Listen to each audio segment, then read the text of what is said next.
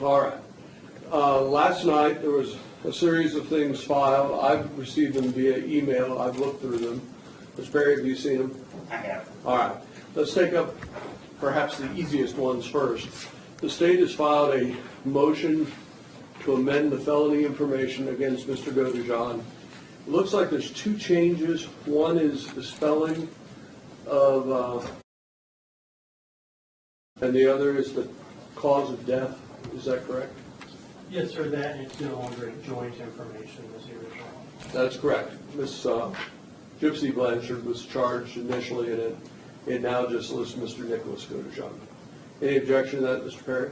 No, Judge, I think he also eliminated language that said by stabbing her and cutting her, I believe it originally said. Yes. So we have no objection. I mean, it does kind of affect our instructions, so I have to redo those a little bit because I was kind of using that language, but that's no big deal. All right. But I have no objection to the motion. And this conforms to what I think is on the death certificate, stabbing versus stabbing and cutting, as I recall. Okay, so we'll show the amended information being filed. The court case is at an elevated security level. A copy will be made available to the media if they want to see the amended charge. All right, then the defense has filed a motion in limine. That was filed, I guess, on Friday. The state has filed a response as to paragraph 6. Is that correct? Yes, sir, in the defense motion, the paragraphs did deal with different topic areas, and so we'll probably be alternating some of the arguments. We did file a written response to the one paragraph. Okay, let's go through the motion in limine then. Paragraph 1.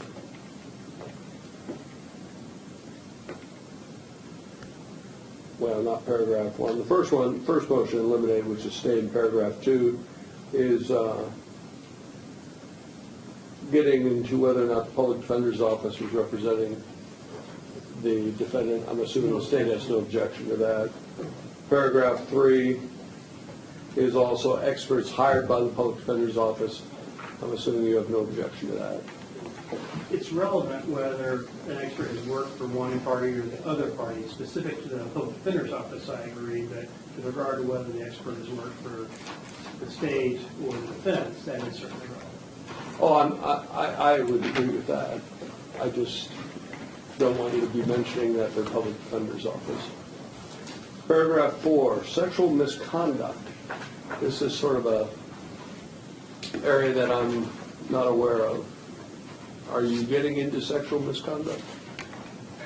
It's very broad, Judge. I guess a lot would depend on what's classified as misconduct. To give the court a little background, there certainly is going to be evidence of a sexual relationship between the defendant and co-defendant, Gypsy Blanchard, and specifically there are a series of text messages that start about 2 weeks prior to the murder and go all the way up till the defendant is standing at the door. And there's a lot of discussion mixed in with the planning of the murder. There's sexual conversations that are mixed in that are not removable from that content.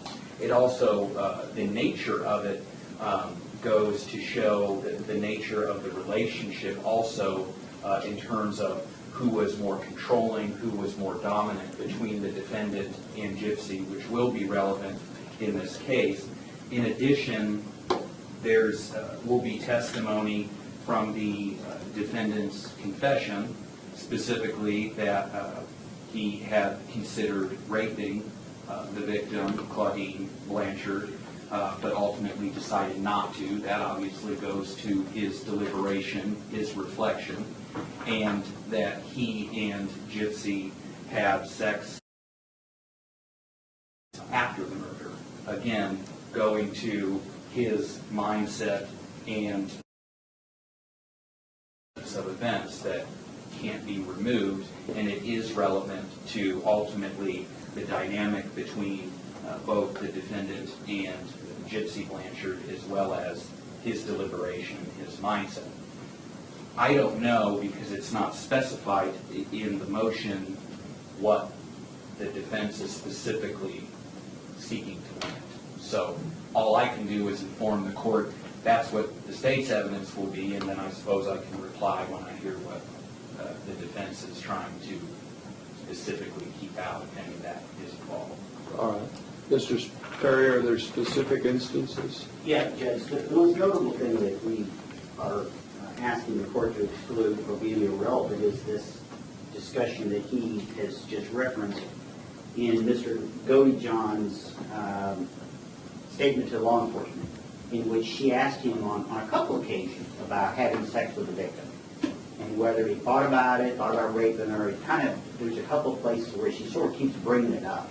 Matter of fact, when you listen to the tape and you watch the tape, you'll see this ongoing discussion about his sex life, both with Gypsy and other people, as well as the fact that he supposedly considered raping the victim.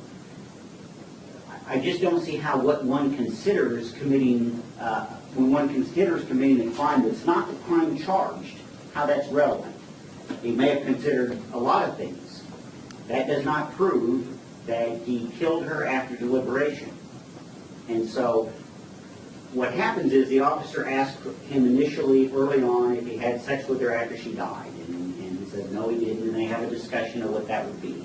Then later on in the interrogation, again, this is an interrogation on whether or not he killed her, she asked him if he considered raping her and thought about raping her. And he did, after questioning the officer, make some statement along the lines that I thought about it, but I didn't do it. And then she asked him repeatedly, will we find your DNA? Will we find any semen? Stuff like that. And he said, no, you won't, because I didn't do that. That's not relevant. What's relevant is why he went in there, and did he kill her, or did he kill her with after deliberation? That's what's relevant in this case. With regard to some of the other stuff, there's quite a bit of discussion in some of the things about sexual activity between him and Gypsy. I don't have any objection to the state introducing evidence that Gypsy and he had sex both right after this happened, plus on another occasion. I think that is relevant. I think it goes to her level of sophistication and goes to a lot of things along that line. What I object to is the evidence being introduced that he considered raping the victim, because that is not relevant. And the fact that he considered doing something somehow is now evidence against him. Plus, there's quite a bit of discussion between he and Gypsy about rape fantasies and things along that lines, which, by her own admission, were all consensual. They both kind of engaged in this rape fantasy. They talked extensively about rape, and it was just, to them, it was a fantasy. And she even had at one point made a statement that right after the murder, he raped her. And she's actually said that on national TV. She now admits that's not true, that he didn't rape her, that it was consensual sex, and it always was consensual sex. So my request is that evidence of pornography, which I think there is in some of the police reports, quite a bit of evidence about pornography usage, that has nothing to do with this case. Evidence that he had considered raping the victim has nothing to do with this case. And I would ask that that part be excluded from the tape. And then any evidence of the rape fantasies between the two of them, unless it's made explicitly clear that that's just a fantasy between a couple. And that's all that was. So that's the basis of my motion there. Well, before we got to this point today, I had asked the parties to sit down and come up with an agreed upon excerpt of the confession tape. And it was my understanding that everybody had agreed upon this will be the segment we're going to play. And now I'm hearing, no, we don't want part of it? So are we going to have to go in and revise this? Well, Judge, I believe what you asked us is that initially the argument was some of the excluded portions of the tape, and whether I was going to ask to include some of those. And that's what I told Judge. I have no objection to the part that's being excluded. I specifically said to Dan, I told him that I objected to this, and he wouldn't agree to that. That's why we're having this issue. I wish we had had this issue several days ago. It would be a little easier for the jury who's sitting down there gluing their heels. Judge, if I may respond, I think it isn't, I don't think it should be an issue, because what, in a case of first-degree murder that involves premeditation, what the defendant considered is 100% relevant, specific to the crime. The fact that the defendant himself, prior to murdering Claudine Blanchard, considered doing other acts to her as part of the murder is literally what we very rarely have in a murder case, which is direct evidence of premeditation. He is describing his reflection and his deliberation. In addition, one of the issues in this case will be the defendant's ability to deliberate, and the fact that he's making statements that he considered it and ultimately decided not to because he believed killing her was enough, shows that he understands what he's doing and he has the ability to understand and ultimately not rape her. In addition, the defense knows, as we have taken Gypsy's deposition in regard to that matter, that Gypsy's going to testify that she was aware of the defendant's idea or plan to rape Claudine, and it will be her testimony that she made an agreement with the defendant that he could rape her after the murder as long as the defendant didn't rape Claudine.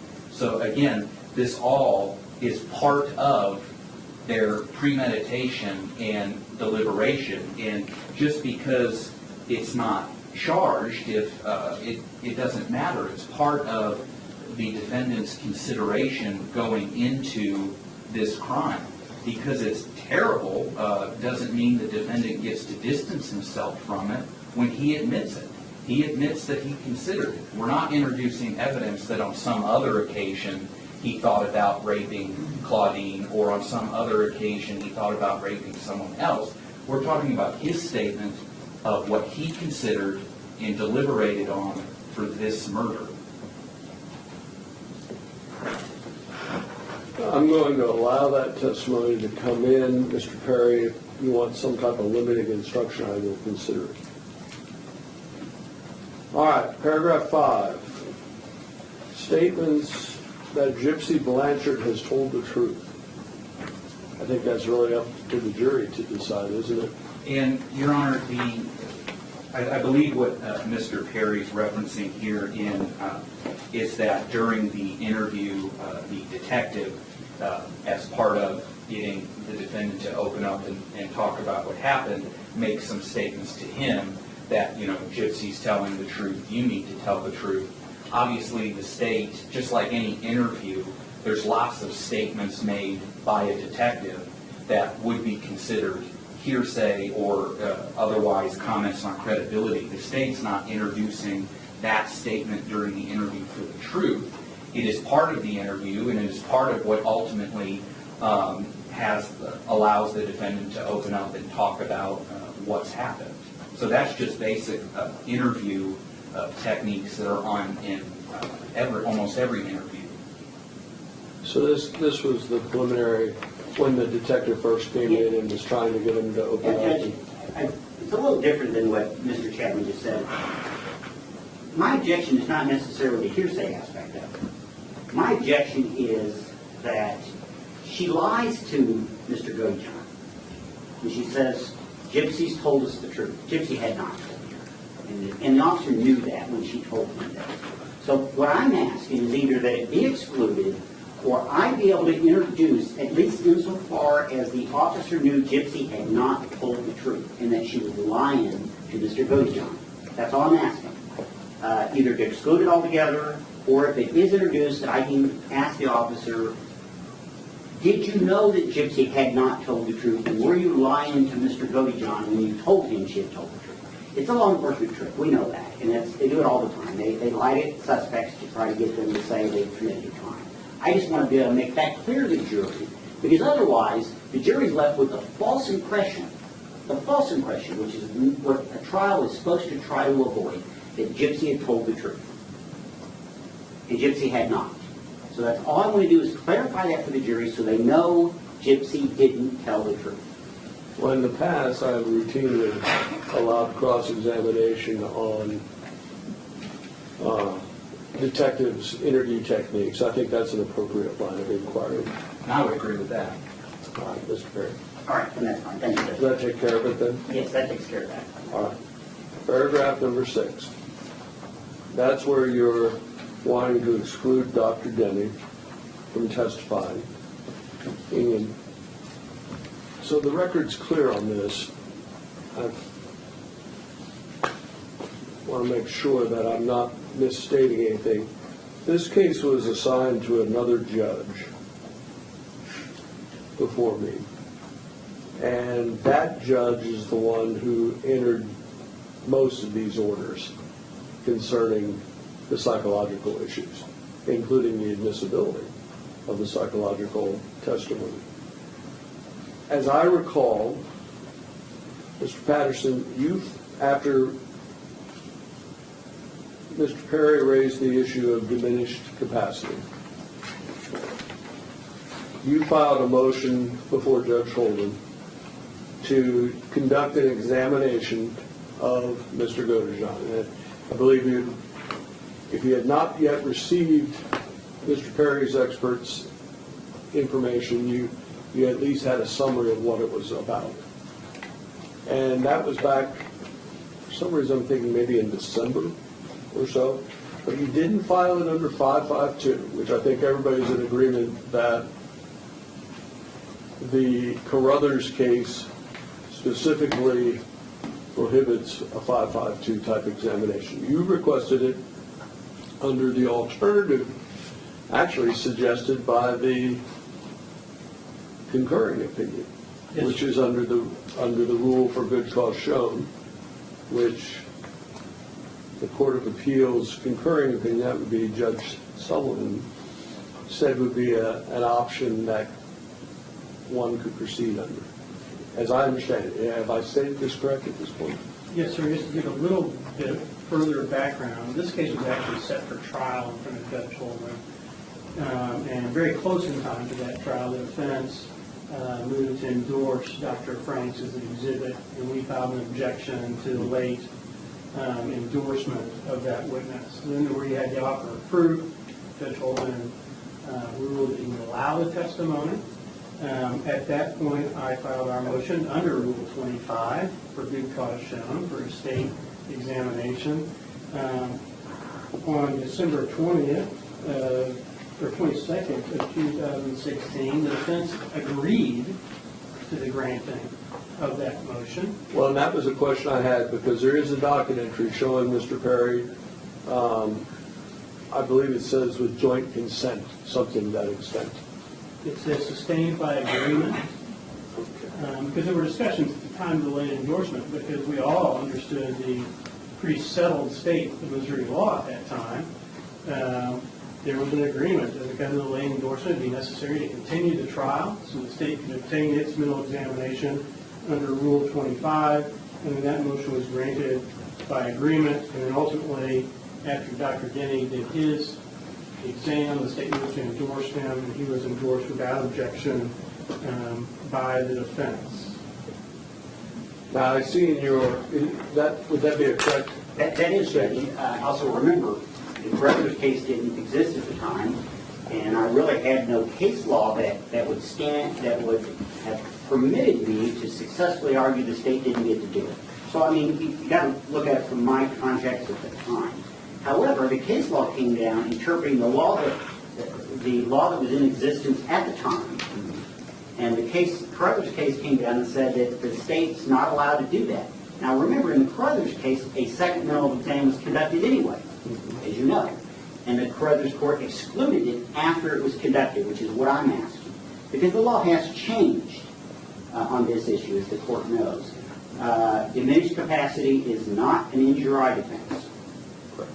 It is simply making the state prove an element. All it is. It's evidence presented on the element itself. So we're not raising a mental health defense here in the traditional sense. And for that reason, the state is not entitled was not entitled to it at the time, and I believe the court ought to do what the Carruthers Court did, and that is, despite the fact that the exam was conducted, to exclude it as having violated the rule 552, which does control the situation.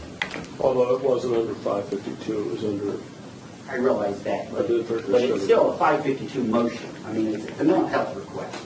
now, certainly the burden has changed, as referenced in the jury instructions. You're correct that it's not the same as an NGRI.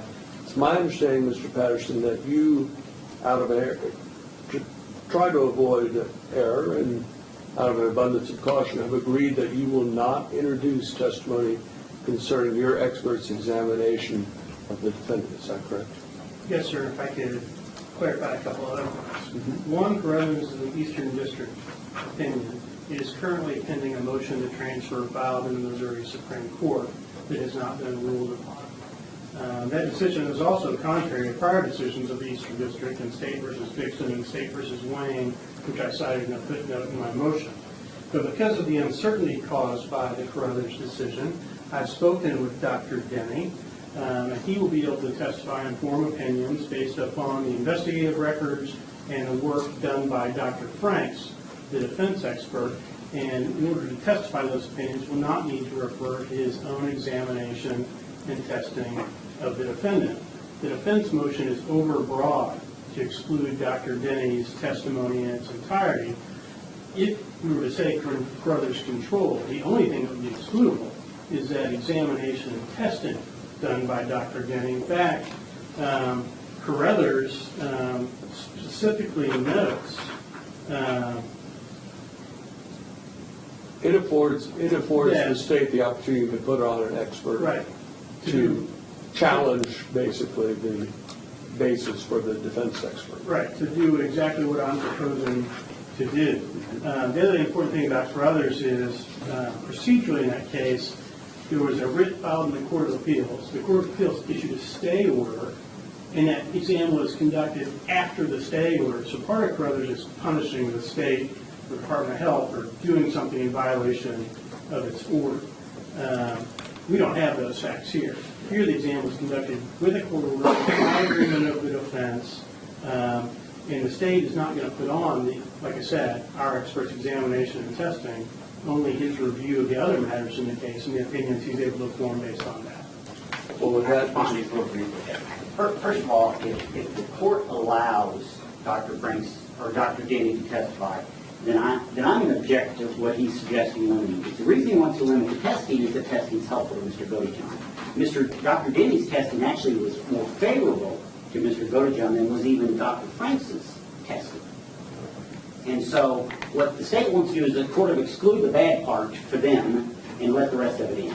If he's going to testify, and he's going to just get up there and just kind of talk about his understanding of autism and what it means and all that kind of stuff, then I say the testing comes in. I think that if we're going to do that, then let's let him tell the whole story. Let's not pick and choose the parts of his testimony we want to present because it helps you. And so that's what I would say about that. I don't think that was Mr. Patterson's strategy, but certainly if the defense doesn't have, I'm going to let Dr. Denny testify. If the state does not want to introduce the testing during its direct portion, you may do so. That's up to you what you ask and what you don't ask. Mr. Perry, though, if you want to get into it on cross-examination, I'll allow you. Well, here's Any the problem. objection? They want to violate their own motion in limine. They've asked to exclude the examination, which includes the testing under Carruthers, arguing that applies in this case. And then, when the state agrees to do that very thing, now they don't want to. They've got to pick their poison. They either want to exclude the examination and the testing, or not. Carruthers either applies or it doesn't. If we believe it applies, then when we think about plain error review, if the court doesn't have jurisdiction to order that examination, we shouldn't allow it in. But that doesn't exclude the rest of his testimony. Well, I think frankly, looking at the concurring opinion again, I do have authority to allow such an examination. And coupled with the fact that it was consented to, I don't think we're talking about a plain error review. Mr. Perry, if you don't want me to, I understand you don't want Dr. Denny testifying at all. That would be I option question one. his qualifications on these matters, but I think if he's going to testify, the testing comes in. I think the question comment you just made is you didn't think that's what Mr. Patterson was trying to do. I think you just got your answer. That's exactly what he's trying to do. He's trying to keep the bad stuff out for him. I think if you're going to let Dr. Denny testify, it all comes in. I should be able to cross-examine him with his testing and the results of that testing and all that stuff if he testifies. I've asked the court to exclude him, not to allow the prosecutor to pick and choose which parts of his testimony they want to present to tell half the story. That's my position. If the court's going to let him in, I think it all comes in. I would ask the court to exclude it all. All right. Well, if he's wanting it all in, Mr. Patterson, I'm assuming you don't have an objection. That's correct. All right. Let me ask this. We're still not getting into, though, whether or not Mr. Godejohn had the mental state of mind at the time of the actual incident. Yeah, that's a different issue, Judge. That's a completely I think you've different already issue. ruled on that. I've already ruled on that. Correct. And I just wanted to make sure, when we're talking about letting the entire report in, we're not letting in that one segment that he did have premeditation. Yes, the court's ruled on that, and I'm planning on proceeding based upon the court's ruling. I may make a record, and may have requested the court at the time of Dr. Frank's testimony to reconsider his ruling, but I'm certainly not going to. I certainly understand that is the court's ruling. And similarly, we're not going to let in evidence from your expert that Mr. Godejohn did not have sufficient premeditation. That issue the court has ruled on. The statute is pretty clear, and at least the statute that is in effect right now is pretty clear, and so we understand that. That has nothing to do with what we're arguing now. And I'm happy if you want to make an objection in more detail once we get into it. I anticipate making a record and asking the court to reconsider its ruling. We'll address that when we get there. All right. And then I believe there was one additional motion. I think that may have been a motion Mr. Reed filed. Your Honor, there's a motion to reconsider the motion to suppress. We would ask the court to reconsider that and the evidence that occurred and arguments made during that. All right. Court has previously found that the confession of the defendant was made knowingly and voluntarily, and I'm going to deny your request for reconsideration at this point, or deny your request for to exclude it. And we would ask for a continuing objection. Any objection, then having a continuing objection on the confession rather than having the same objection to the jury. No, sir, I think that once the jury is sworn, they'll at least need to make an initial Yes. objection because we haven't actually started the trial yet. Yes, I believe I'd have to make an objection when the witness testifies, Judge. that is correct. So that in order to properly, so we know that. We understand. Okay. All right. Are there any other pretrial issues we need to I don't think discuss? so, Judge. I don't think so. Once we're wrapped up with these pre-trial matters, we have just a couple of minutes before we bring the jury in. Yes. I was going to take a break here for about 5-10 minutes, allow everybody to get themselves settled. Initial instructions. There's the preliminary instruction and then instructions number 1 and 2 that are normally read. Mr. Perry, any objection to that? No, Judge, they're fine. Do you have them? I believe I set a copy on your bench this morning, Judge. Your approach. Yes, sir. I've been shuffling papers. It So. says right there with the clean and dirty or tab. Thank you very much. All right. So, quarter till, if we start at about 5 till 10, will that give everybody enough time? Yeah. Yes, sir. All right, thank you. We'll be in adjournment until 9:55 then.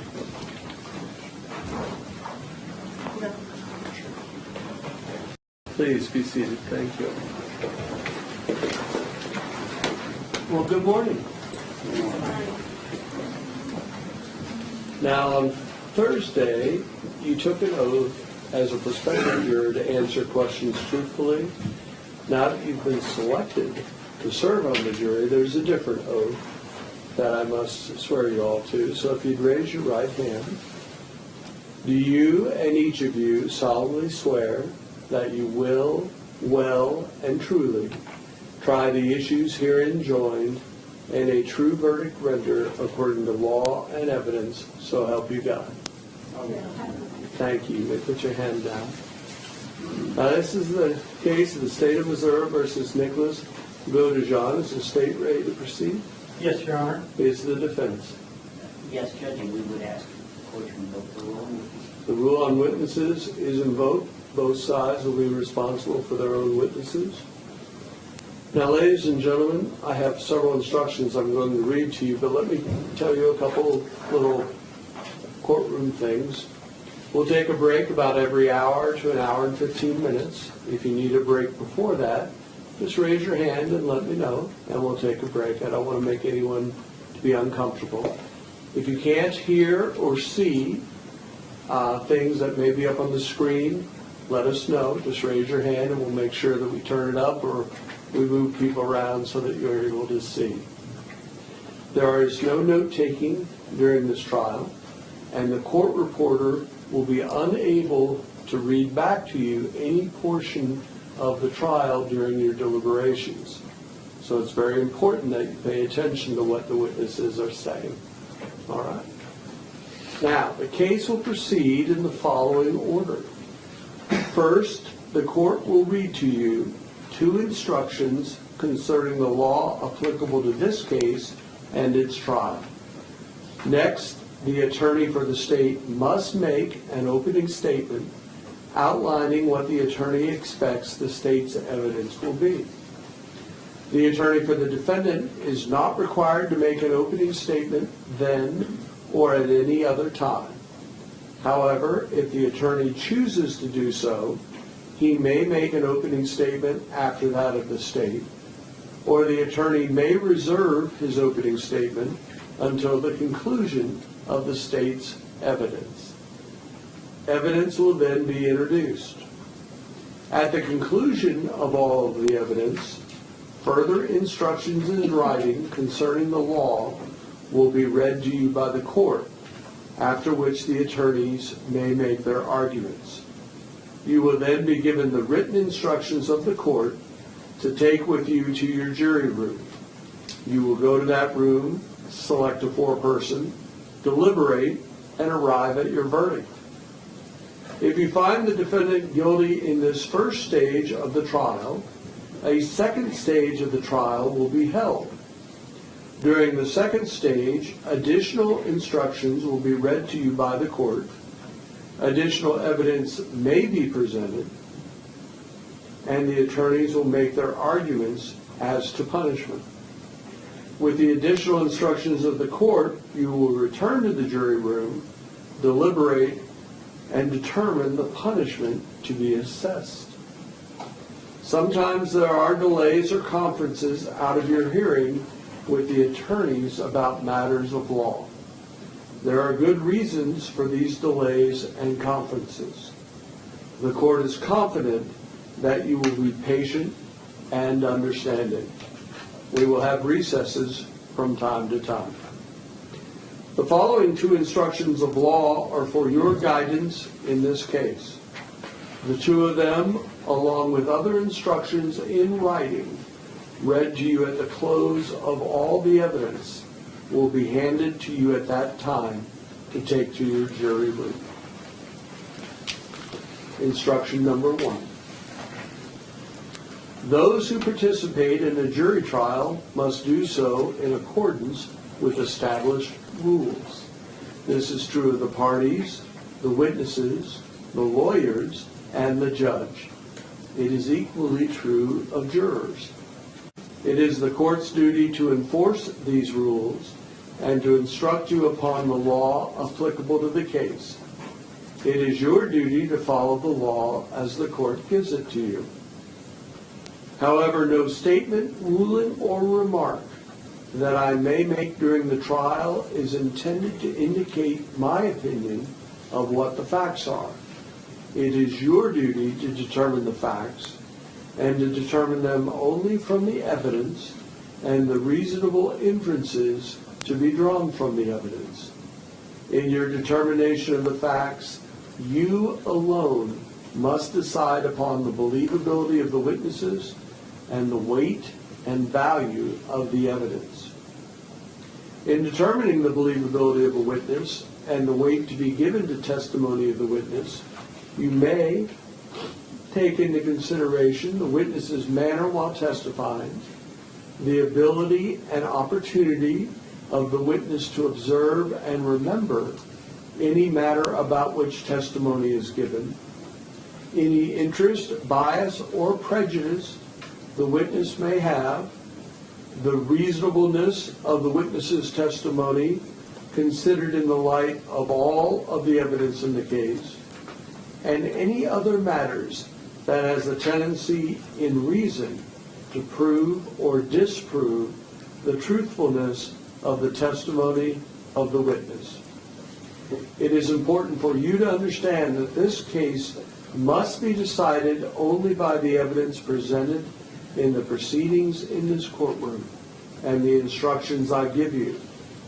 The reason for this is that the evidence presented in court is reviewed by the lawyers and the court, and the lawyers have the opportunity to comment on or dispute evidence presented in court.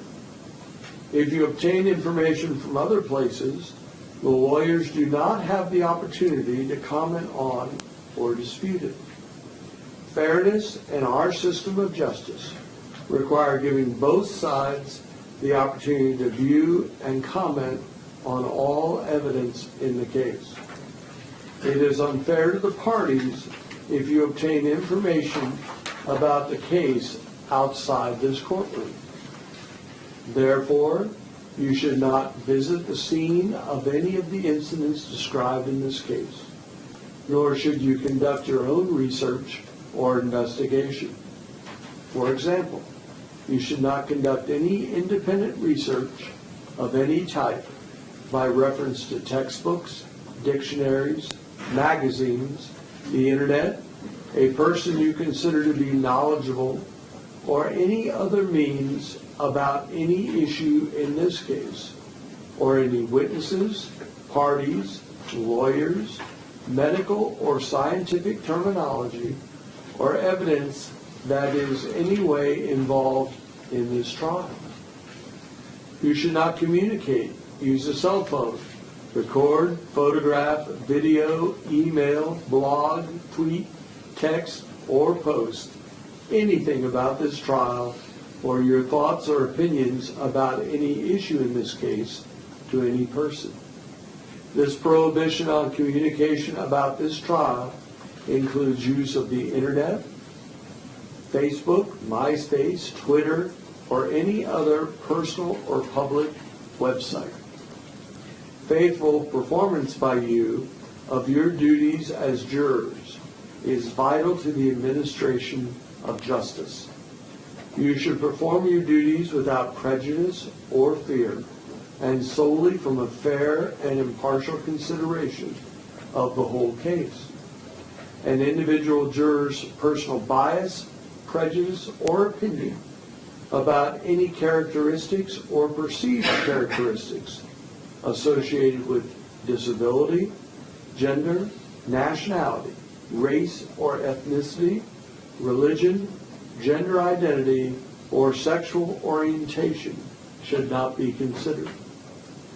Do not make up your mind during the trial about what the verdict should be. Keep an open mind until you have heard all the evidence and the case is given to you to decide. Instruction number 2. You must not assume as true any fact solely because it is included in or suggested by a question asked a witness. A question is not evidence and may be considered only as it supplies meaning to the answer. From time to time, the attorneys may make objections. They have a right to do so and are only doing their duty as they see it. You should draw no inference from the fact that an objection has been made. If the court sustains an objection to a question, you will disregard the entire question, and you should not speculate as to what the answer of the witness might have been. The same applies to exhibits offered but excluded from the evidence after an objection has been sustained. You will also disregard any answer or other matter which the court directs you not to consider, and anything which the court orders stricken from the record. The opening statements of attorneys are not evidence.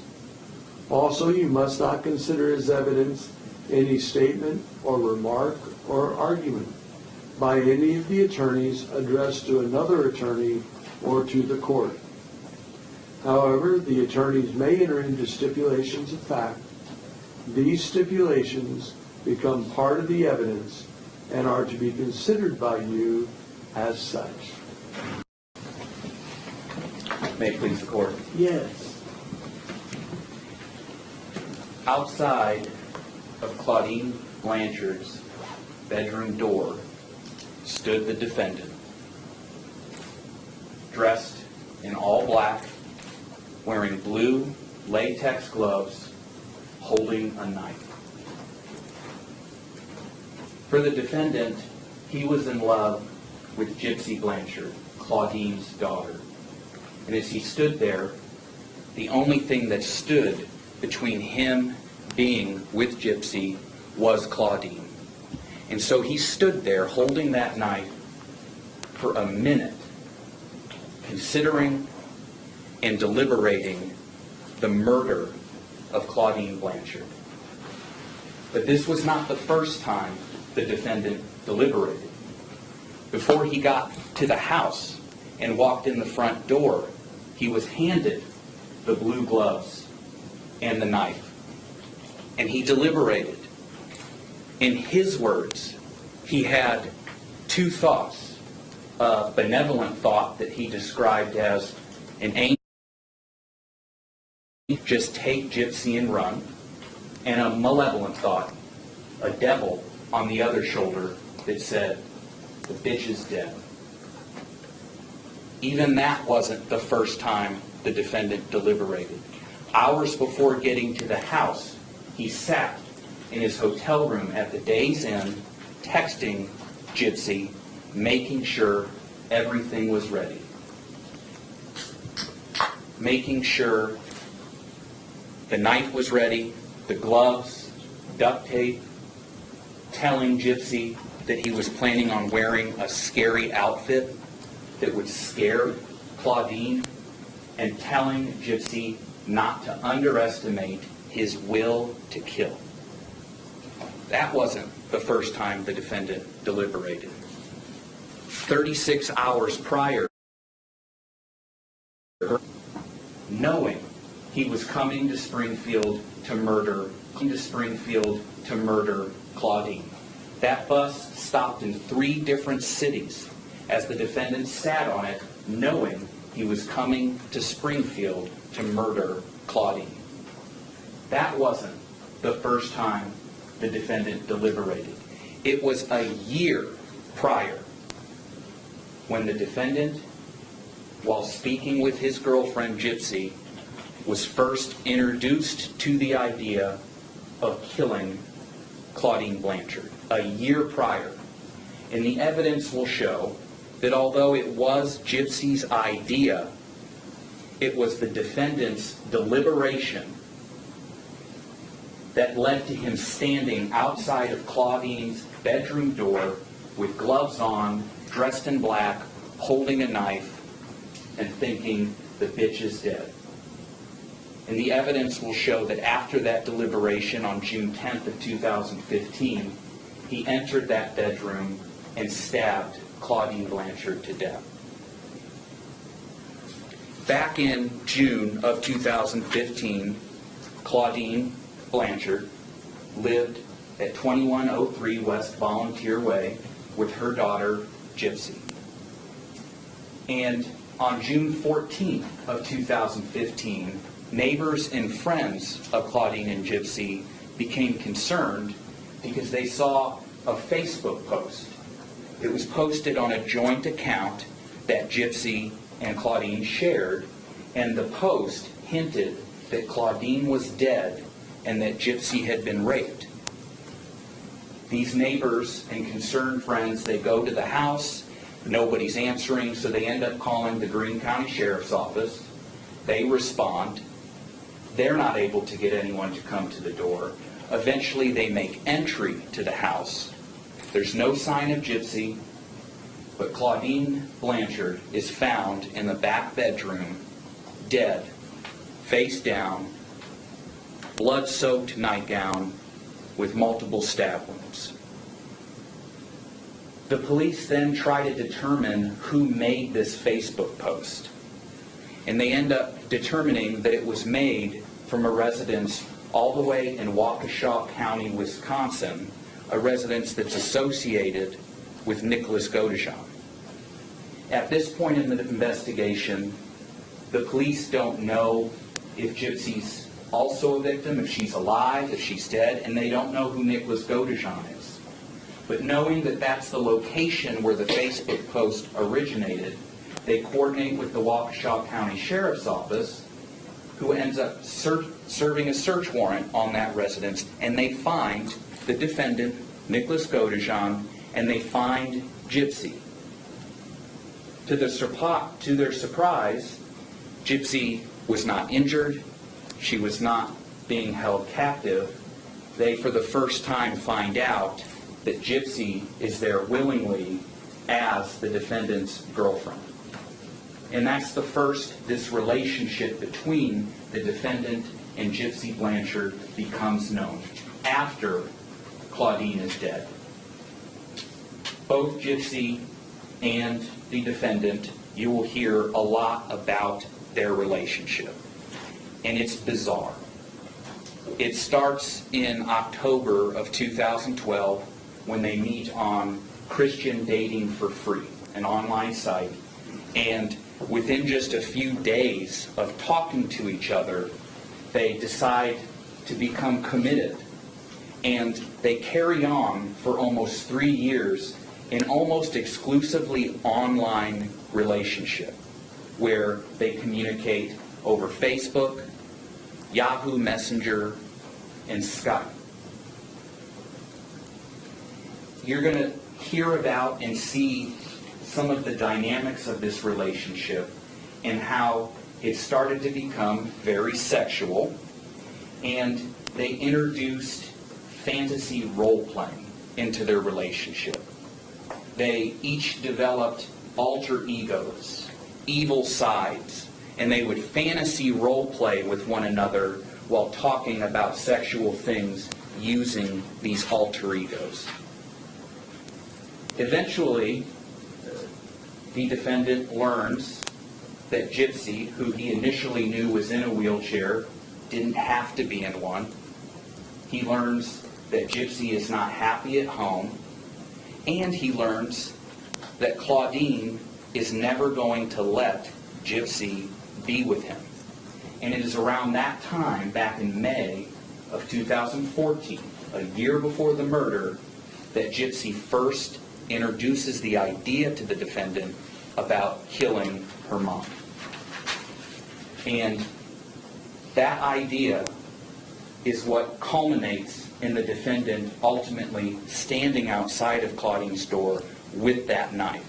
And it was after deliberation, after considering alternatives. They considered alternative ways to be together. First, trying to get Claudine to like the defendant, or even trying to get Gypsy pregnant. But ultimately, after considering those alternatives, the defendant's deliberation that ended in Claudine's murder. Once the defendant and Gypsy are found in Waukesha County, they're taken to the sheriff's office there, and the defendant's taken to an interview room. And he sits there for a long time because he has to wait for detectives from the Greene County Sheriff's Office to fly in. Eventually, Detective Angela Maholi with the Greene County Sheriff's Office arrives, and she goes in and interviews the defendant. And you're going to see that interview. And throughout this week, what you're going to see is that the defendant, eventually he confesses to premeditation, confesses to deliberation, confesses to murder. But what you're going to also see is that all of the evidence that's found at the crime scene, it matches his confession. All of the evidence that's found in Waukesha County matches his confession, and everything else in between. Eventually, after giving Detective Mahoney a pre-planned lie that he and Gypsy had come up with, he looks at her, he takes a minute, and he says, "I'll admit it. I actually did stab her. I'll admit it." And he admits that he did it, not to save Gypsy, but so that they could be together. And from there, he walks the detective through what happened. How Gypsy had given him money to take a Greyhound bus from Wisconsin to Springfield. That he goes and he stays at the Days Inn to get ready, and you'll see surveillance video of the Days Inn. You'll see him checking in, and eventually the defendant gets a cab that takes him from his hotel room to the residence at 2103 West Volunteer Way. He texts Gypsy that he's there. She meets him at the door with the blue latex gloves and the knife. He tells her to get to the bathroom, lock herself in there. And now we arrive where I began, where he's standing outside of her door with the knife. Except he describes what happens after. That after that minute, his final deliberation, his final reflection, he goes inside. She's sleeping on her stomach. He straddles her, and he begins to stab her multiple times in the back, and he cuts the back of her neck. He describes stabbing her approximately 4 times.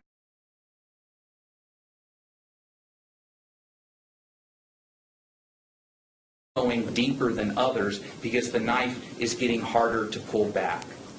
He can tell that he punctures a lung. And that matches the autopsy that ultimately reveals that Claudine didn't have 4, she had 17 stab wounds to her back, to the back of her neck, and she had deep cuts to her neck that went all the way to the vertebrae of her neck. The defendant describes her screaming and some statements that he made to her as he's murdering her.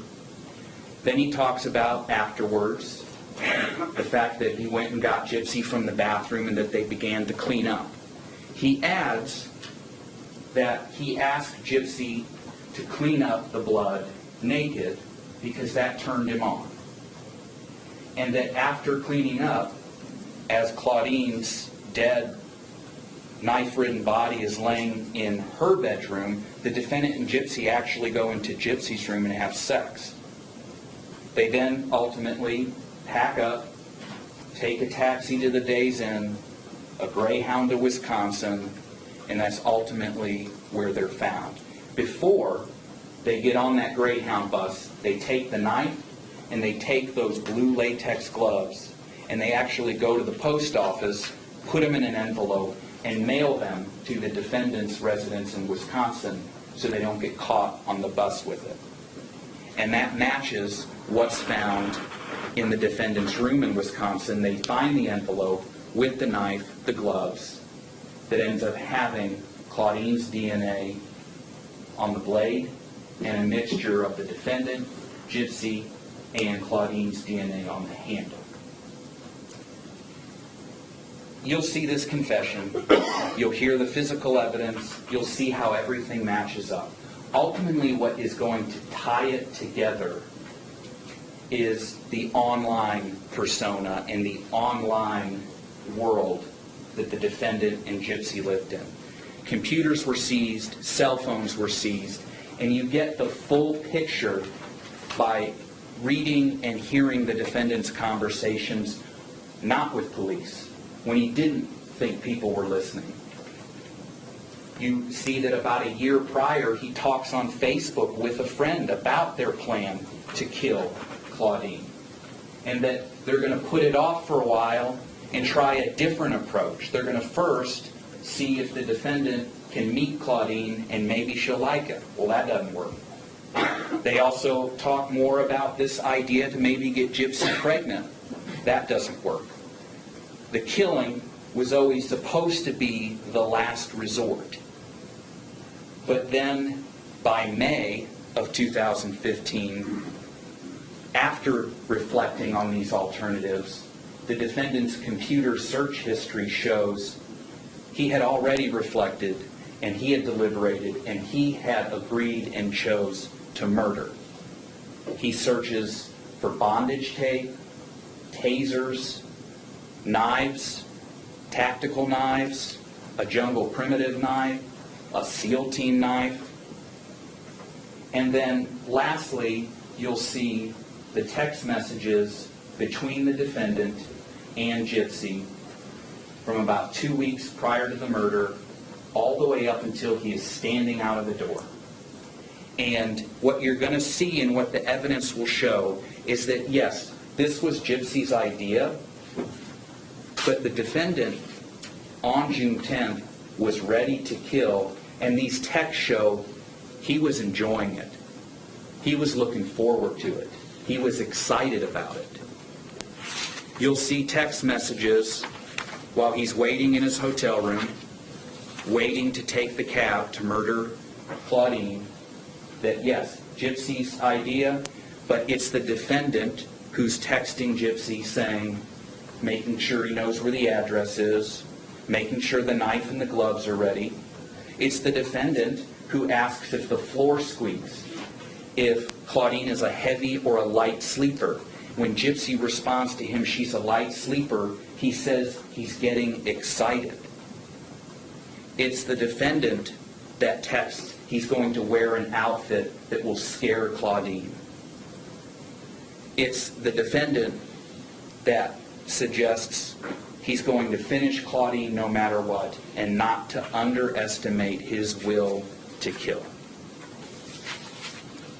And you'll see those texts go all the way up to where he's standing outside of the door and he tells Gypsy to come in. And lastly, you'll hear an interview the defendant did with the media in January of this year where he describes what his thought process was as he stood outside the door ready to kill Claudine. And he describes deliberately that we will ask you to find him guilty of first-degree murder. Well, thank you. Mr. Mead, you sure? Yes, sir. May it please the court. Okay. Good morning. Nicholas Godejohn stabbed and killed Miss Claudine Blanchard. We're not contesting that. We're here because the state has charged Nick with murder in the first degree. You'll hear some evidence that Nick was autistic and perhaps he was unable to form the necessary intent to commit murder in the first degree. When everything's said and done, I ask that you find Nick not guilty of murder in the first degree and consider other means of homicide. Now, Nick didn't come into this world like most of us. He was born in the spring of 1989. He was born with his umbilical cord wrapped around his neck. His tiny brain was deprived of oxygen, and his family knew that there were going to be developmental delays. Nick went to school, in elementary school. He was diagnosed with autism. Nick was raised by his mother, a single mother at the time who went through boyfriends back and forth. She worked several jobs to try to make ends meet, but she didn't give Nick the emotional support he needed. She was often absent, wasn't there. Nick's time was spent on the internet.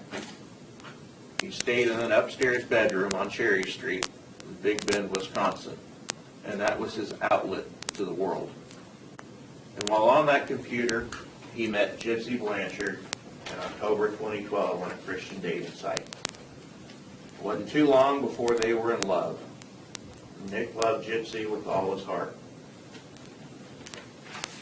Now, Nick was autistic, had a different perception of the world.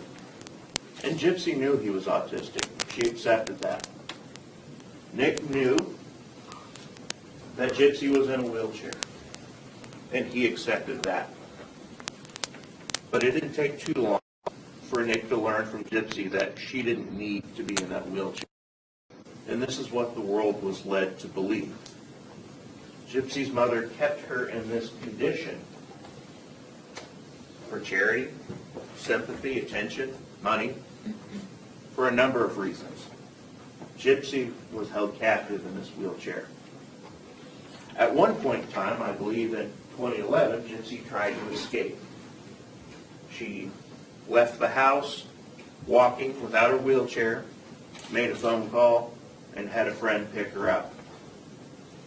Didn't take too long for Claudine Blanchard, Dee Dee, Gypsy's mother, to pick her up. Gypsy was taken home. She was chained to the bed. She was beaten with clothes hangers. Gypsy was not allowed to leave her mother. She wasn't allowed to be free. And she wanted a relationship outside of her home. She wanted a relationship with Nick.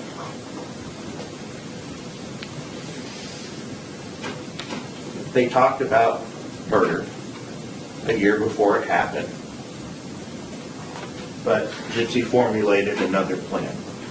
Why don't I try to bring you into my life? Introduce you, my mom will get to know you, and we'll go from there. Gypsy stole some money from her mom, sent it to Nick, purchased a bus ticket. Nick drove down on a bus from Wisconsin for the first time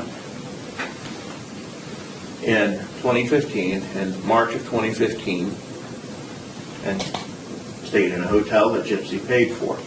Now, the idea was that they were going to go to an IMAX movie. They were going to go see Cinderella together. And they did.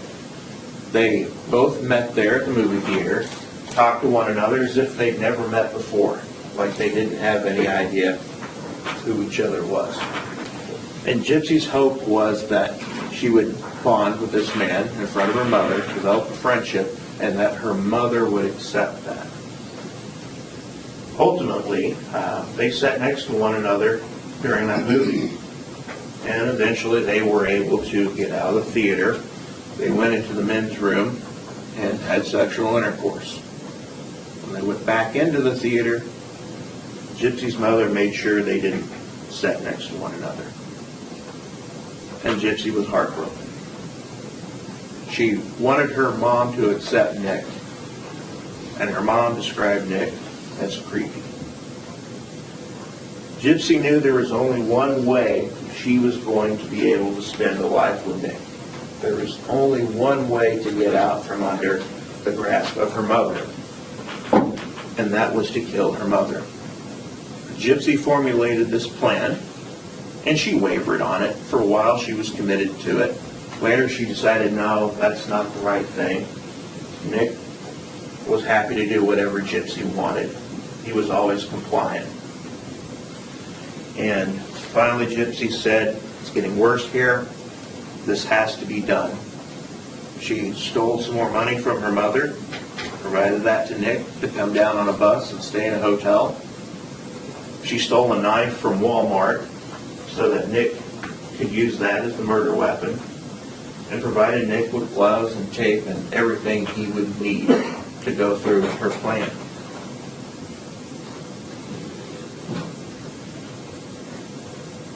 Nick arrived there at the house. The knife was ready, gloves were ready, tape was ready. He entered that home and saw Gypsy standing there. A girl who could walk, not someone captive in a wheelchair. Looking around the living room, there were wheelchairs. The devices that bound her. And Nick went through with Gypsy's plan.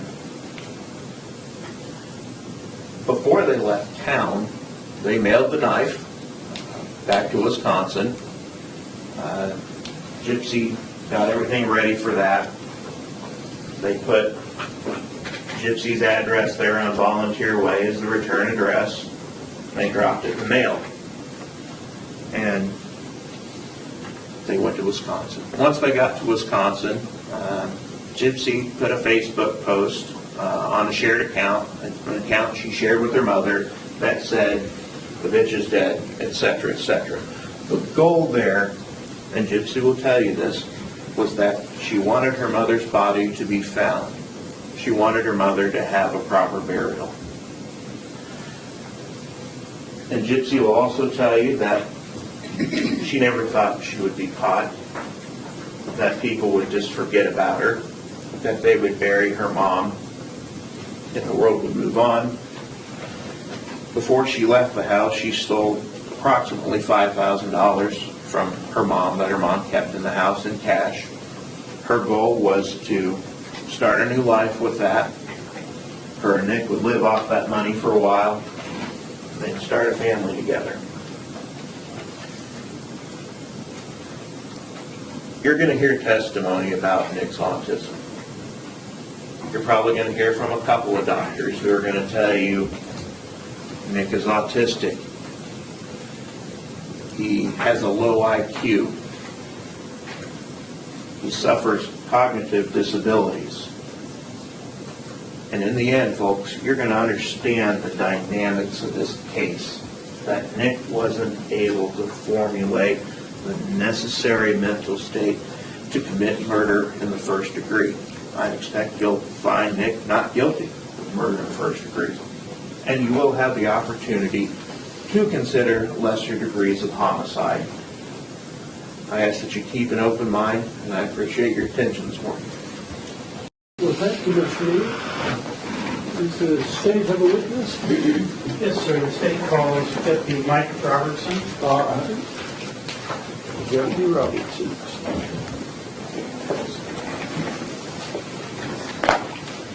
Come on up. All three.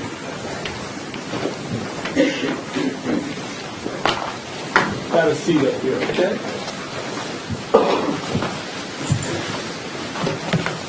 Raise your right hand. Do you solemnly swear that the testimony you're about to give in the cause now pending for the court Yes. will be the truth, the whole truth, and nothing but the truth, so help you God? Yes. Thank you. Keep your voice up and face the jury, okay? Good morning. Morning, sir. State your name for the record, please. Michael Lee Robertson. How are you employed? I'm a Greene County Sheriff Deputy, How long have you worked for the sheriff's office? almost 18 years. What is your current assignment? I work with our civil division now. What does that mean, just in general? We do protection orders, various civil papers, evictions, writ of body attachments, which are warrants, things like that. Is that a job you sought within the sheriff's office? Mm-hmm.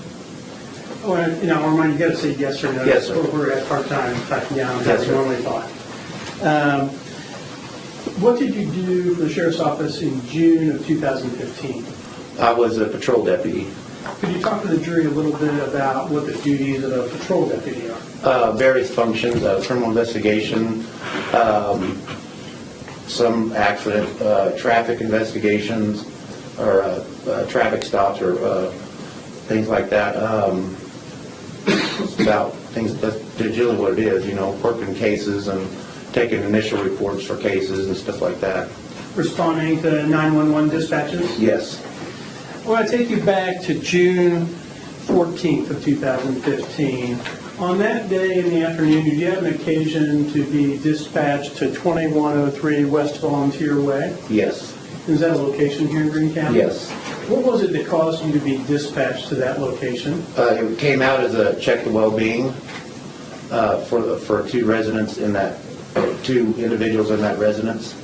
And was there something about in the notes, in the dispatch notes, about why you were going there to check the well-being of the residents? Yes, something about Facebook posts that friends of the two individuals had received, stating that they had possibly been raped and murdered, or either or. And so did you respond to that location? Yes, sir. Were there other deputies who responded there with you? Yes, sir. Yeah, could you let him get his whole question out before you Yes, answer? sir.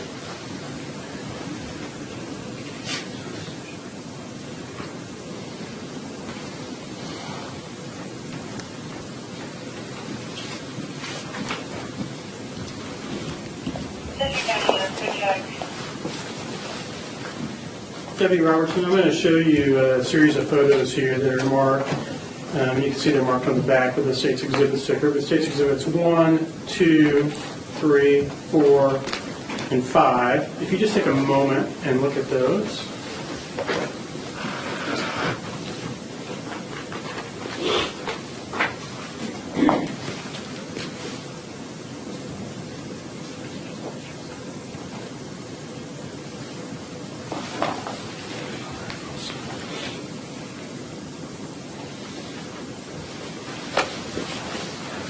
Deputy Robertson, in general, what are we looking at in state's exhibits 1 through 5 The residence in which I responded to, at 2103 West Volunteer Way? yes, And I noticed there's some crime scene tape in some of those pictures, yes, and that would not have been there when you arrived. no, sir. Other than that, these state's exhibits 1 through 5 fairly and accurately depict the exterior of the residence? Yes. I'd move to admit state's exhibits 1 through 5. No objection, Your Honor. They'll be admitted without objection.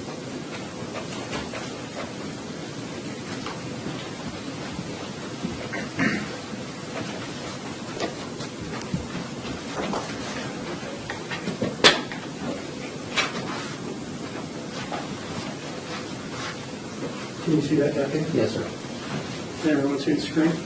Can you all see it okay? All right. When you got to, well, let me put the first picture. Let's look at State's Exhibit 1 here. Is that the residence we've been discussing? Yes, The pink one with the white railings and ramp? yes. When you got to that location, what did you find? The vehicle in question sitting in the driveway, and it looked just pretty much like that. When you say the vehicle, you're talking about the Nissan Cube there? Yes. And was there anyone there when you got there? There were friends of the family there that initially made the 911 call. And did you speak with them? It was real brief, but Deputy Hughes spoke to them most of the time. Did you check the residence to see if you could locate Claudine Blanchard, Gypsy Blanchard? Yes. Can you describe what you did to do that? We checked the windows to see, and the door to see if there was any forced entry or any broken windows. We couldn't see in because the windows were blacked out. But we didn't see any signs of forced entry or anything like that. And did you just check the front windows there and door, or did you check other parts of the residence? We checked all the windows. And so now looking at State's Exhibit 2, on the right side of the residence, looks like there's a window and door on that side as well. Yes, And you checked those. yes, And State's Exhibit 3 is a different view of that side, correct? correct. And what are we looking at now? That is the back side or north side of the residence. Did you check that as well? Yes, No signs of forced entry. no, sir. And now we can see the left side of the house there. Did you check that window as well? Yes, sir. And so, did you all knock on the door, ring the doorbell, try to find anyone? Yes, we knocked on the doors, all the windows. We identified ourselves, as much as we could through the windows. We got no response. Did you check the mailbox? Yes. Why did you check the mailbox? To see if the mail had been checked, because they said they had not been seen for 2 days, and there was still mail in the mailbox. And do you recall what the postmark was of that mail? I don't remember. We refresh your recollection, look at your report. Yes.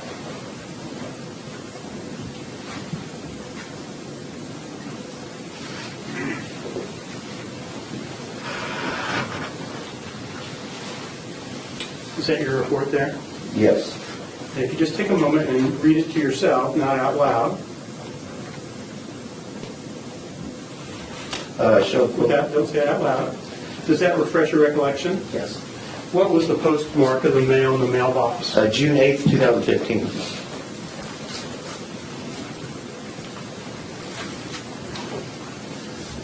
So after you and the other deputies were not able to obtain the attention of anyone inside the residence and checking the mailbox, do you then continue to investigate this case, or you hand it off to someone? How does that work? I called our on-call detective and informed him of the matter. And then did they respond after the residence? Yes. Nothing further. Anything with this witness? No, Your Honor. They need to be excused? Yes, sir. Deputy? Thank you, sir. Appreciate it. Yes, sir, you have another witness? Yes, just one moment.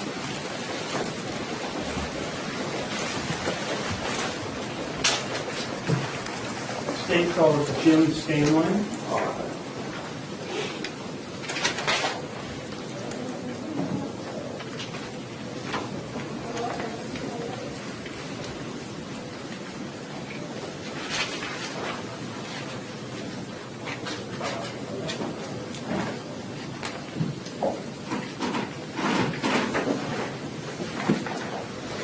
Come on up. Have a seat. Watch your step. People trip on that all the time. You raise your right hand. Do you solemnly swear the testimony you're about to give in the cause now pending before the court? Be the truth, the whole truth, and nothing but the truth, so help you God? I do. Thank you. Have a seat. Yes, sir. Would you state your name for the record, please? Jim Stanley. How are you employed? I am a owner of Forensic Fire Investigations here in Springfield, Missouri. What does that business do? We investigate fires and explosion incidents for the public sector. Did you used to work for the Greene County Sheriff's Office? I did. When did you leave the Greene County Sheriff's Office? December 28th of 2015 And why did you leave that? to get into the private sector. When you worked for the Sheriff's Office, how long did you work for them? I was started in March of 2001. And what types of duties did you have during the time you were with the Sheriff's Office? Initially, I was hired as a patrol officer, then I was promoted up to patrol sergeant. I was promoted into the detective division, and before I left the Greene County Sheriff's Office, I was a supervisor sergeant over the property crimes division. Can you talk a little bit about what it means to be in the detective division of the Sheriff's Office? Yes, for me, I did numerous types of crimes, violent crimes, I did property crimes. I was also a fire and explosion investigator, so I was detached to Springfield Fire Department, where I served as a bomb tech on the bomb squad. With regard, and did you work on any homicide investigations I did. as a detective? Yes. What kind of training did you have in that area? Attended numerous seminars, trainings over the years. I attended, some of the courses I've taken was technical homicide investigation techniques, major crimes investigator, major case squad training, and I'm a level 3 CSI through the Missouri Southern State Catalyst Chapel. And by CSI, you mean crime scene investigator? Yes, sir. You said that at the end of your time with the Sheriff's Office, you were a supervising sergeant. Correct. Can you talk just a little bit about that? Yeah, I had a group of 10 detectives that were under my command, and they were in the property crimes division, so they would investigate anything from burglaries to auto theft. They could go out on other things too as well to assist other scenes as far as homicides, violent crimes, arsons, any type of incident. I want to draw your attention to June 14th of 2015. Were you working for the Sheriff's Office on that day? Yes, Did you have an occasion to be called out to 2103 West Volunteer Way? I did. Is that a location here in Greene County? It is. Why were you called out to that location? I was called out by my lieutenant to respond in reference to possible suspicious circumstances. Once I arrived out at the scene, they told me that if there was a crime, I would be in charge of the crime. You mean, and by charge of the crime, you mean in charge of the crime scene? Yes, correct. And did you ultimately perform a search of 2103 West Volunteer Way? I did. And was that pursuant to a search warrant? It was. It's Exhibit 6, 7, 8, 9, 10, 11, 12. We're going to skip 13 through 18, 19, 20, 20A, 21, 22A, and 22B, 22, 23, 24, 25, 28, skipping 29 for the moment, 30, 31, 33, and 34. Have you seen those photographs before? I have. And in general, what do those photographs depict? They depict generally the exterior of the residence, working to the interior of the residence. The front door would be number 6. Without going into detail of all of them, do they generally depict and document your search of the residence? They did. And are they fair and accurate representations of what the residence looked like, both outside and inside, during your search of the residence? Yes. At this time, I'd move to admit State's Exhibits 6, 7, 8, 9, 10, 11, 12, 13, 14. You had, then you jumped to 19. 19, 20, 20A, 21, 22A, 22B, 22, 23, 24, 25, 27, 28, 30, 31, 32, 33, and 34. Any objection? No objection. That we receive without objection.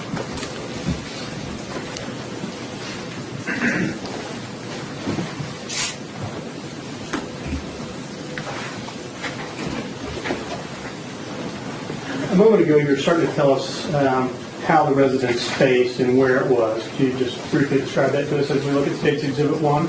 Yes. The front of the residence faces to the south. There is a purple-colored Nissan Cube and a driveway and a ramp that goes up in front of the residence for a wheelchair. And did you check the residence to see if there are any signs of forced entry? I did. Did you find any? I did not. So what are we looking at in State's Exhibit 2? We're looking at the driveway of the residence, the southeast corner of the exterior.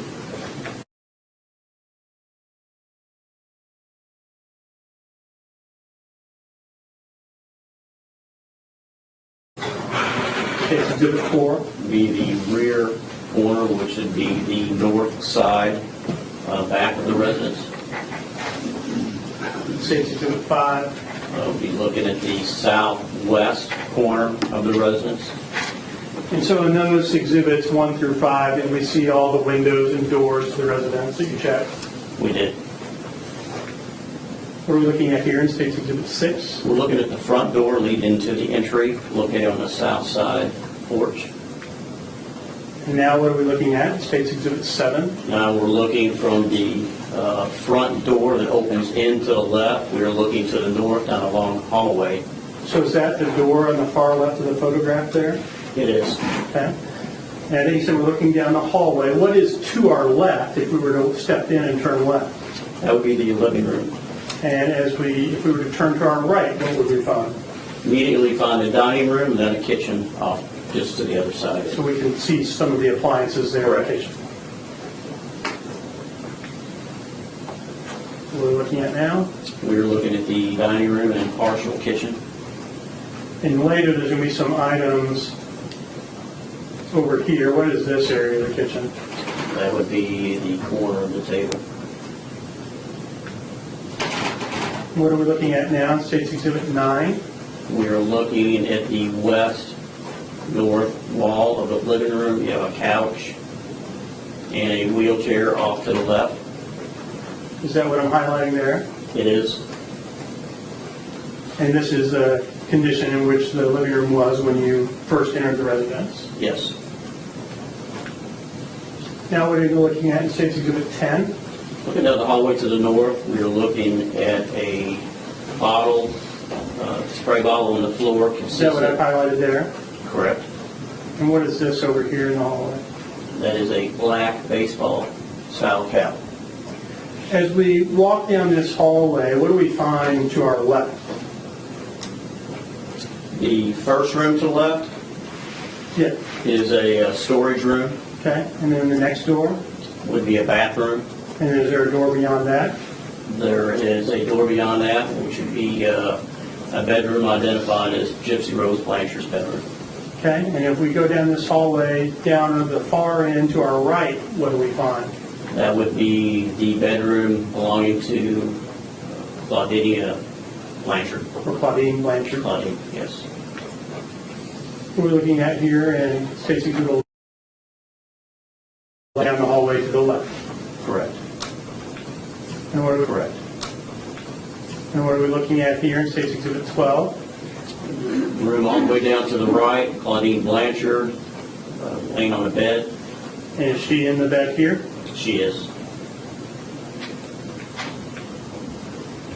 We're looking at here in State's Exhibit 19.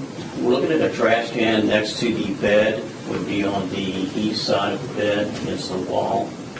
And there would be And in State's Exhibit 20, is it just a close-up? it is, and that would be like a white, Is that depicted here in State's Exhibit 20A? it is.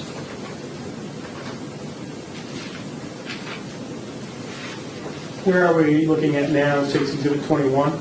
We're looking at the southwest corner of Claudine Blanchard's bedroom with a plastic bottle of suspected cleaning solution.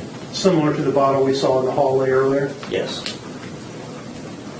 What are we looking at here in State's Exhibit 22? This is an overall of the bathroom with a wheelchair in the center of the bathroom. And we're going to get to it in a minute, but there's a laundry basket there over to the left by the tub. Yes. And then when you're looking in this room, you also look at the sink area there to the right and items beside the sink.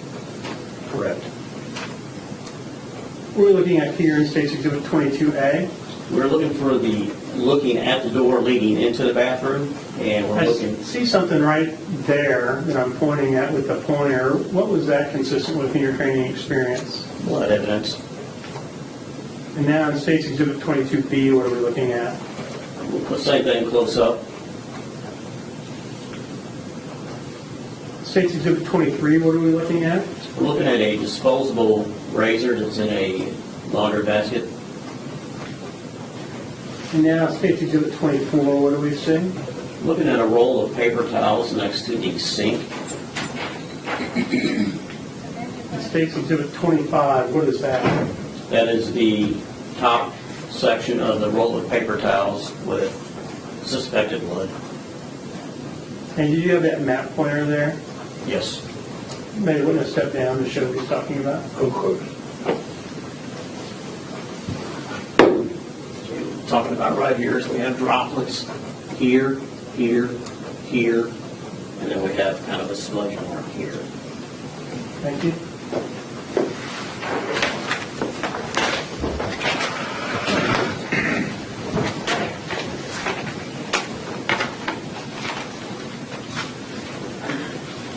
I'm going to show you what's been marked as State's Exhibit 26 for identification. Do you recognize that? I do. And what is it? That would be the recovered roll of paper towels. And 26 is actually the paper bag, correct? That is correct. And it's the bag you place that roll of paper towels from State's Exhibit 25 into? Yes. How do you know that? Because I've dated it, and I placed my initials on the evidence tape. And so this writing we see on the front of the bag, is that yours? The writing here would be from Detective Wallace, who assisted at the scene. He was my primary assistant. You mentioned the evidence tape. How do you know that's your evidence tape? That is my initials, my date. And then on the front, next to the exhibit sticker, That is a property evidence barcode. That is a property evidence barcode. So when we fill those out, we place them onto the bag so we can go to the property. and it identifies this as a roll of paper towels. It does. Now there's some blue tape on here as well. In your experience, what is that consistent with? That could be consistent with a laboratory. And this label on the back, is that also consistent with the lab? It is. Other than the fact that it has this bar sticker from the lab on the back and the blue tape from the lab, is this evidence bag with paper towels in substantially the same condition as when you took it from the residence at 2103 West Volunteer Street? It is. I move to admit State's Exhibit 26. No objection. Will be admitted without objection.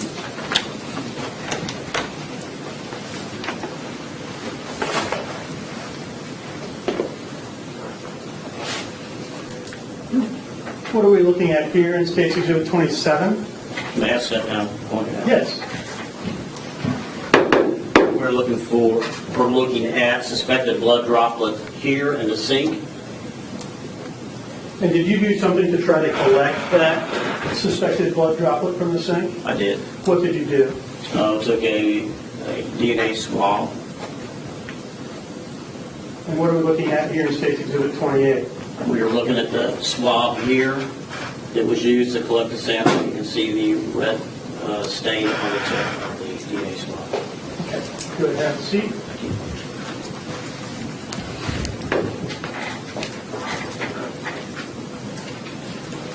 And now I'm going to show you what's been marked as State's Exhibit 29 for identification. Do you recognize that? I do. How do you recognize State's Exhibit 29? It has my writing, the date, and my initials on the front for the evidence tape. And does it also have a sticker and some blue tape consistent with the crime lab? It does. Other than the fact that it has those crime lab markings on it, well, 29. 29 would be the possible blood swab collected from the scene. That we see in State's Exhibit 28. Correct. Other than the fact that it has the lab markings on it, is it in substantially the same condition as when you took that swab? It is. I move to admit State's Exhibit 29.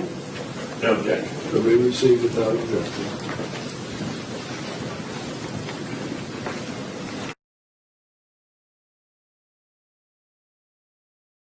All right, what are we looking at here now in State's Exhibit 30? We're looking at receipts and the Missouri driver's license of Claudine Blanchard, as well as a debit card. And where are we looking at this? I'm sorry. Where in the house are we? I'm Oh, I'm sorry. sorry. It's in the kitchen area on the kitchen table. All right, and so behind the kitchen table up here, it looks like there's like mosaic or some kind of stained glass or something. What is it we're looking at up there on State's Exhibit 30? That's actually a window covering over the window. That looks kind of like stained glass It does. applied to it? Imitation. I think it's like a film. It is. State's Exhibit 31, what are we looking at? We're looking at Claudine Blanchard's Missouri driver's license, as well as a debit card, and I believe another card, possibly DVD. And that's where you saw them on the table there? Yes. I did. Is that what we see in State's Exhibit 32? Yes. So now what are we looking at in State's Exhibit 33? On the left corner of the table, we're looking at a plastic tub. Are you talking about this over here? I am. Okay. And do you find something of interest in that tub?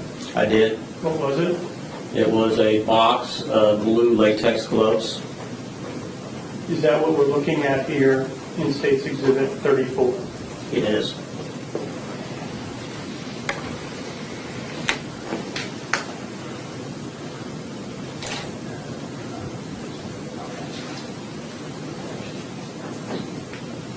The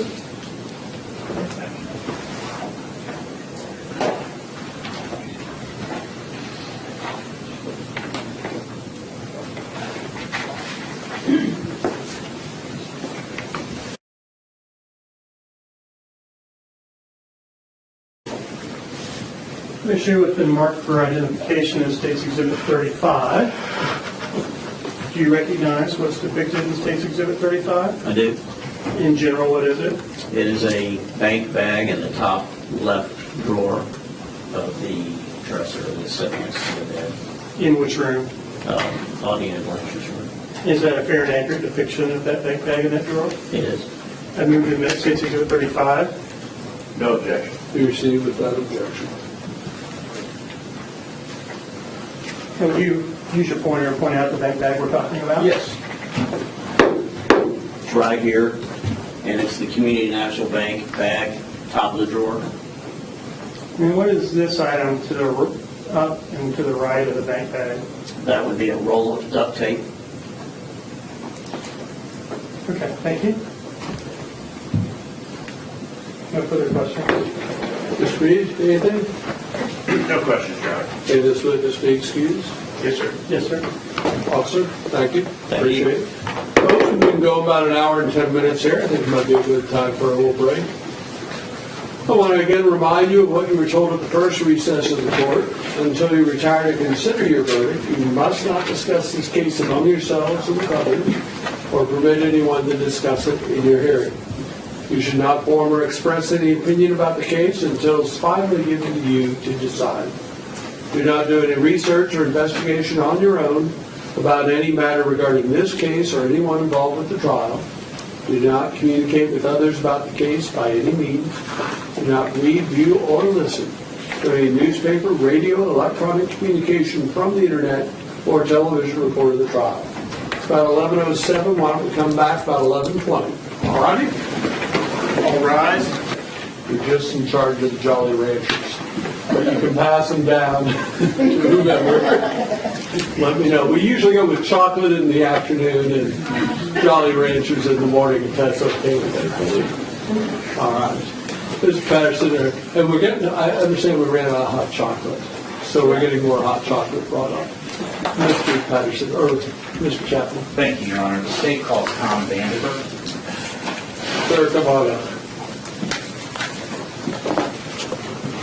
Are these my copies?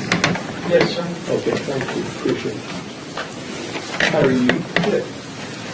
Do you solemnly swear that the testimony you're about to give in the cause now pending before the court will be the truth, the whole truth, and nothing but the truth, so help you God? Yes, sir. Thank you. Have a seat. Yes, sir. Thank you, Your Honor. Good morning. Good morning. Can you please state your name? Thomas J. Vandyberg. And could you maybe spell your last name for the record? It is V-A-N-D-E-B-E-R-G. Sir, what is your current occupation? I am the Chief Forensic Investigator with the Greene County Medical Examiner's Office. In general, what is the Greene County Medical Examiner's Office? The Medical Examiner's Office is tasked by statute with investigating any sudden unexpected death or any death that is suspicious or caused by any kind of violence. What are your current duties right now as Chief Forensic Investigator? As the Chief Forensic Investigator, I supervise the 4 other investigators in the office. I assist with autopsies, I do death scene investigations, and I do the administrative paperwork side of the office also. How long have you been Chief Forensic Investigator? 17 years. Before being the Chief Investigator, did you work for the Medical Examiner's Office in another capacity? Yes, I was an investigator for 4 years before becoming the Chief Investigator. Was that pretty much the same duties without all the supervisor stuff? It was actually mostly on-call, part-time. I also worked as a paramedic at that time. And where did you work as a paramedic? I worked my last 5 years as a paramedic here in Springfield for Mercy Hospital. Where did you start your career as a paramedic? I started in Sioux City, Iowa. I obtained EMT and then EMT intermediate and paramedic training through Western Iowa Tech Community College. Worked in Sioux City, worked in Southern California, Nebraska, Montana, and then back to Iowa before moving here. And how many total years did you work as a paramedic? 20 years. What is your educational background? I have an associate's degree in police science. I have a bachelor's degree in business administration, and I have a master's degree in forensic science. Did you initially receive some specialized training to become a paramedic? Yes. And what was that training? That training was, it's a 1,200-hour paramedic training curriculum that includes classroom and practical training in emergency medicine, anatomy, physiology, pharmacology, and everything to do with working as a paramedic in pre-hospital care. Then did you receive specialized training specifically in investigating death scenes? Yes. And what was that? In January 1996, I attended the St. Louis University Medical Legal Death Investigation Training course. I also, later in 1996, attended the Medical Legal Death Investigation Training course put on by the State Medical Examiner in Iowa, which is where I was working at the time. And then I've taken multiple continuing education trainings in all different aspects of forensic investigation. And do you have any certifications? I am certified as a fellow by the American Board of Medical Legal Death Investigators. As a forensic investigator, is it fair to say that your duties can be split up between investigation on scene and then assistance during autopsies? Yes. Can you describe what is it that you do as an investigator in general when you're actually on the scene? At the death scene, we are summoned typically by law enforcement who is already there. Initially, on arrival, we make contact with the lead investigator from law enforcement, get a summary of what's going on.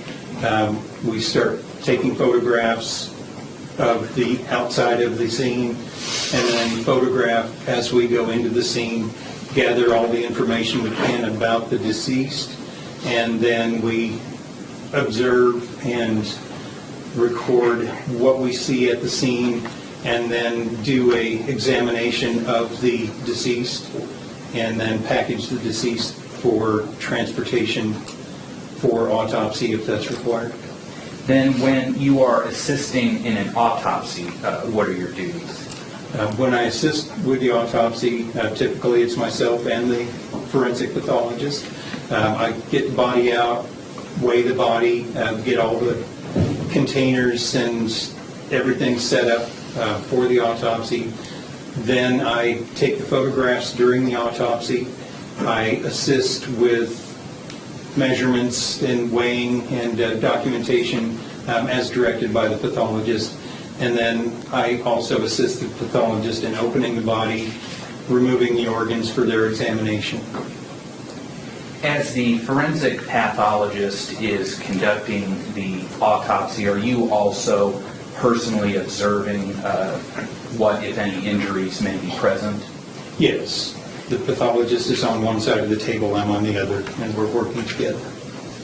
And does that include both the injury, if present, on the surface level of the body, as well as any damage that may be caused internally? Yes. And has your training and experience allowed you to become familiar with human anatomy? Yes. Which specific training? All the way through EMT and paramedic training, death investigation training. In my forensic master's degree, we had 2 forensic pathology courses that went heavily into anatomy and physiology of the body. And then has a portion of your training experience also been on being able to determine what mechanisms cause certain injuries? Yes. In which specific parts of your training? And mechanism of injury was very important in pre-hospital care and paramedic training because you had to anticipate injuries that didn't show up right away by examining the mechanism of injury and what could possibly be injured that you don't see right away. I'd like to call your attention to the early morning hours of June 15th of 2015. Were you called out to 2103 West Volunteer Way? Yes, I was. Can you describe what initially brought you to that location? I was called by the sheriff's office with the information that there was a homicide at that location. When you arrived on scene, about what time of day or night was it? I arrived on the scene shortly before 2 a.m. Fair to say there were a lot of police and other personnel there? Yes. When you first arrived on scene, what were some of the first things that you did? I met with Detective Stanley, who was the lead investigator at the scene, got a synopsis of what was happening, that there was a deceased female, that they had gone into the residence, done their initial observations, but had not touched the body at that point. At that point, we put on protected clothing, a Tyvek suit, boot covers, gloves, photographed the external area of the scene, and then we entered through the front door of the residence. Once you were inside the residence, what did you do? Took photographs going through of the kitchen, dining area, living room, bathroom, and another bedroom that the door was open, and then started photographing into the room where the decedent was. And did you later learn her name was Claudine Blanchard? Yes. Once you were in the room where Ms. Blanchard's body was, how did you conduct your investigation? We start from the doorway, noting the condition of the room, what lights are or aren't on, position of furniture, position of other items around the room, and then work into the body, observing the body in the position found, and with, in this case, the coverings, the bed coverings, covering most of the body.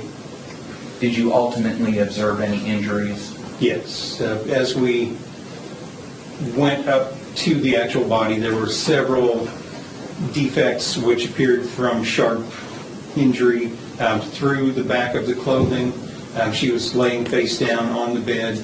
Arms were up with hands kind of underneath her face, and there was blood saturating the back of the nightgown that she was wearing, and blood also on the bed. Once you made those observations, then what was the next thing you did? And then once we moved the bedding down, moved the clothing up, we did observe several apparent stab wounds across the upper back. Yeah. Aside from the injuries that you've talked about, was there anything else that you could determine about the condition of Ms. Blanchard's body? Rigor mortis was passing, which takes 24 to 36 hours for rigor mortis to be firm and then start to pass after 24 to 36 hours. Her rigor mortis was passing. Her face and the dependent level of her body, the front, was very dark, and the skin was starting to slip when we moved her body, which is another indication that death had been at least 36 hours prior. Then did you eventually make arrangements to have Ms. Blanchard's body transported for autopsy? Yes, we rolled her over, looked for other injuries, secured her in a body bag.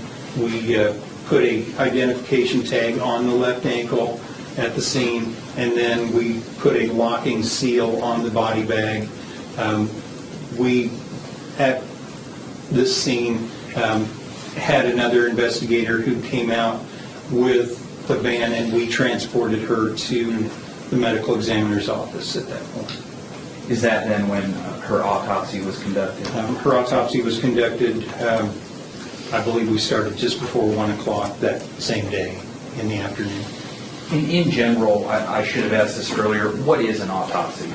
An autopsy is a complete examination of the body used to determine the cause of death and help to determine the manner of death. Did you assist in Ms. Blanchard's autopsy?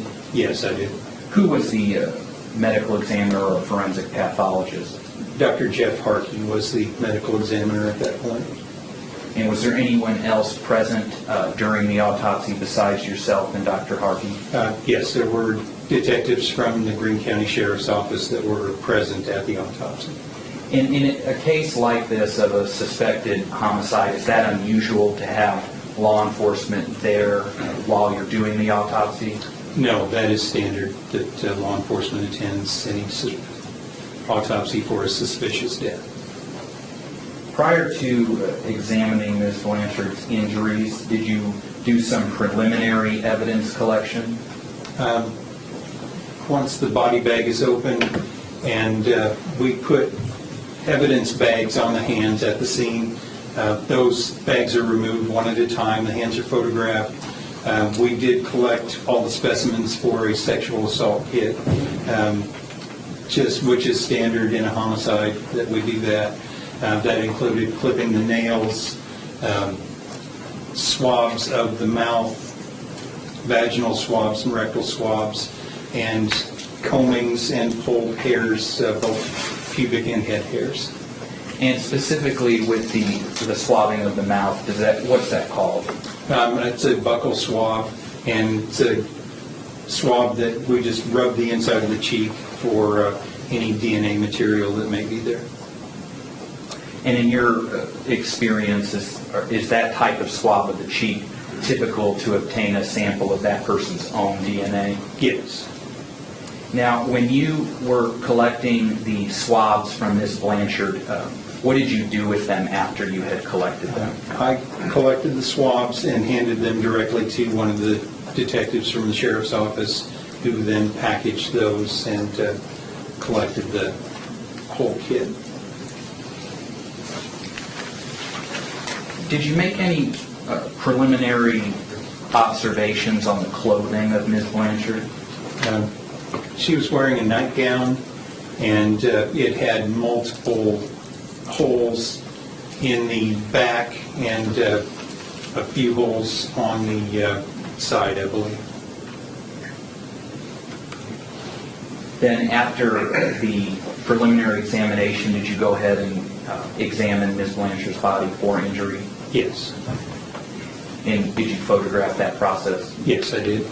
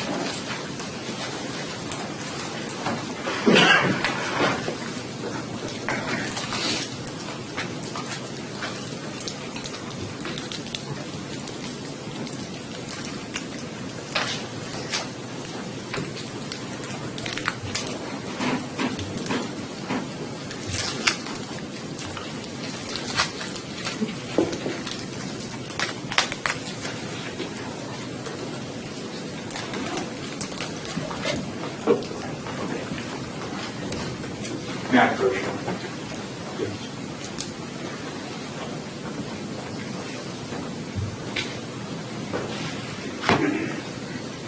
First.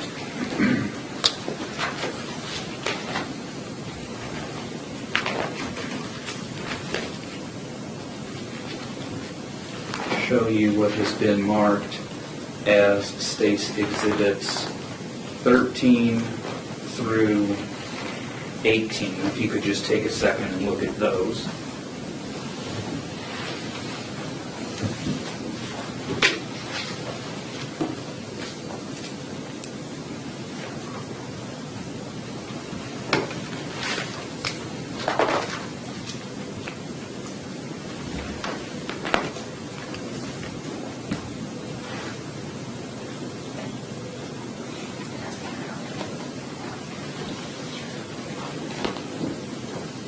recognize those? Yes. What are they? Those are photographs from the scene of Ms. Blanchard as she was found in her bed and then packaged in a body bag.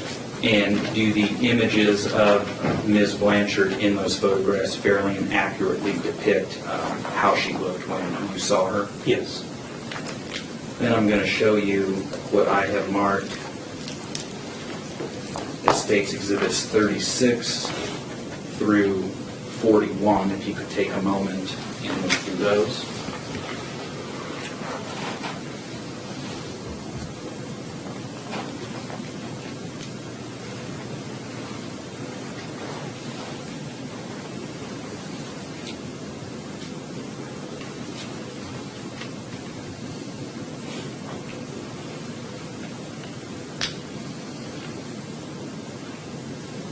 Do you recognize those? Yes. What are they? Those are photographs taken at the autopsy of Ms. Blanchard. And do they fairly and accurately reflect how she looks during the autopsy? Yes. And then lastly, State's Exhibit 42, do you recognize what that is? That is a short form Missouri death certificate. And is that for Claudine Blanchard? Yes, it is. Your Honor, at this time, the state would seek to admit State's Exhibits 13 through 18.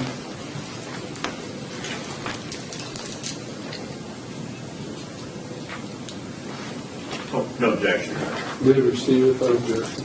And admissions of 36 through 42. No objection, Your Honor. May receive without objection. Your Honor, due to the sensitive nature of these photographs, may I publish them by giving each juror their own packet that has a copy of them rather than show them on the screen? Yes.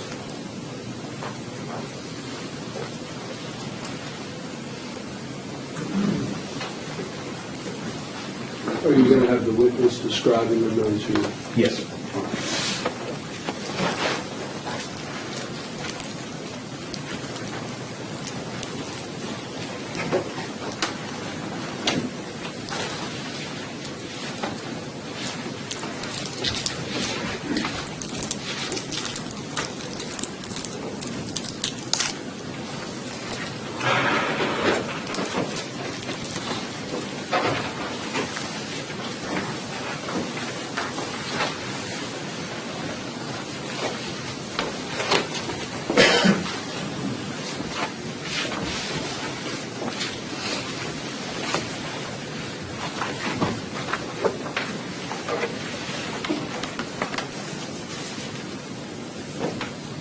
And you can refer to your copy if that's okay. What are we looking at here and what's already been admitted as State's Exhibit 1? That is the outside front of Ms. Blanchard's residence with a vehicle parked in the driveway beside it. And then flipping to the next page, what's depicted in State's Exhibit 12? That is the view into Ms. Blanchard's bedroom from the doorway. Flipping to the next page, what's in State's Exhibit 13? And that is a closer image of Ms. Blanchard as she was found from the right side. Flipping to the next page. And that was the photograph taken from the left side, from beside the bed of Ms. Blanchard. And looking in State's Exhibit 14, is that blood basically that's kind of soaked there through her nightgown? Yes, the back of the nightgown was saturated and was mostly dried at the time that I saw her. And it looks like there then that pink sheet lower than that, and then ultimately the comforter also had some blood. Yes. Other than that, did you observe any kind of blood that flew onto the walls or anything like that? Not that I observed. When I was there, it was early morning and we were in suboptimal lighting conditions. And what is that called when blood kind of projects from the body? Cast off, when an item is withdrawn that has blood on it, blood is cast off of that item, and blood spatter is the overall forensic field of looking at the blood evidence left at the scene. Then flipping to State's Exhibit 15, what are we looking at? That is the initial lifting the back of the nightgown to see some of the wounds on Ms. Blanchard's back. State's Exhibit 16, flipping to the next page, what is that? That is a large wound on the back of the neck. And you also have wounds on the right side of the neck that are visible in this picture also. Then flipping to the next page, State's Exhibit 17, what is that? That is after we were able to move Ms. Blanchard onto a body bag onto the other side of the bed to prepare for transporting her. The locking seal has been placed on the body bag, and her name and the autopsy number were written on the back. And then flipping to State's Exhibit 18, what are we looking at there? That is a close-up of the locking seal that shows the individual number for that seal. Each seal has its own unique number. And fair to say what we've just looked at, Exhibits 13 through 18 were all pictures that were taken at the scene. Yes. Now, going back for a moment to the autopsy, when it came time to inspect the body of Ms. Blanchard for injury, Yes. Were you there personally present? Yes, I was. And did you personally observe each injury on the external part of her body? Yes. Did you personally observe what, if any, damage those external injuries caused to the inside of her body? I did. In general, what type of injuries did Ms. Blanchard have? She had both stab wounds and incised or cutting wounds. How many stab wounds did she have? She had 17 stab wounds.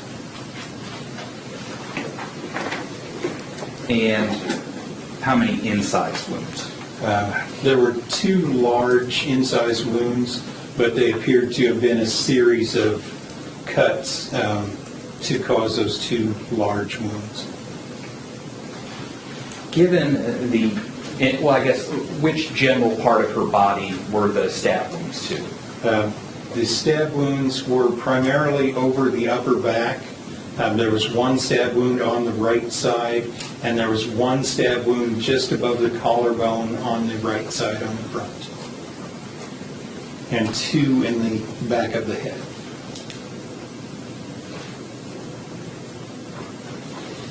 Now, of the wounds on the neck, you mentioned that there were both stab wounds and those incised wounds. Yes. Based on your training and experience, what causes an incised wound? A sharp object drawn across in a cutting motion to cause a large cut injury. If we flip to the next page, which is State's Exhibit 36, what are we looking at there? That is the body bag at the autopsy, showing that the locking seal is still intact, and we have added the autopsy number little scale. We put in all the photographs taken at autopsy. Then if you flip the page, what are we looking at in State's Exhibit 37? That is the incised wound on the back of the neck to the left side of the page, and on the right side of the page is the large incised wound to the right side of the neck, which in this photograph there are several wounds that look like they run together into one large wound on the right side. And specifically, kind of up there towards the top, that more circular wound, what type is that? It appears that that was a stab wound, and there were 2 stab wounds to the back of the head, just right at the top of the neck. And in your training and experience, would those be caused by a different mechanism than the incised wounds? Well, a stabbing is a puncture going straight in or at an angle, but to just puncture the skin and hit whatever's underneath, as opposed to the cutting motion of a incised wound. And then if you flip the page, State's Exhibit 38, what do we see in this picture? In this picture, it shows the both wounds, the large incised wounds, but it also does show there is a stab wound behind the right ear, at the back of the head, just at the top of the neck, and then also the larger incised wound on the right side of the neck. And then if we flip the page to State's Exhibit 39, what is this picture focusing on?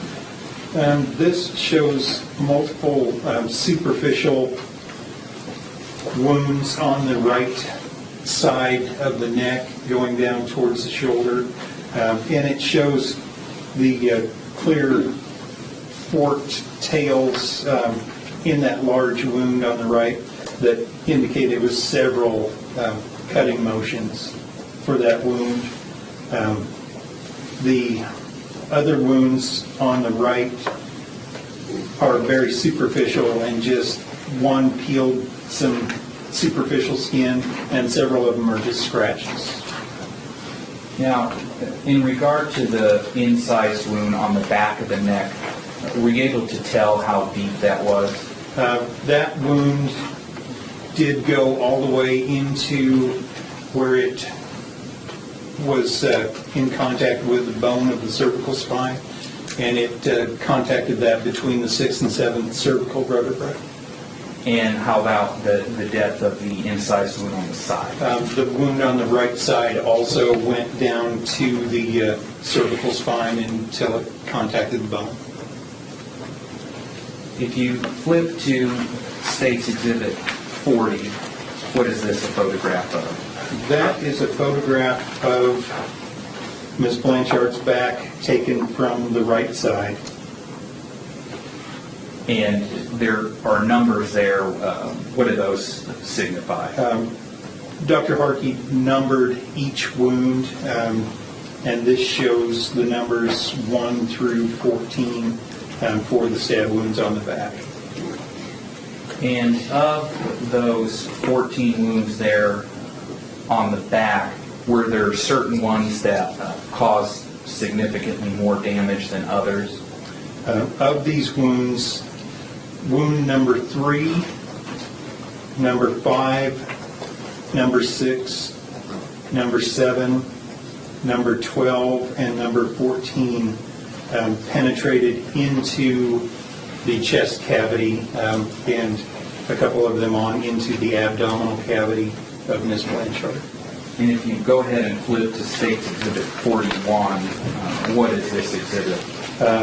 This is a photograph that I initialed when I circled those 6 wounds that penetrated into the body cavities and damaged internal structures. If we start with wound number 3, what was the internal damage caused on that one? Wound number 3 went into the left side of the chest. It damaged the left lung, went into the pericardial sac, and then went into the left atrium of the heart. And how about wound number 5? Wound number 5 went into the left or the right side of the chest and damaged the the right lung, and I believe it may have also penetrated into through the diaphragm and into the liver. And wound number 6? Wound number 6 penetrated into the right side of the chest and into the right lung. Number 7? Wound number 7 penetrated into the right side of the chest and into the right lung. Wound number 12? Wound number 12 penetrated into the chest and into the right lung. And lastly, number 14? And number 14 penetrated into the chest, into the right lung, and then I believe it also went through the diaphragm into the liver. If you go ahead and flip to the last page, State's Exhibit 42, can you describe this exhibit? This is a copy of the Missouri death certificate for Claudine Blanchard. And when are these issued?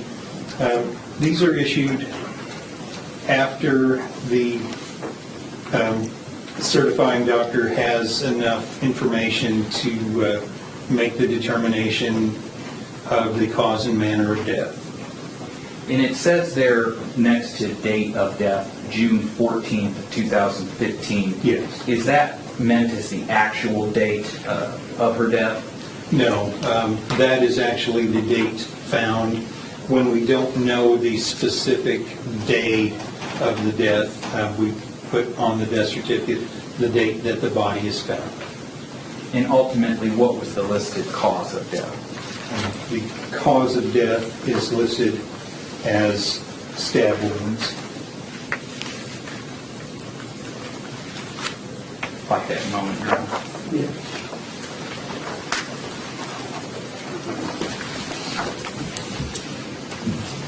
I don't have any further questions. I do.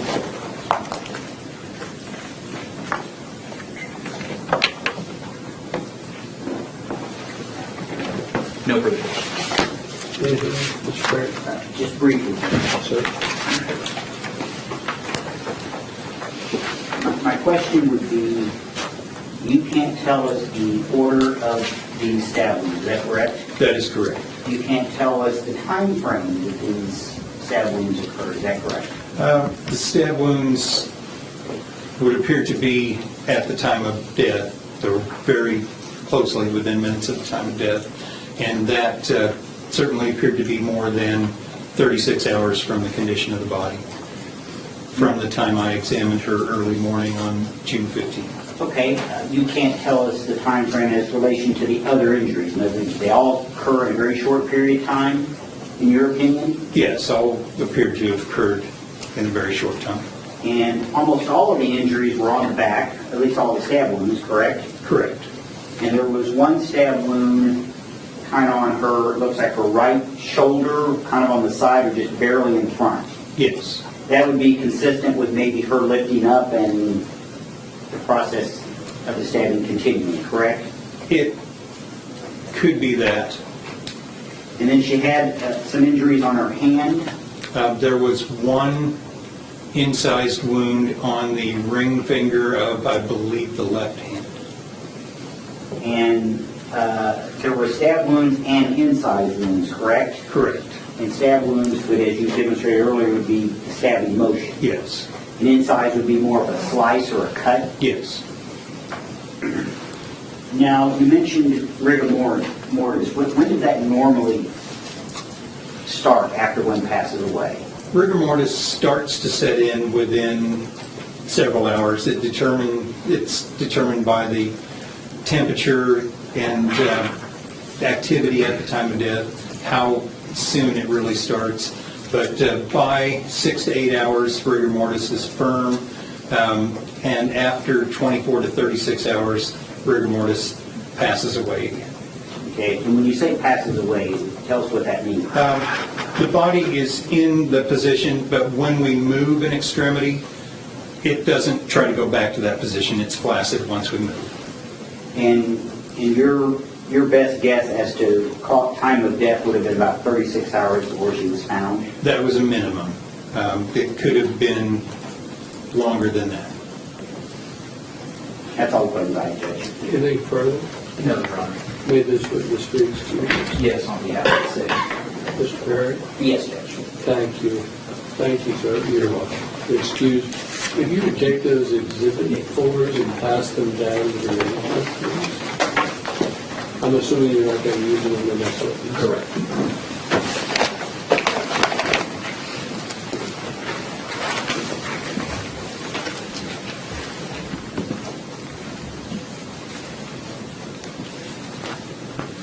Come on over here if you would. Do you solemnly swear the testimony you're about to give in the cause now pending before the court will be the truth, the whole truth, and nothing but the truth, so help you God? Yes, sir. Thank you. Have a seat. Yes, sir. Thank you. Can you please state your name? Ben Julian. Mr. Julian, what's your current occupation? I am self-employed. Doing? I sell used industrial equipment. And how long have you done that? Just slightly over 3 years. What did you do before owning your own business? I was a detective sergeant here with the Boone County Sheriff's Office. What were your duties as a detective sergeant? Follow through with investigations of crimes, mostly felony crimes. How long total were you with the sheriff's office? August 22nd, I believe, of 2009 to July 30th of 2015. And specifically back in June of 2015, what were your duties? I was a detective sergeant. In which unit was that in? Persons. Okay. And probably like it sounds. Persons crimes. All right. Specifically on June 14th of 2015, did you become involved in an investigation involving the death of Claudine Blanchard? Yes. How did you initially become involved? I was called out that night to their residence and began doing neighborhood canvas was what I was assigned to do. Were you already on duty when you were called out, or were you? No, Okay. I was off I was duty. off, yes. And was one of your tasks to attend Ms. Blanchard's autopsy? Yes, And what date was that? it was July 15th, 2015. Give me June. I'm sorry, June. Sorry, I apologize. Have you investigated homicides before? Yes, And is it common for an investigator to be present there during the autopsy? yes. Why is that? To collect evidence, record findings, photographs. And did you take any part in collecting evidence during Ms. Blanchard's autopsy? Yes. Can you describe what you did? From start to finish, basically collected the body containment bag she was in, the seal for that. Her hands were sealed within bags by our crime scene investigators from the scene, so I collected those and they were removed. There was a necklace and her clothing I collected, and then DNA type evidence swabs, pulled hairs from her head, pulled pubic hairs, combed pubic hairs, fingernail clippings from both hands, and then buccal swabs from her mouth, vagina, and anus. And were all of those swabs and different things kind of contained into one kit? Individually packaged, yes. Okay. And was it in a rape kit? Yes. Who actually took the samples? Forensic investigator Tom Vandenberg.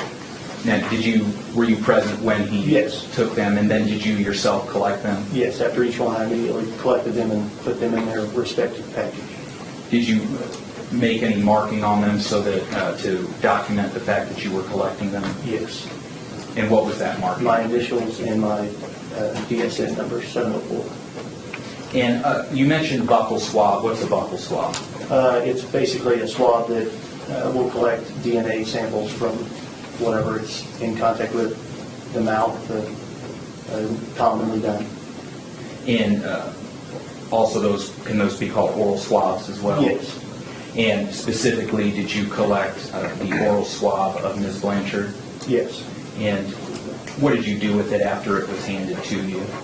Packaged it in its separate box, and then it was placed into my evidence bag. Basically, I put it back in that sexual assault kit, and then later finalized my packaging and submitted it to our property room. Can I approach you? Yes. I'll show you what I've marked as State's Exhibit 43. Do you recognize that? Yes. What is that? That is my handwriting on the, it says oral swab in the time, 13/12 hours. And is this oral swab the one that was taken of Ms. Blanchard during her autopsy? Yes. And is it in the same or substantially same condition with your markings as it was when you collected it? Yes. Your Honor, the state would seek to admit State's Exhibit 43. No objection. It'll be received without objection. And I'll have any further questions. Any questions of this witness? No, Your Honor. May he be excused. Yes, sir. Mr. Thank you, sir. Thanks, Judge. We have another one? Yes, sir. State Court Sergeant Steve Martin.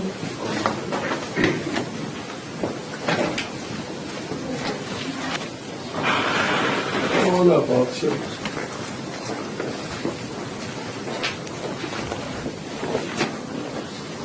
Have a seat. Watch your step.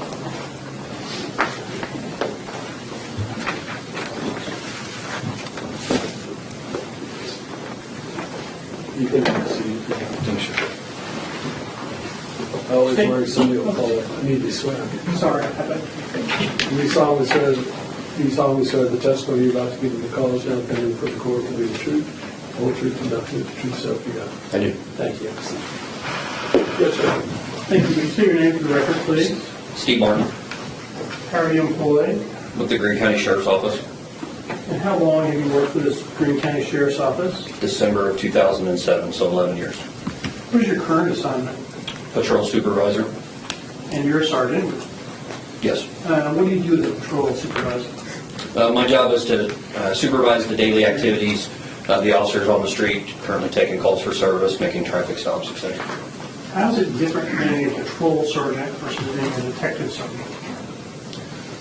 Patrol sergeant is handling the day-to-day stuff as far as in-progress type calls, whereas as a detective, it's kind of a reactive approach, so to speak. I want to take you back to June of 2015 and July of 2015. Were you working in the detective position at that time? I was. What was your general assignment? What were you typically doing? I was assigned to the property crimes division at the time, during that time. And even though you were in the property unit, would you help on a case such as a homicide? Yes. Can you explain why you would do that if you're in the property section? As a detective within the sheriff's office, you can be tasked with many different aspects of the job. So a lot of different detectives within the division know different assignments, have different skills, I guess, as you would say. As part of your investigation, let me back up. Did you become involved in part of the investigation of the death of Claudine Blanchard? I did. And as part of that investigation, were you assigned to look into where the person named Nicholas Godejohn had been, Yes. as well as Gypsy Blanchard? Yes. And as part of that, did you respond to the Days Inn here in Springfield? I did. Have you received information about them checking out on or about the June 11th and or June 12th I did. of that year? Were you able to obtain some surveillance video that showed one or both of them? Yes. Who did the surveillance video show in general? It showed generally Mr. Godejohn, but it also, we believed it was the female gypsy as well on the surveillance. And so in the surveillance video, was it at more than one location within the Days Inn? Yes. What locations specifically? The front desk and also in a hallway where an elevator is located. And so, for example, at the front desk, who was seen on the surveillance video? The defendant, Mr. Godejohn. And you called someone the defendant. You see someone you know as Nicholas Godejohn here in the courtroom? Yes. Would you point him out and describe what he's wearing? He's sitting at the defendant's table wearing a white with a tan kind of checkered shirt. The record reflect identification of the defendant? It will so reflect. And then you mentioned seeing him and Gypsy Blanchard somewhere else. Where was it you saw them on the surveillance video? Together, they were seen exiting an elevator in the hallway. And you had an opportunity to view that surveillance video from June 11th and June 12th? Yes.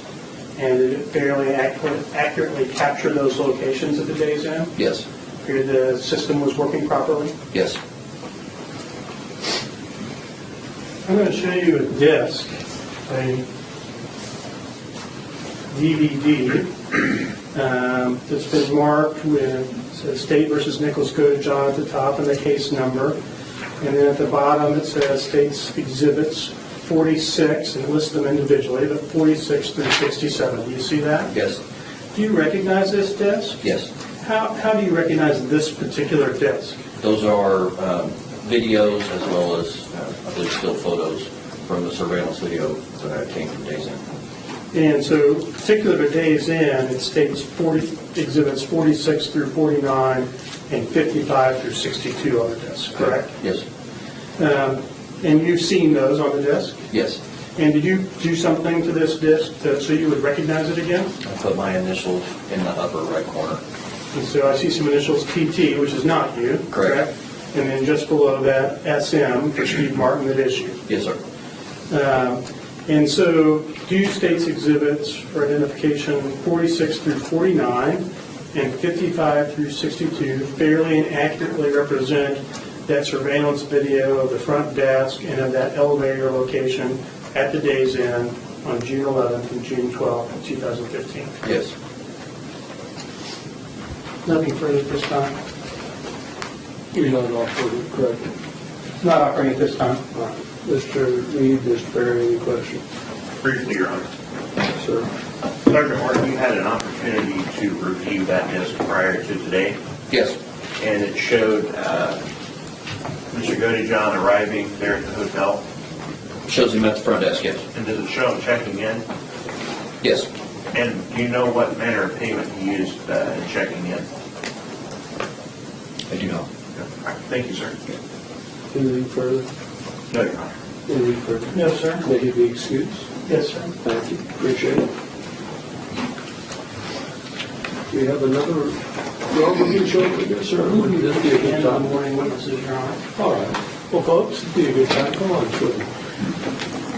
I want to again remind you what you were told at the first recess of the court. Until you retire to consider your verdict, you must not discuss this case among yourselves or with others, or permit anyone to discuss it in your hearing. You should not form or express any opinion about the case until it is finally given to you to decide. Do not do any research or investigation on your own about any matter regarding this case or anyone involved with the trial. Do not communicate with others about the case by any means. Do not read, view, or listen to any newspaper, radio, electronic communication from the internet, or television report of the trial. It's about 12:15 now. I would plan on coming back about 1:30. You're permitted to have lunch with one another if you choose to do so. Please don't discuss the case at all during lunch. If anyone would approach you, try to talk to you, please tell them you can't speak to them. But we do let my bailiff know if that would happen. Thank you so much. All rise. And we'll see you downstairs at 1:30.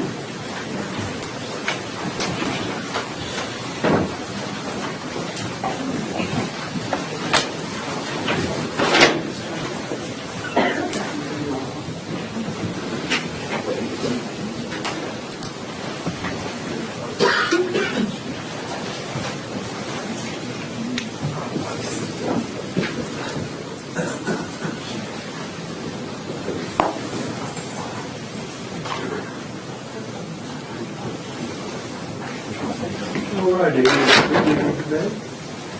Mr. Godejohn, you all can be seated. We have lunch for you. Okay, and as soon as your attorneys come back, we'll bring you back in the courtroom. Thank you all. We'll see you at 1:30. I take that. Right in, do you solemnly swear that the testimony you're about to give is the cause and nothing before the court will be the truth, the whole truth, and nothing but the truth, so help you God? I do. Yes, sir. Thank you. Good afternoon. Can you please state your name? Sherry Messer, And how do you spell Sherry? SHE.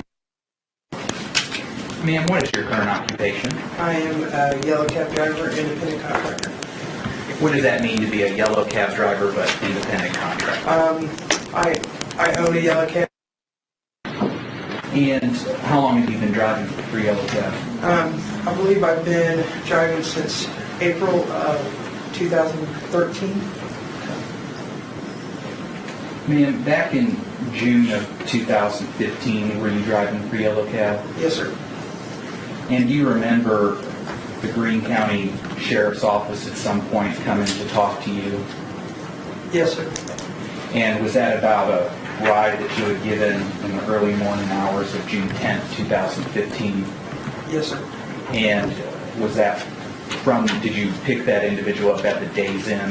Yes, sir. Can you describe what you remember about picking up that individual at the Days Inn? Was dispatched to the Days Inn on North Flintstone to pick up a gentleman, picked him up, got my cab. I was to take him to off of Volunteer Way.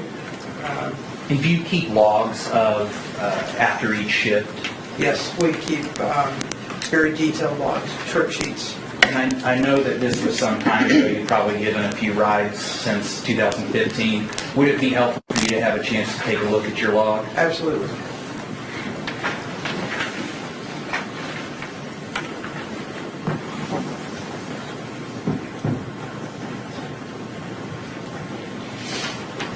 Matt Rochon, please.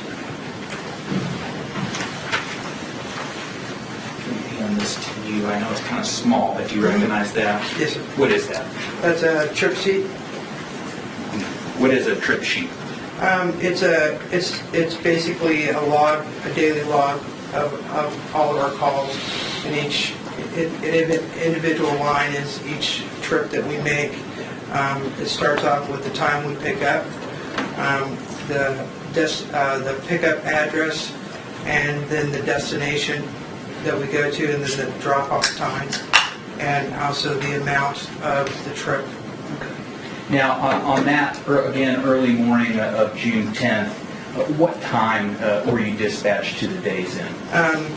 I was, I don't know exact time that I was dispatched. The time of pickup was 8:57. And you mentioned a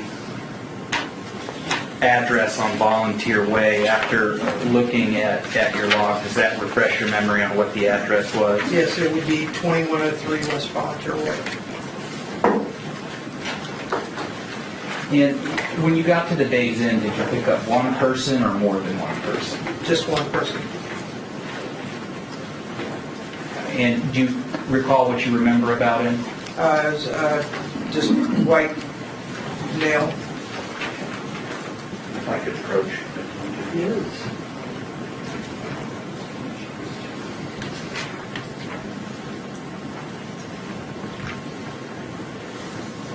And does that actually say 157?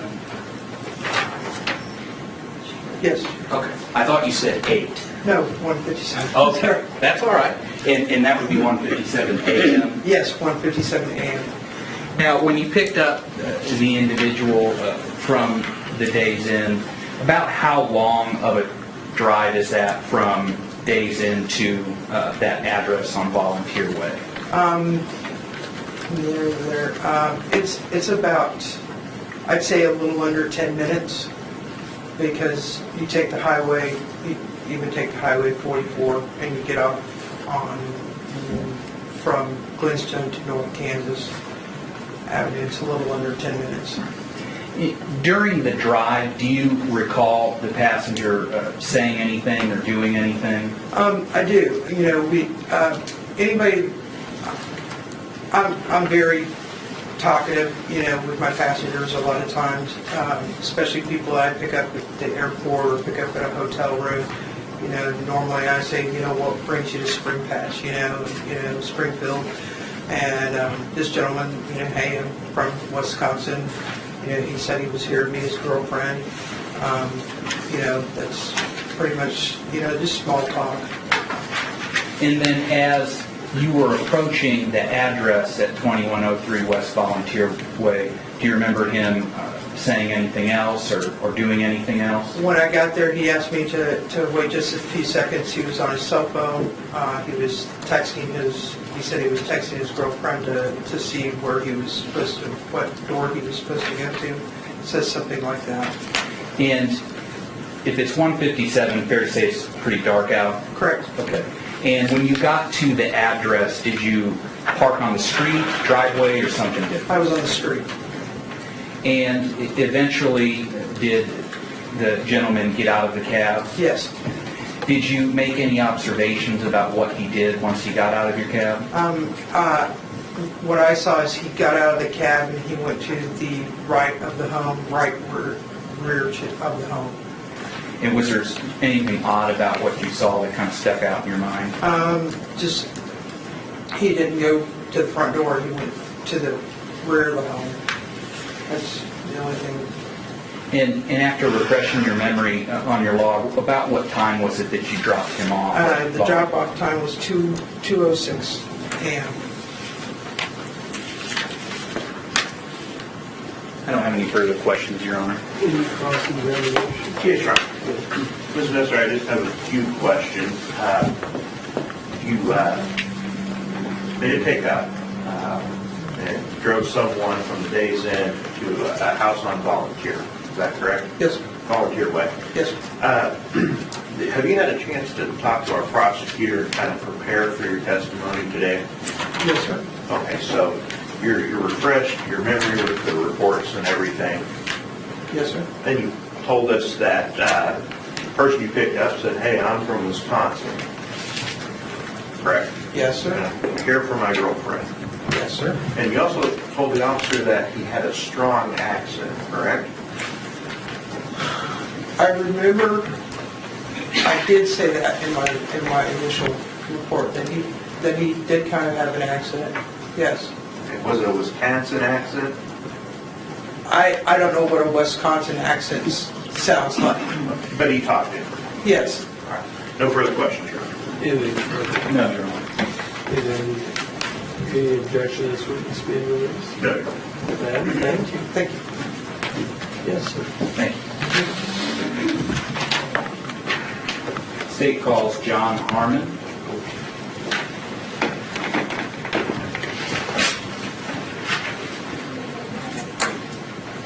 Come on up, sir.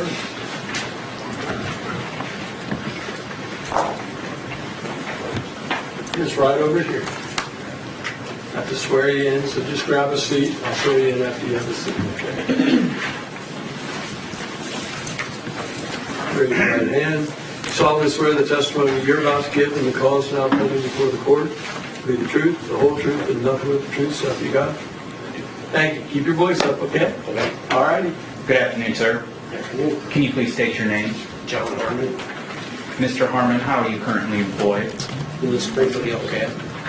And are you also an independent contractor? Yes, sir. And how long have you driven for Yellow Cab? Been there approximately 17 years. Sir, going back to June of 2015, were you driving for Yellow Cab then? Yes, sir. And at some point, you recall the Greene County Sheriff's Office contacting you about a ride you had given in the early morning hours of June 10th, 2015? Yes. And when you're driving, do you also keep logs of your different cab fares? Yes, we keep trip sheets. And given that this was some time ago, would it be helpful for you to refresh your memory if you had a copy of that to see? Yes, yeah, I think, yeah. That's Couldn't hurt, could it? Well, yeah, okay, all right. Mac Roach did.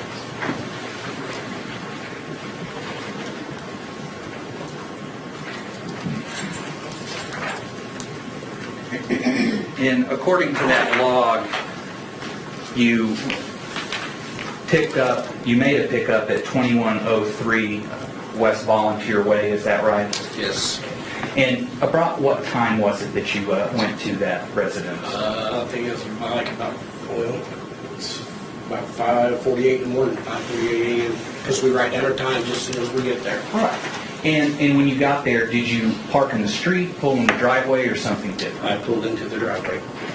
And eventually, did one or more people come out? There was two people. Okay. And what do you remember about those two people physically? A male and a female. And he was wearing, I believe, blue jeans and a white t-shirt. She was wearing like a skirt. And I can't remember exactly what color shirt. It looked like she maybe possibly had a wig on. Okay. And when they got in the cab, To the Days Inn there on North Kentwood.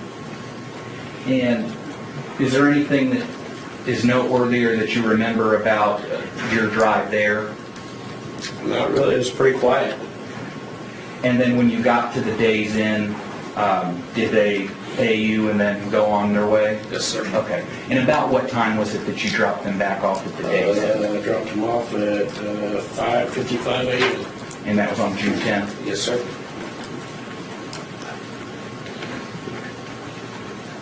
No other questions, Your Honor.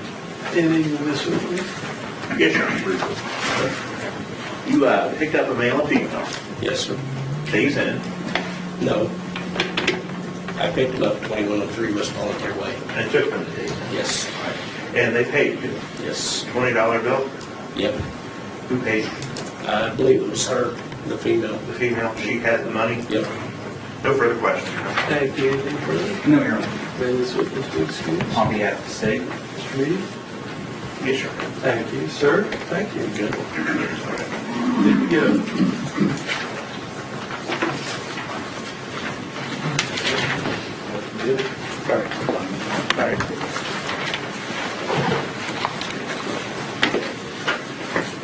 State calls Trevor Keeling. Okay. Come on up, sir. Just have a seat. I'll swear you have to have a seat, okay?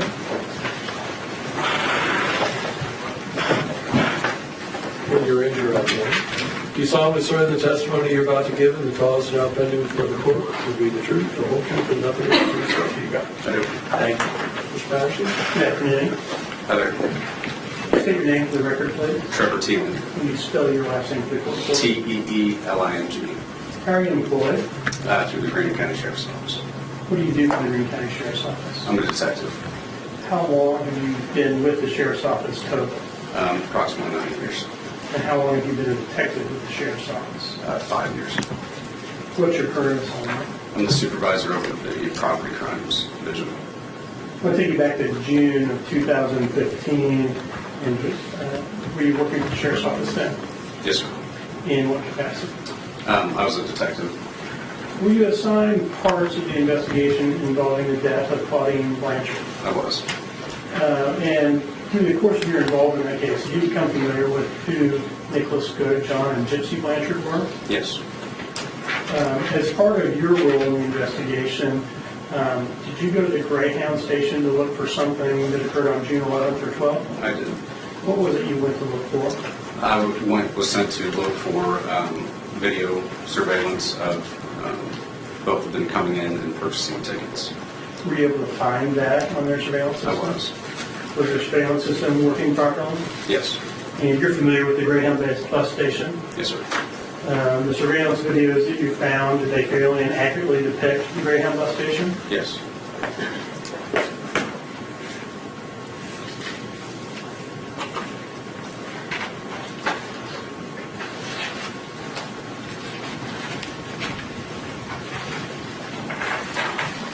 I'm going to show you this disc here at the top that's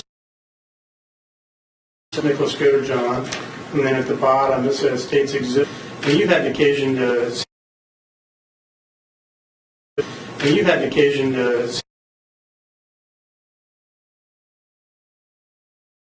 and our exhibits 50 through 54 and 60 through 67, either still photographs from the surveillance video or surveillance video clips from the Greyhound bus station on June 11th and 12th Yes. of 2015. Correct. And again, they fairly and accurately depict the bus station on those days? Yes. And is Nicholas Godejohn seen on those? He is. And Gypsy Blanchard? Yes. Do you see Nicholas Godejohn here in the courtroom today? Yes. Could you point him out and describe what he's wearing? He's at the defendant table and shaved head and a checkered shirt. Does the record reflect that indication of the defendant? It was over. At this time, I did move to admit the disc that contains States Exhibits 46 through 67. No objection, Your Honor. They'll be received.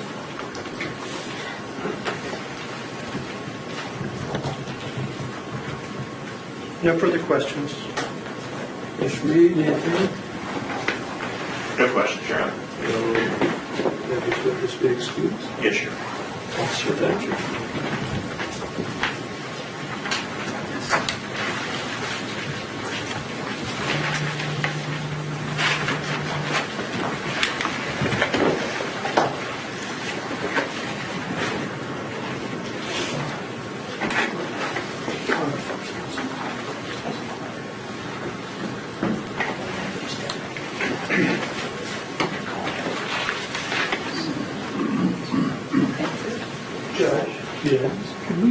5-minute recess and then the jury go to their room to make a brief record on something? Well, sure. Sure. So folks, I have to remind you of what you told at the first recess of the court. So you retire to consider your verdict. You must not discuss this case among yourselves or with others or permit anyone to discuss it in your hearing. You should not form or express any opinion about the case until it is finally given to you to decide. Do not do any research or investigation on your own about any matter regarding this case or anyone involved with the trial. Do not communicate with others about the case by any means. Do not read, view, or listen to any newspaper, radio, electronic communication from the internet, or television report of the trial. Take about a 5-minute break. All rise.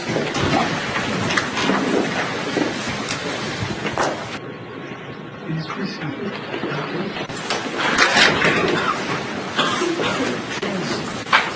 Judge, the state's next witness is Angela Mahova. We just want to make a record on that. I know the court is waiting on both of these issues. Pre-trial that I have to make a contemporaneous objection. The first objection I would make is regarding the motion to suppress. We would object to her testifying and we'd ask the court to reconsider its earlier motion to suppress and issue a different ruling that's not allowing that evidence into evidence. If the court does persist in its pre-trial ruling, we would ask for a continuous objection throughout the trial. That's the first issue. Based on my prior ruling, I am going to find that the confession training going away involuntarily. So I'm going to deny that, but I'll show it as a continuing objection. And we would ask the court to consider the motion to suppress the written form as well as a suggestion from the court and ask that the court take into consideration in its ruling. Yes, sir. And then likewise, with regard to the issue of the sexual misconduct that we dealt with in a motion in limine prior to the trial starting here this morning, again, we're going to make a contemporaneous objection. I think this is the first time it's going to come in. So we would object to Officer Maholi being able to, or we take the plate of Officer Maholi's interview, being played for the jury that includes the part where he said he thought about raping Claudina Blanchard. For all the reasons I mentioned in my pretrial motion in limine, that it's other bad acts of the defendant, it doesn't prove or disprove any element of this case, and we believe it's being offered just to turn the jury against the defendant. So we would ask the court to reconsider its pretrial ruling on the motion in limine and exclude that evidence. And if the court does deny that, we would ask for continuing objection throughout the trial, so we don't have to repeatedly object. I'm going to deny it. I am going to show that as a continuing objection. As we talked earlier, I do think it will assist the jury in the issue of deliberation. But I will consider a limiting instruction if you want to prepare one, provide one, please consider it. Okay. Are we planning on playing the confession during this topic? Yes, sir. If I could have a moment once we're done with the record here, I'll test the sound level and make sure it's played correctly. And it runs about how long? An hour and a half.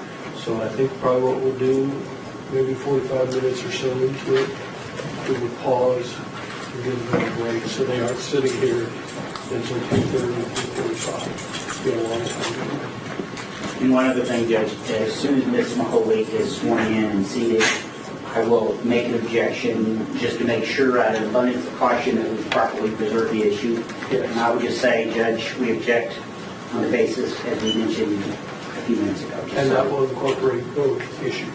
That's what I would ask. Okay. Thanks. That's all I'll treat it. All right. Are we ready for them then? Okay. The prosecutor suggested waiting until they offer the disc itself, and that's fine too. I'll do it then. That's good. Can I have just a moment? Oh, yeah. Just line them up and he's going to do a sound check. Takes a couple minutes to get them out, lined up. We've got a comparison for two if we can't see. Okay, good.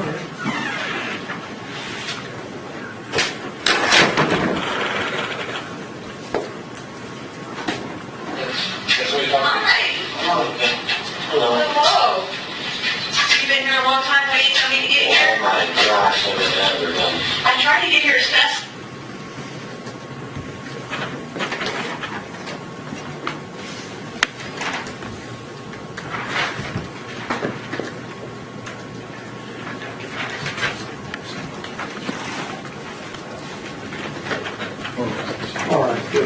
Giacomo, while we're off the record, I entered an order allowing you all access. Did you get what you wanted? Yep. Talk a little bit. All right. Thank you. Please proceed. Thank you, Judge. The state calls Angela Maholi.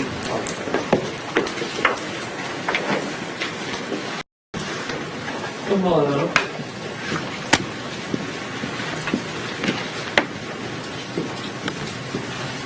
Have a seat, please.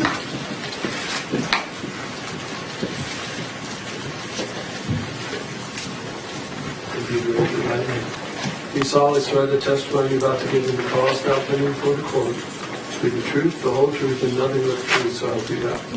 Thank you. Yes, sir. Thank you. Good afternoon. Can you please state your name? Angela Maholi, What is your current occupation? work for the Greene County Sheriff's Office. And what's your current capacity with the Greene County Sheriff's Office? I work in the Transportation Expedition Unit, And what's your current rank? What is your current rank? corporal. Okay.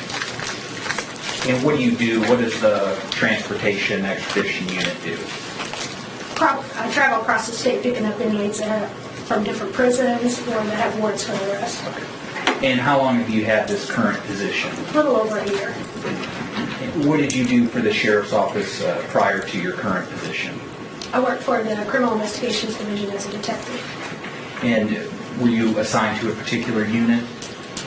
Mainly major crimes or crimes against children. And how long were you a detective in the Criminal Investigations Unit? 7.5 years. Prior to that, did you work for the Sheriff's Office doing something else? Yes, sir. And what was that? I worked in patrol, and I also worked in the jail. So how many total years have you worked for the Greene County Sheriff's Office? 18. And specifically in your work in criminal investigations, did you receive specific training about interviewing suspects of crimes? Yes, sir. What kind of training did you have? I went to the Reed interview and interrogation. I've also attended various trainings at other municipalities on interviews. And based on that training, are there multiple ways that you can approach an interview to a suspect? Yes, sir. What are some of the different ways that you can approach? You can be kind and speak to them, or you can, I guess, be more aggressive.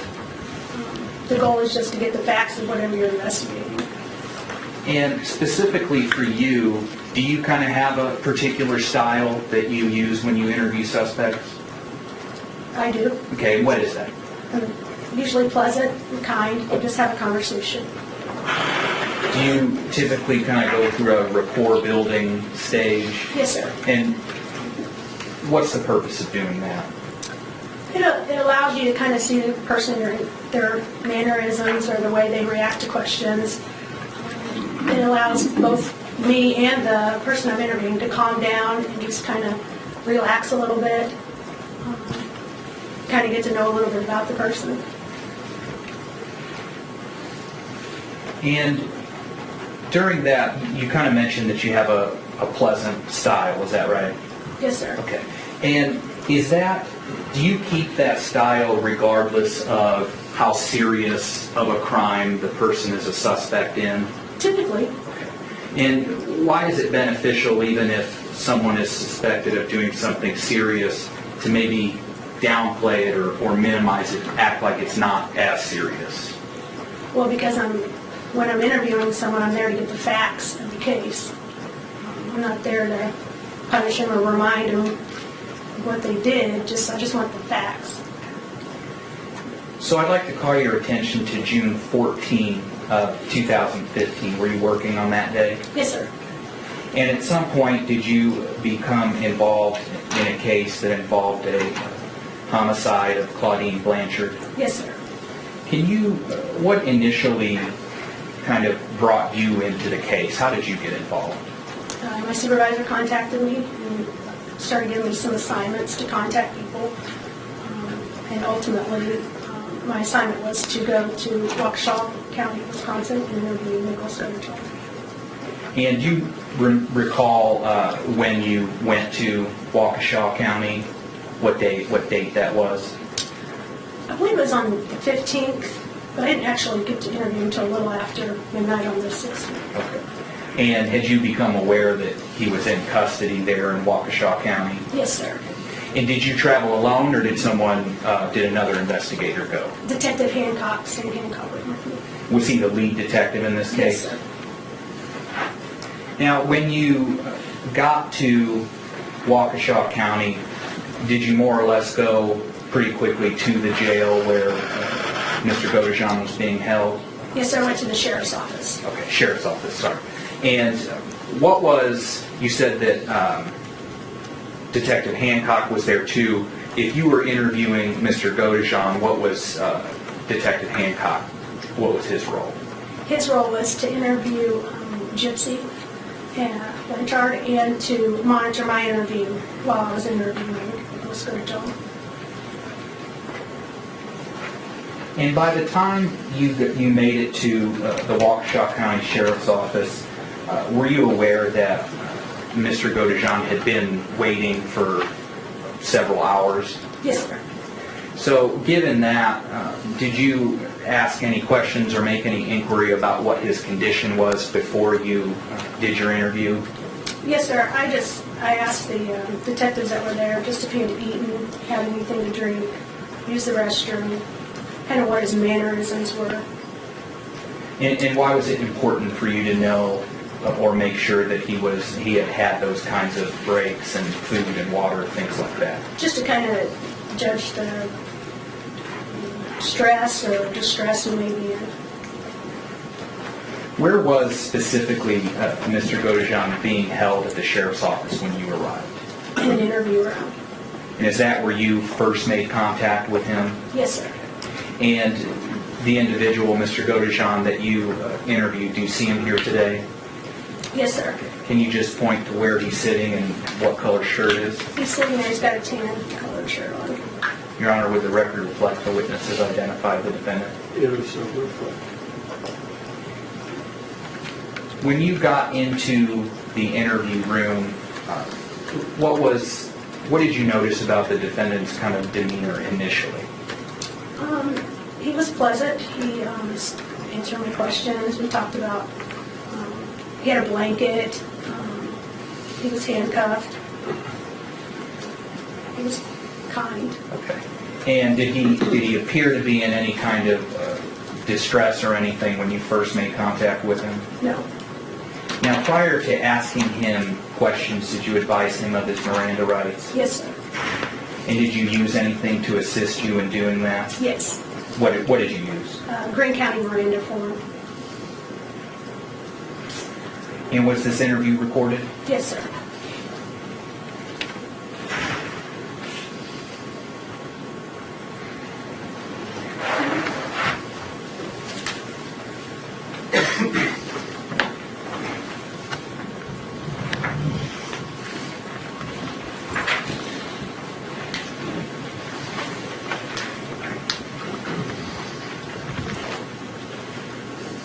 Can I approach you? Corporal, I'm going to first show you what I've marked here as State's Exhibit 149. Do you recognize that? Yes, sir. What is that? That's the recording of my interview with Nicholas. And have you viewed the interview that is on this disc? Yes, sir. And is it fair and accurate of your interview with the defendant? Yes, sir. And have you marked it in a way that you can remember that this is the one you watched? Yes, sir. Okay. And is that your initials right there? Yes, sir. Then showing you here State's Exhibit 146. Do you recognize what that is? Yes, sir. That's the Greene County Miranda form. And is this the original? Yes, sir. And is this the form that you went over Mr. Godejohn's Miranda rights with? Yes, sir. And other than obviously it being in a package, is it in the same or substantially same condition as when you filled it out? Yes, sir. Your Honor, the State would seek to admit State's Exhibits 146 and 149. I apologize. I was looking through the plastic. 149 and 150. The Miranda form is 150. I'm mistaken. You said it was 146. Judge, we would object to State's Exhibits 149 and 150 being introduced into evidence based upon the reason for removal.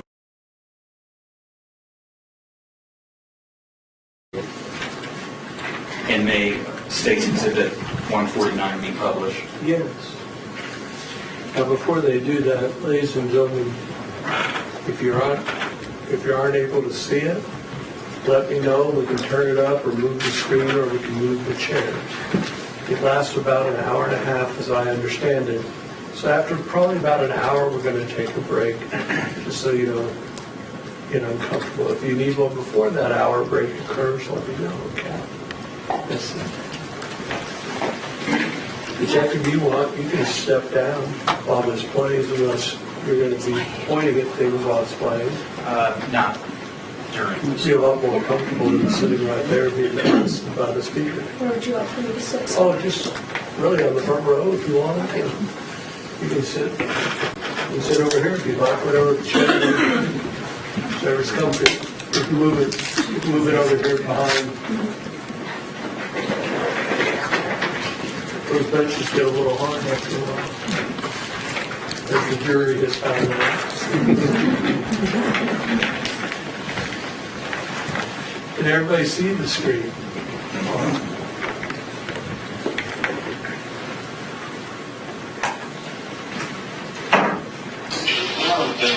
Hello. You've been here a long time waiting for me to get here? I tried to get here as fast as I could. Are you tired? I had to stay awake the entire time. Okay. Well, I'm going to talk to you, and I guess you said you wanted to talk to me, so Yeah. all right. Yeah. All right, I'm sure you have a lot of questions. Yeah. You probably want to know what's going on with Gypsy. Yeah. Okay, I'm going to answer your questions for you. Did you get something to eat? No, they offered that to me. Did you get meat? I ate something before that. Okay, what did you eat? They're called ham sandwiches. I guess they offer that with mayonnaise as well. Oh, do you like mayonnaise? Well, I told them to be bologna though, so it's just going to give mayonnaise. But now when I slept alone, because I've been so worried sick with Gypsy. Okay, we're going to talk about Gypsy. Yeah. We'll talk about Gypsy, okay? Okay. Because I know you've got a lot of questions, and I want to answer your questions, and I want to talk to you, and see what's going on, okay? Before I do, I'm going to read you your Miranda rights. Have you ever been read your Miranda rights before? It sounds familiar. Sometimes they do it on TV, and the way I do it's going to be a little different than probably what you've seen on TV, but it's probably about the same, okay? All right. Can you read and write? Yeah. Okay, I'm going to ask you some questions I already know the answers to, and that's one of them. I know you can read and write. So whenever I'm talking to you, I'm going to ask you some questions I already know the answers to, okay? Okay? Can you fill out this top part for me? Sure. You got handcuffs on? Yes, I do. You care if you take them off? Would you be more comfortable? That would be fine if you did. Because these things Have you done one a long time? I had this entire time. Okay. We'll take it off so you can be a little more comfortable.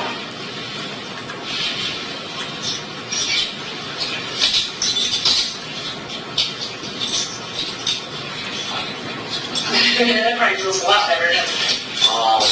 I have been waiting for that for a long time. Alright.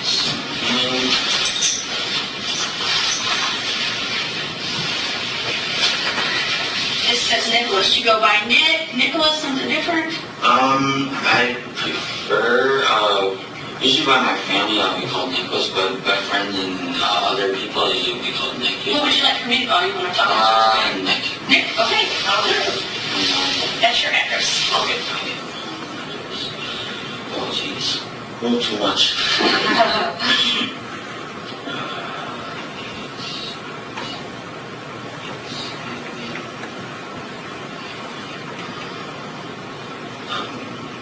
I'm trying to think of, I include my, Big Ben and all the rest of... Is it just Big Ben? Is it, you just put Big Ben there. Okay. I could probably figure that out. Is it Ben or Bend? And, Oh, okay. Wisconsin. And then this right here is your date of birth. Okay. And how old does that make you? 29. 26. 26, okay. Right here is schooling. So that is like, did you graduate high school or, okay. So, That's as far as I've gotten. okay, so just put HS or high school or something there just so that way I'll remember, because sometimes I forget things. Social security number right there.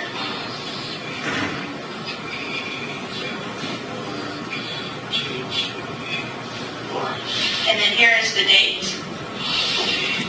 I lost track. It's been I so think it's long. the 16th. I don't have my phone with me, but I believe it is the 16th. You know what? Let me go look real quick. Okay? Are you comfortable with that? Yeah, please. All right. I'll go get the time and the date. Okay.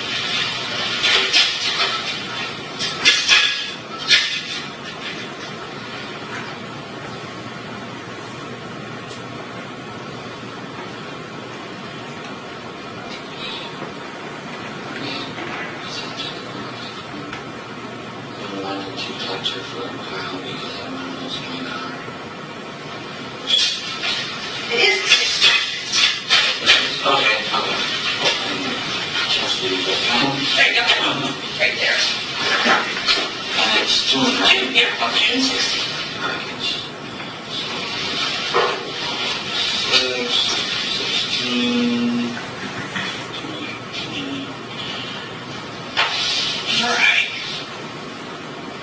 All right. The way we're going to do this is, I'm going to read each one of these out loud to you. If you understand it, then just initial after it, okay? All right. Before we ask you any questions, you have the right to, you must understand your rights. If you understand that, then put your initials right there. We'll go through each one of them together. Okay, because,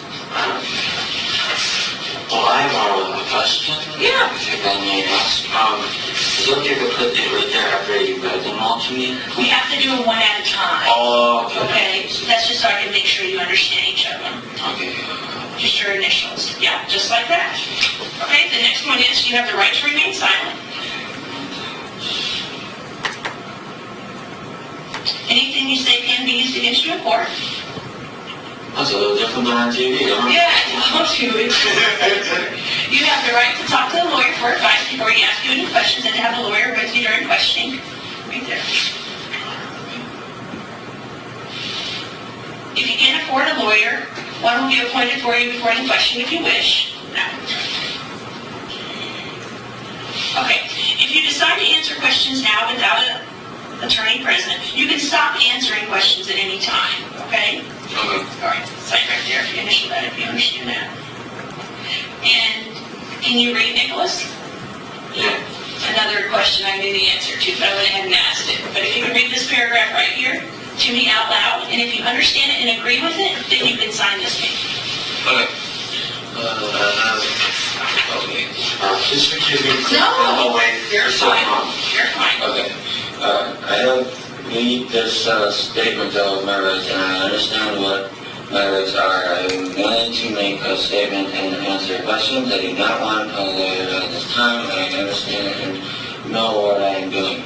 The promises of threats have been made to me, and no pressure or Coercion. I've never made those sense word at all.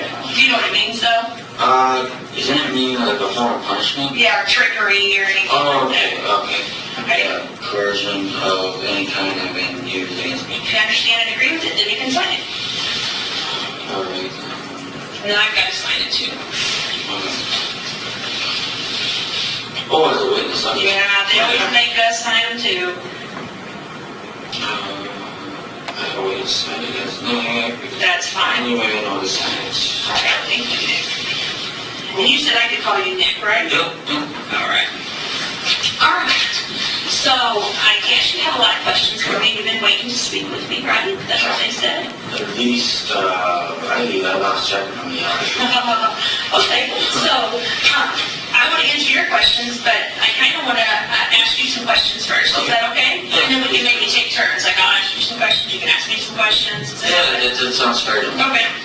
And that's what I want to do. I want to keep it fair. So if it ever seems like it's not fair, you just let me know, okay? Okay. Okay.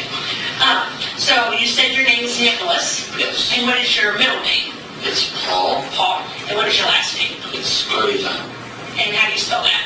It's Godejohn. Okay. Godejohn. And you said, how old are you, Nick? I'm 26. 26.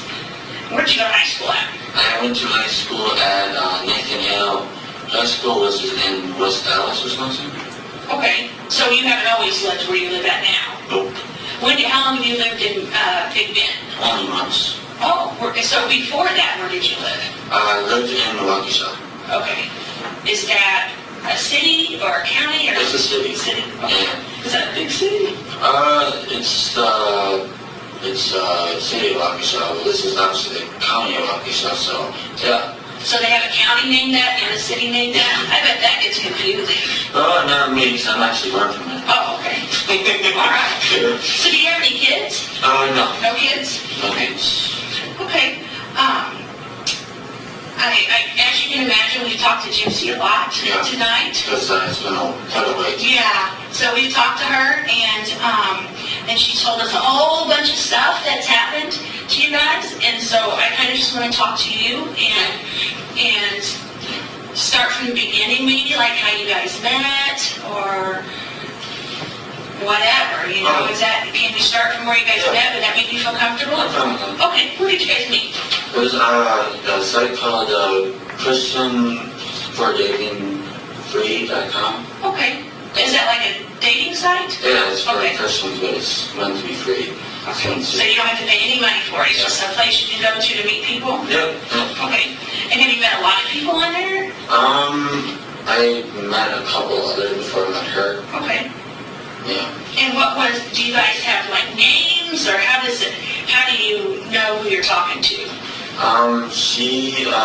When I talked to her, it was where it actually had her name as I was reading this. What is her name?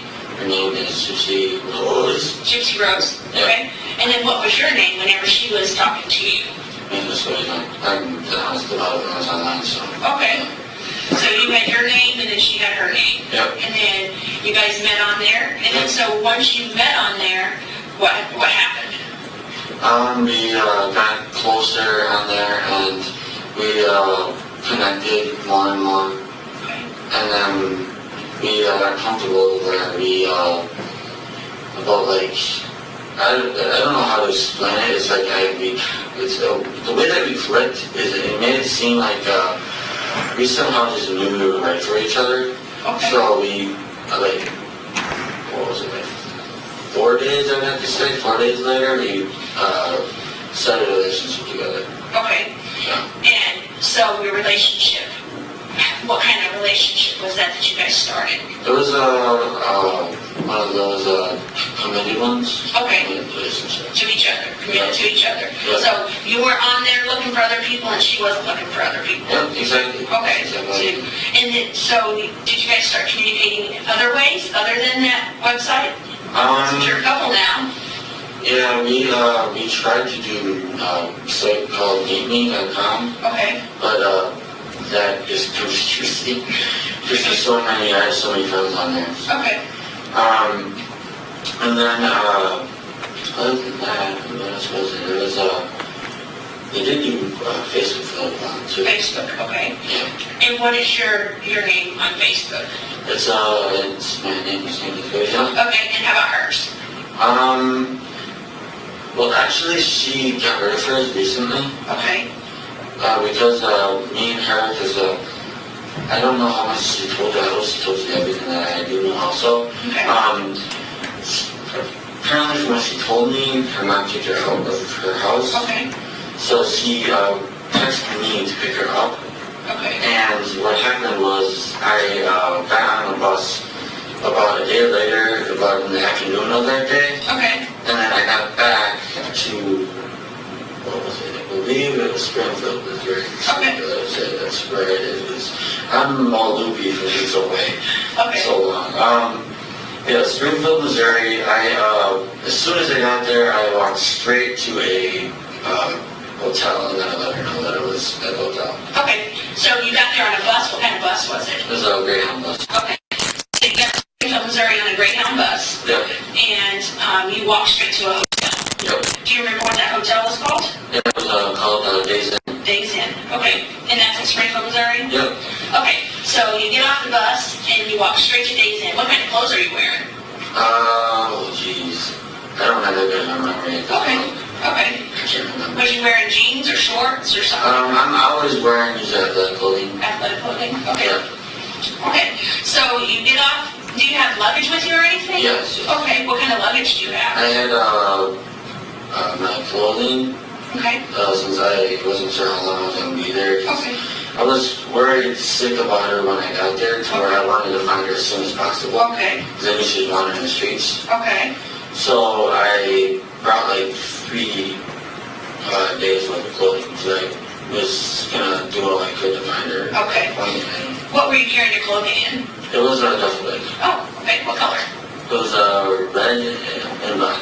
Okay, was it like a Nike or Adidas or? My dad gave me his duffel bag. It's a Marble. You know the cigar company Marble. Yeah. Yeah, that's what kind of it is. It's one of those kind of duffel bags. Okay. And so you get to Springfield, so you're excited, you want to see her, so then what do you do? I texted her, and then she, there's obviously a lot of like free public Wi-Fi spots around there, so. Okay, I don't know where she texted me from, but she was able to find somewhere to text me from. okay, And after that, we would periodically keep in touch. okay. But And so you're texting from your phone? Yeah. What is your cell phone number? it's 262 Uh-huh. 501 9008. Okay, what is hers? She wasn't using her phone number. What was she using? She was using her Yahoo ID, which I have no clue what it is. Is it like Yahoo Messenger or what? Yeah, it's one of the messenger things they use texting for. So you can, from your phone, you can send her a message to that, and then she can send you a message Yeah. back and forth, and you guys can chat with each other. Yeah. Okay. So she tells you that she's got kicked out, you're coming here, and you're coming to see her, and you're gonna find her, is what you're telling me? Yeah. Okay. And so you guys start communicating like that, and then what happens? And then it wasn't until the 10th is when I was able to actually get her to meet me. Okay. What happened was I told her exactly where I was on the actual, what road it was, Okay. and everything else, where the actual hotel was. Okay. And after that, she didn't really text me for a long time. It was confusing why. Okay. And then as I'm going outside my hotel room, Uh-huh. I had to run right into her. Okay. As I'm trying to go get an actual like soda. Okay. So you're going to get a soda and just run right into her? It was right on the same level that my hotel room was on. Okay. And then what happens? And then I realized it's her, so I'm like, okay, I guess I opened my door back up, and then because apparently she packed because she knew her mom was going to kick her out. Okay. And I had to bring all of her clothes and everything else back into my hotel room, so this way she had somewhere to put it. Okay. And then after that, I asked if she wanted to get a soda with me, and then she wanted me. Where'd you go get a soda at? It was an vending machine that was outside Okay. that the hotel usually Okay. provides. And then what happened? And then me and her pretty much stayed inside the hotel for pretty much the entire time. For my, because the thing is, it was my bus ticket. It was a round trip. So at first I thought I'd be able to get her back, since she wanted to move in with me, obviously, because she's up here. But yeah, when she got hold me and me and her actually went to the bus station, I learned that she actually couldn't get a bus with the same one that I already had to redo my actual schedule. Okay. So after that, I did it. I got it renewed for pretty much nothing. It was free. Okay. And then I helped her with her bus ticket afterward. Okay. Did you give her money for it, or? No, I paid for her. Oh, okay. Yeah. And then what happened? And then because the one that was I had to change, Uh-huh. because of that one was changed, we ended up going back to the hotel Okay. just to rest, Okay. pretty much. Okay. And we ordered food, and we were pretty much just resting there because we didn't know what else to do. Because it was, Where did you order food from? One place was Domino's. Okay, and they delivered it to your room? Yep. Okay, so Domino's delivered to your room, and where else? And the other was Papa John's. Papa John's, okay. And then, did they both deliver on the 11th? No. Oh, okay, so We were on separate days. Okay. One time was on the 10th. Okay, And the other was on the 11th. And then I had to leave on the 12th because that's what I scheduled mine and hers for. okay, We were able to get the bus, but after we got on the bus, we had trouble getting all the way up here, pretty much, because the bus in Chicago, it was full, so we had to wait for a second bus, okay. and yeah, it was frustrating. Yeah, at least you guys were together, huh? Yeah, I agree. That's good. Okay, so did you guys go out anywhere to eat? We were thinking about doing it, but we figured it was safe because my mom, she's worry-free. If she knows that I'm in another state, she's going to apparently what she told me, she was investigated while I was down there. Okay. Because she was so worried about me. But she told me to stay in the hotel, and that's pretty much why I did it. Okay, She was just... she told you to? Yeah, she feared for my safety. Okay, okay. So then you guys get on the bus and then you guys get yours, right? Yeah. Okay, did you ride a Greyhound each time you went? Yeah, All the way to your buses? there was no other bus station. So where's the bus station stop at here? Here it stopped in Milwaukee. Okay, and then how did you get from Milwaukee to your house in Big Bend? My mom picked us up. Oh, okay. So then would you call mom and say, hey, we're here, come pick us up? Yeah. And so was that the first time that your mom ever met your girlfriend? Yeah. Okay, I guess she's your girlfriend if she's Yeah, she is. Yeah, she Did you is. love her? Oh, do I love her? You love her a lot? I was bummed my eyes out waiting for this moment where I can talk to you. Okay. I was so worried about her. Yeah. I think she loves you too. We spoke to her and for a long time. And I'm kind of thinking maybe she loves you a little more than you love her. Because you're sitting here telling me things that I know aren't true. And then she's sitting here telling me things that are true. And if you really love her, I don't think that you would want her in that situation, okay? The situation that she's in right now. And so we're going to go down two paths here, okay? And that is just you're going to have to be honest with me. Because if you love her, if you love Gypsy, then you're not going to let Gypsy get in trouble without you being there to help her, okay? I understand. And so what you need to know is that Gypsy told us everything. We didn't talk to Gypsy all this time and not get everything. That's what we do. And so, Nick, I want you to do the honorable thing, okay, for Gypsy and for your family, okay, because we know what happened. And I want to give you the opportunity to start over and tell the truth, okay? And the truth is not what you've told me. I must have told you is the truth. I believe the part that you got on a bus and went to Springfield, I believe that's true. That you ordered food to eat, I believe that's true. I believe that it's true that at some point Gypsy came back with you to the motel. I believe that's true. I believe Gypsy got on a bus and came here with you. I believe that's true. That's all I believe. Okay? Because you missed a lot in there. And I understand that you've missed a lot because you don't know what to say because you don't know what Gypsy said. I understand that. But I'll tell you right now, Gypsy did tell me everything. She told us everything.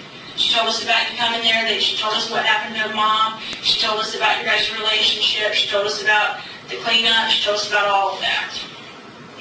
Okay? So, do you want to do the right thing by Gypsy if you love her? No, the truth is I worship her, so I know you there's no way I would do it.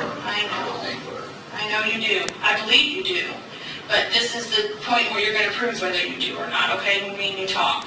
Okay? Because it's not fair. It's not fair to Gypsy for her to be honest and you to lie. Okay? So what I want to know is can you tell me this first? Did Gypsy know that you were going to kill her mother? Honestly, she asked me to. Okay. So Gypsy knew you were going to do it because Gypsy asked you to. Yes. Why did she ask you to do that? Because she thought it was her only way to be with me. Okay. She felt like if you killed the mom, then that's the only way she could be with you. Yeah. Do you know the mom's name? I don't know her real name. All I know is she goes by Dee Dee. Dee Dee. Okay. So, has Gypsy asked you to kill anyone else? No. Okay. She just wants you to kill her mom. Yes. Okay. And how did Gypsy ask you to do that? Did she ask you to do that in a text message, on a Facebook, or in person, or something different? Well, it was more than once. I mean, you had Facebook. We talked about it on there. We talked about it even on Texas. Okay. And what kind of things would Gypsy tell you that she wanted you to do? She wanted. The thing is that I know she knows her mom a lot. I know she does. Yeah. I was up here with her, and she felt guilty about the whole situation. I had to make sure she was safe. And meaning, like, I had to make sure she felt like she could be comforted by you. Okay. Yes. Okay. Because, I mean, the truth is, okay, I'll admit it. I did actually stab her. I will admit it. The only reason I did it is because I did it for me and her. That's the real reason I did it. I would have never did it if it was not for me and her. Okay. So you wouldn't have done it if somebody else would have asked? No. There's no way I would have did it for anyone else. Okay, so you just I did it. truly do worship her to the point that I want to do for her. Okay. Okay. Well, I think you proved that, right? Yes. I think that you proved that you do what she asked you to do, if that's the case, if she did ask you. Yes, she did ask me. Okay, and she asked you more than once? Did she ask you while you were here? She asked me more than once because what happened was, at first she wanted, because the thing was is that she wanted to do it herself, but she was too, what's the word, not cautious, it's, I guess scared is the word I'm looking for. Okay. She didn't want to actually do it. Okay. Because she couldn't live with it, so doing it. Okay. And as for me, I honestly to this day I still feel guilty about it. Okay. I do. Right. Because I learned so much about her mom after she told me and more about it after actually being able to live with her for a while. Right. I actually realized how good of a mom she was. Okay, so it kind of makes you feel a little guilty. No. I feel a lot more guilt than that. Okay. Okay. So Gypsy's telling you about her mom. Yeah. And then. Yeah, how she is and her accomplishments and all, yeah. Okay. Okay. So when you came here to Springfield, that was your purpose to come here so that way you could do that for Gypsy? Yes, because I wanted to be with her and I wanted. So did Gypsy know he was coming here then to go ahead and kill Dee? Yes. Okay. So why did you guys decide that you would stab her instead of shooting her with a gun or poisoning her or beating her with a bat? Like, why did you guys decide stabbing would be what you did to kill her? Honestly, the thing is we really wouldn't have known how to poison her. Honestly, we wouldn't have known how to. Okay. I mean, she looked up multiple times of how to do it because she wanted to find the quickest way to do it. Okay, so like she looked up on the internet, Yes. like how to kill her mom? Yes. Okay. And so she was looking for the easiest way to do it? Yes, that's Okay. where she would be in less pain. She wanted her mom's death to be quick. Okay. Okay, so you wouldn't have known how to do the poisoning. And so, again, why did we choose the knife? Like, why The did reason why we chose the knife is because I guess she thought that it'd be quicker if she bled out quickly. Okay. Now, did she tell you that, or is that something you think she thought? Most likely that's what I would think she would. Okay, but she didn't tell you to stab her because she'd bleed out quickly? No. Okay. That's what I figured she would think. Okay. It makes sense. More holes, faster they go away, and the faster they are at peace. Okay. So the more holes you put into the body? Yeah. Is that what I'm understanding? Okay. Okay. So that's why you chose to stab her? Yes. Okay. And so how did you get the knife? Like, where'd the knife come from? Did you bring it with you from here? No. Okay. Did you buy it somewhere? She bought it for me. Who bought it for you? Gypsy. Where'd she buy it from? Online.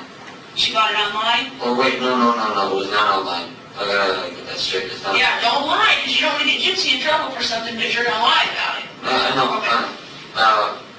She somehow found a way to get one at Walmart. I don't know how she did, but she did. So when you got, so you didn't bring a knife from here? No. So when you got here, she had a knife? Yeah.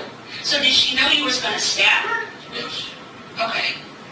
Okay, so what did the knife look like? It had a red and black handle. Red and black? Yeah. Okay. And how long was it?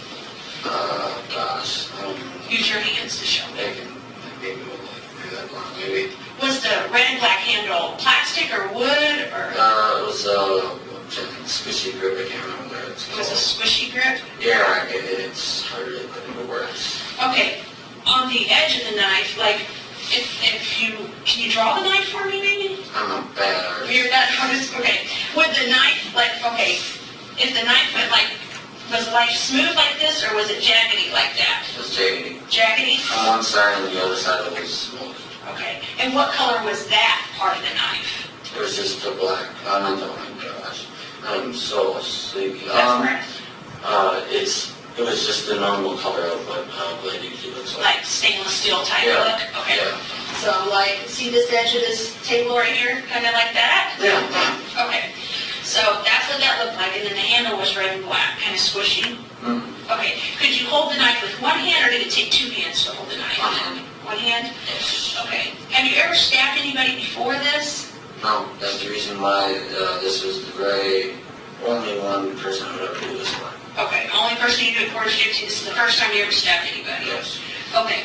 So when you're stabbing Dee, where is she at? She's on her stomach. On her stomach where? On the floor, the bathtub, or somewhere different? On her, on the, oh my gosh, I got it on my mind. Where, 7 seconds. You're fine. Take your time. She was on the bed. Her bed. Her bed. In her bedroom? Yes. Okay.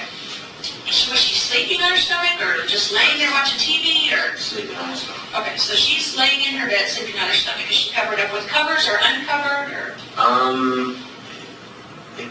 Actually, when I did it, it seemed like,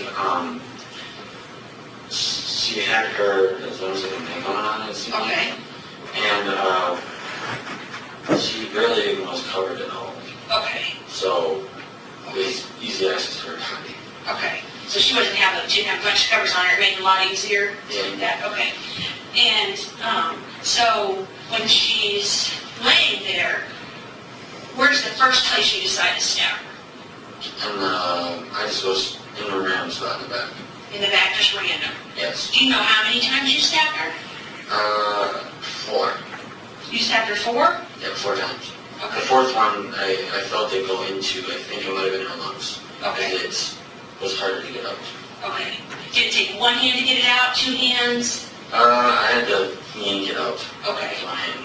Okay. So it did. So the others came out easy, but that one came out harder? Yep. Okay.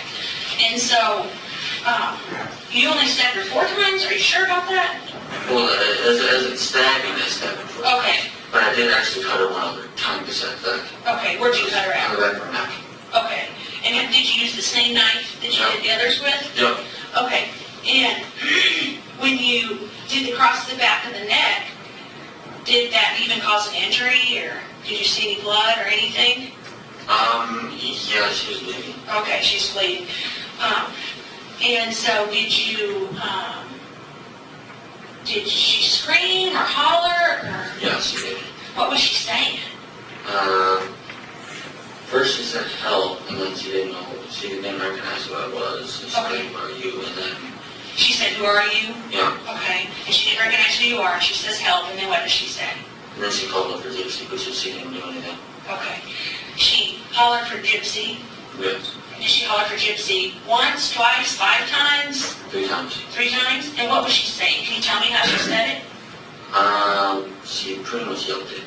Yelped it? It's like, Gypsy. Okay. it's just loud. And what did you do when she did that? It didn't stop me from keep on going. Okay, you just kept stabbing her? Yeah. Okay. Is there any reason that we would think that maybe you stabbed her more than 4 times? Not that I'm aware of. Okay. Now, did Gypsy come in and stab her? No. Gypsy never stabbed her? She couldn't do it. That's usually why she asked me to. Okay. Did you try to get Gypsy to come in and stab her? No, I would have never done that. Okay. So when you say 4 actual stabs, so those are the ones that went in deeper? Yeah. Was there some little ones? Or There might have been, because the truth is that I counted the ones that went in deep. I didn't count if there's any other ones. okay. So if there's any other ones, you just didn't count those because they didn't go in as deep. Yeah. Okay. But you know that 4 of them went in deep. Yeah. Okay. Do you know where those 4 deep ones were? Are you counting the one in the back of the neck or not in that 4? No. Okay, so the back of the neck would be something different. Yeah, it's completely separate. Okay, so the 4 that went in deep, do you remember where those went at on her body? I honestly can't remember because I think it's just a blockage because of guilt. Okay. I can't remember. Okay. Sometimes there's things that we don't remember and that I'll understand that you don't remember, but you might not remember something that's important that I know you remember, okay? But that you might not remember, and I understand that because of the situation, okay? So, where was Gypsy at when you were stabbing her? When you were stabbing Dee in the bed, where was Gypsy at? She was hiding in the bathroom. Okay. Why was she in the bathroom? Why was she hiding in the bathroom? Because she didn't know if her mom was going to kill me or not. Oh, okay. So she thought Mom might kill you. Yes. Okay. Did she think Mom had a weapon, or? She didn't believe I could actually do it. That's what I think it was. Okay. She didn't think that you would just go in there. You don't know if she Yeah, had confidence in you? Is that what you're going to say? Yeah, she didn't think I was Okay. capable of it. Well, whose decision was it for her to go in the bathroom while this was happening? She said that that's what she wanted me to do. Okay. So I just let her do it. And Okay. she locked it up behind her, so. Okay, so she went in the bathroom, locked the door, and you went to do Yeah. whatever you were doing. Do you remember, did Gypsy ever come out and see her mom? I wouldn't let her. You wouldn't let her go in there and see her? I didn't want her to be traumatized. Okay. Did you have sex with Dee? No. You didn't stick your penis anywhere on her? Nope. Are you sure? Yep. Positive? I'm 100% positive. Okay. Did you stick your penis in her mouth? Nope. Okay. Did your penis touch anywhere on Dee's body? Nope. Okay. Did your mouth touch anywhere on Dee's body? No. Okay. You didn't kiss her or Nope. lick her or anything like that? No. Okay. Did Gypsy come in and do anything like that with her mom? No. Touch her mom's privates? Or? No, she wouldn't do that. Okay. No, she wouldn't. Okay. All right. What do you think about people that have sex with dead bodies? It's quite disturbing, honestly. Okay. That would bother you? Yeah. Okay. I don't like necrophilia. Okay. Oh, is that an actual thing? What does that mean, necrophilia? Necrophilia actually means that I have sex with the dead. Okay. Have you ever known anybody to do that? No, I only know the word because I tend to look up words that seem to be popular in today's culture, so, Okay. yeah. Okay. All right. So, you stabbed Dee in the bed, and Gypsy's in the bathroom. And so, what happens after you're done stabbing Dee? I knocked on the door and I also scratched the door twice to let her know that was me instead of her mom. Oh, so is that a code you guys came up Yeah. with? Okay. So, what was the code again? It was 3 knocks and then 2 scratches. Okay. 3 knocks, 2 scratches, and then that was so that way she would know in the bathroom. That was so Gypsy would know that it was you and not her mom. Yep. Okay. And did you guys plan that out before? Like I said, we went back and forth between more than one idea, but that would end up being the one I stick with. Okay. Okay. So, after that happens, after you do the 3 knocks and the 2 scratches, does she open the door? Not right away. Okay, what happens? She wanted to save her private part, Okay. Okay. and her legs. Okay, she wanted to shave her private part in her legs? Yes, for me. Okay. Has she ever done that before? Is this something new? Usually her mom does not let her shave her legs. Okay, so her mom doesn't let her shave her legs? Does her mom let her shave her privates? Her mom never seemed to care about that before. Okay. So yeah. So how did you know she wanted to do that for you? Because she did it. Okay. That's what it's kind of. What did you do while she's shaving her legs and stuff? I waited for her. Okay. And then she gets out of the bathroom? Is her legs shaved and everything's... What are you cleaning, the house? Yes. You're like vacuuming and dusting and stuff like that? Cleaning up such as anything that has memories of her. That's actually what we're doing. I don't understand, I'm sorry.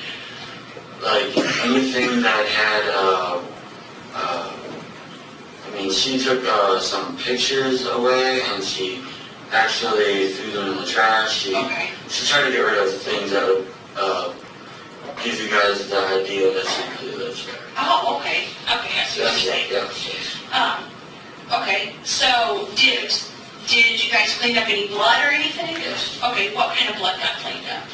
I believe it must have been mine because I accidentally stabbed myself in the process. Where'd you stab yourself at? Right here. Oh my goodness, do you need stitches or anything? No, I've been holding it. Okay. Because there's Is that the only place you got cut, or did you get cut other places? Well, before I got knocked earlier, there was a spot right, ironically, it's the very same spot that ended up hurting me again. What do you mean got hurt again, roughed up? What do you mean? When they arrested me, Oh, they took me okay. to the ground and that's just my elbow was on me. Okay. But that was an injury from when you stabbed Dean too, and then it just got re-injured whenever you... Yeah. Okay. And then that other one on your hand right there, that's the cut that you cut yourself? Yep. Okay, what are those up there? These up here are from when I hit the ground. So I hit my face and my stomach and part of my leg Okay. onto the concrete. Okay, when they arrested you? Yeah. Okay. All right. So, when you and Gypsy are cleaning up the blood, are you helping Gypsy clean up the blood, or is just Gypsy doing it, or just you doing it? For a while we did it together. Okay. And then because she wanted to get done faster, she did it herself. Okay. And what did she do it with? She used a order, what the heck was it? It was like a cleaner / order remover. Okay. Do you remember what kind of bottle it was in? It was like a reddish bottle. Reddish bottle? Okay. And how do you use that to clean? Like, is that a spray? Is that a powder? Is it liquid? Or? It's a liquid. Okay. She had to pour it down. Where she poured down? She poured it on top of wherever the blood was. Okay. And then she would use either paper towel or she never used any rags, surprisingly. Yeah, that's the main thing she used, just paper towel. Okay. That or there was also these wipes that she used. Okay. Okay. And so she cleaned up the mess, the blood that may be yours because you cut yourself. Yeah. And then what happens? And then she wanted to have sex with me, so I did. Okay. She wanted to have sex with you? Yes. Okay. And so where'd you guys have sex at? In her bedroom. In Her bed. her bed. In Yes. Gypsy's bed? Yes. Okay. And so you guys have sex? Yes. And what kind of sex? What is sex like to you? Well, to me, the kind of sex that it was pretty much without 100% consensual. Okay. Yeah. Okay. Because she, obviously I was the one that was in charge, but she went along with it willingly. Okay. Yeah. And so what did you guys do when you had sex? We pretty much did all three things. We did and we did all of them. Okay. Yeah. So you had anal sex with her? Yes. And then what's the other? I can't guess. Oral, Okay. like I said, all of them, vagina, all of them. Okay. Okay. When you say oral, is that you providing oral sex to her and her providing oral sex to you? Or is it both? Okay. And that happened in her bed? Yes. Okay. Do you know if this is the first time Gypsy ever had sex? Actually, I do know. if it is. Is it or not? It isn't. Okay, so she's had sex before she had sex with you? She's had sex with me. I actually wanted to took her insanity. Oh, so you guys had sex a different time than this? Oh, when did that happen? It was in a theater. In a theater? Yeah. In Springfield or somewhere different? Okay. Wow, did her mom know? We kept it from her mom. Okay. Where did you have sex at in the theater? It was in a bathroom. Okay, in a girl's bathroom or boy's bathroom? She just took me to the wood bathroom. I didn't have any choice. I just went right to the wood bathroom. I'm going to see what they would do. Okay. Okay. Was that a year ago, 2 years ago? How long ago was that? That was back in March. Back in March of... This year. Oh, okay, so you were in Springfield before. Yep. And did her mom know you were here? No, I got to meet her mom in person for the first time. And was her mom nice to you? Or? Yeah, she was really nice to me. And I don't know what it was, but apparently the night got ruined in some way. I was trying to understand what was going on with her mom, but Okay. I don't know exactly what happened. So did you meet her at the theater? Yeah, I did meet her, but I was waiting for her for quite some time before I did. Okay. Okay. And then what happened after you guys had sex at the theater? We went to our movie and watched it. And then what happened after the movie? And I said, my goodbyes to her. Go buy a store? No, I said my goodbyes to her. Oh, say goodbyes to her, like go to the store. Okay, so you said your goodbyes to her, and then you went your way, and you went back home? How did you get here that time? She got me the money. She gave you money? Yep. How did you get the money? She sent it in the mail. Okay, so was it cash that she sent you? Yes. Or, okay, and how much did she send you? That time I believe it was $400 because she didn't check how much I was going to need. Okay, so she sent you $400. Yep. Okay, and did she send you money this time for you to come? Yeah. And how much did she send you this time? Same number, actually. 400? Okay, and then she just sent it to you in the mail in cash? Yeah. Okay. Okay, and then so let's go back to the time that you guys just had sex. Well, do you remember what day that was? I can't remember the day. Okay. You don't remember if it was a Monday, Tuesday, Wednesday, Sunday, Saturday?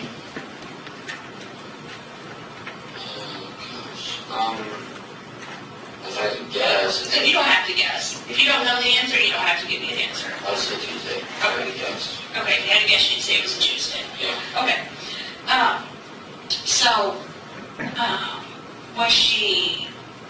Did Gypsy enjoy the sex? Like, or was she telling you to leave her alone? No, she didn't tell me to leave it alone. Okay. It was very consensual. I mean, at first she put me a little bit like she wasn't sure how rough I was going to be. Okay. And then after that, I reassured her that everything was fine. And after that, she just gave in. She knew that I was not going to hurt her.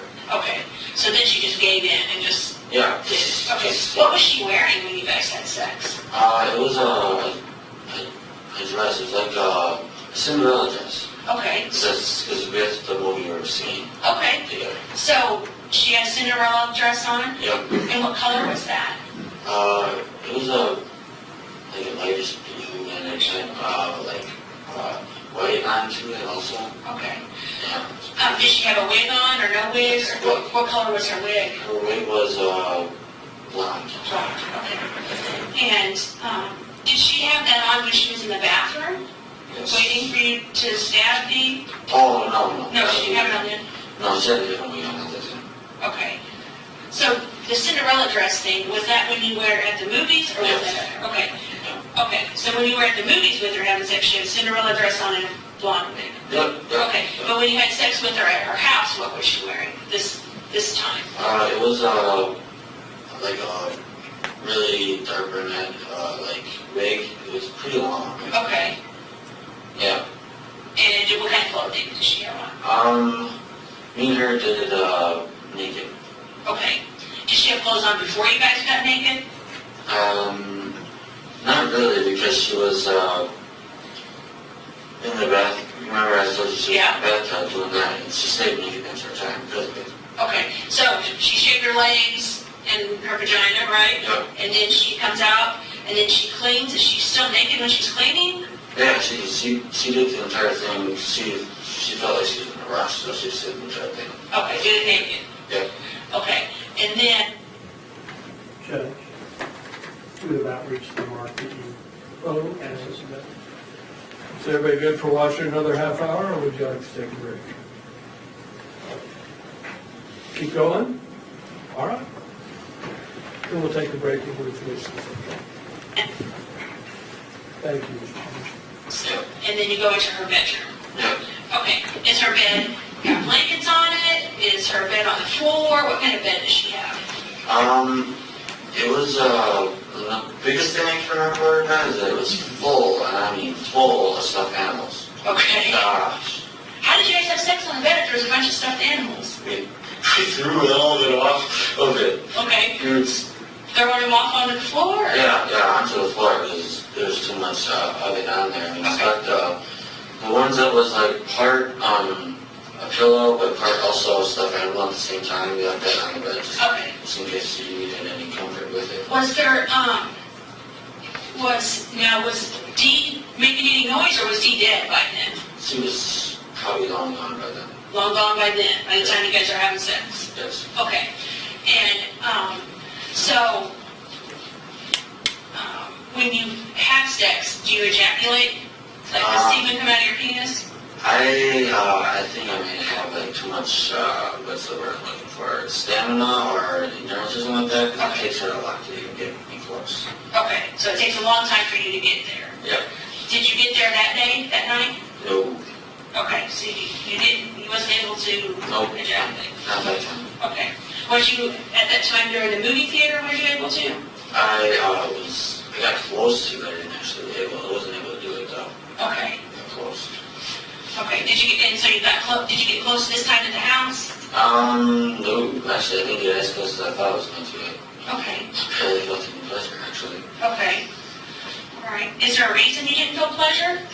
I don't know, it's really hard to say. Was the time before, like when I first took virginity, we had a condom on at the time. Okay. And I wasn't used to them at all. It was the very first time I actually ever wore one. Okay. So by that, it must have like messed me up to where I'm not used to, because I haven't had sex for a very long time. Right. Okay. And ever since that time, I pretty much forgot like how to pace myself and all the rest of that.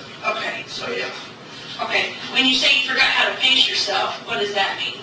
Meaning I didn't know how to pace myself in a way where I would be able to build up the actual pleasure. Oh, okay. And a constant motion. Okay. Okay. Okay. So you didn't ejaculate while you were at their house? Nope. Okay.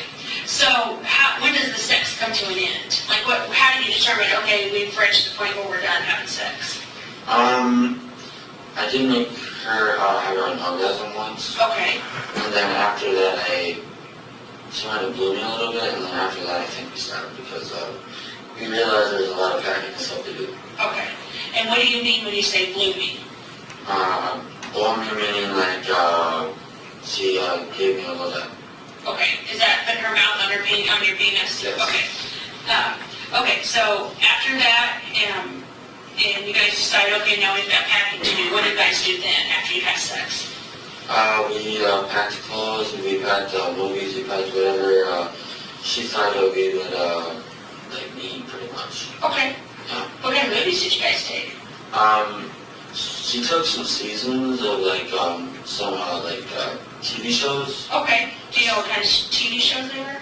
I'm a big TV fan, so I'm just curious. One was Game of Thrones. Okay. What other ones were there? I know she took True Blood also. Can't remember the other ones offhand. Okay. There's more of them I can't remember. Okay. And so what do you guys pack the stuff into? A suitcase. Suitcase. And what color's the suitcase? It's pink. Okay. And so everything fits in this one suitcase that you guys are taking?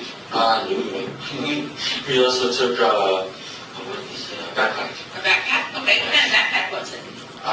It was black. I forgot what it said. It had something on the back of it. I forgot what it said though. Okay. All right. So you take the backpack and you pack all the stuff into the suitcase, and then what do you guys do? and then we finish cleaning whatever else is left to try to get rid of my fingerprints and everything else like that. Okay, so how do you get rid of fingerprints and stuff? Like, what do you do? She used a defectant wipe, Okay, and she pretty much patted down wherever she thought I might have her hands. okay.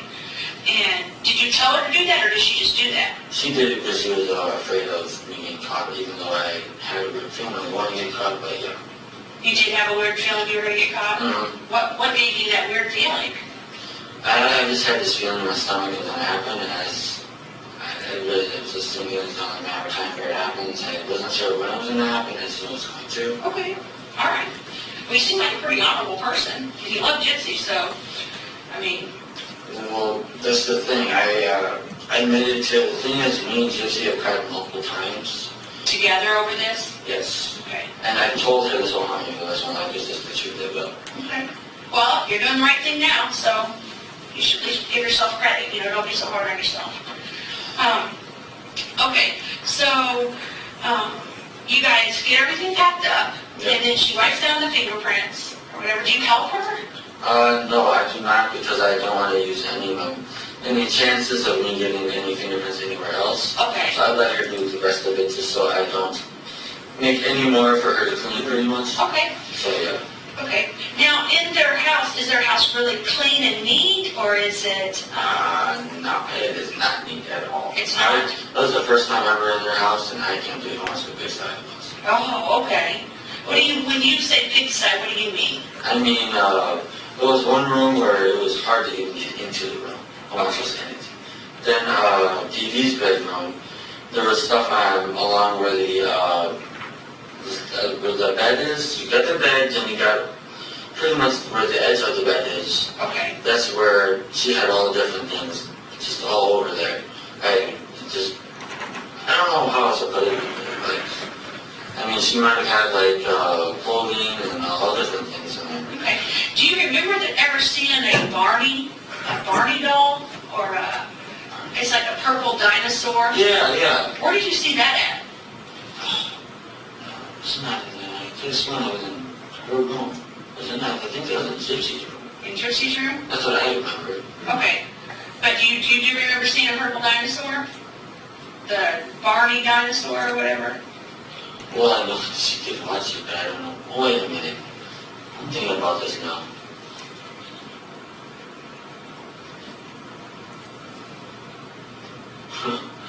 No.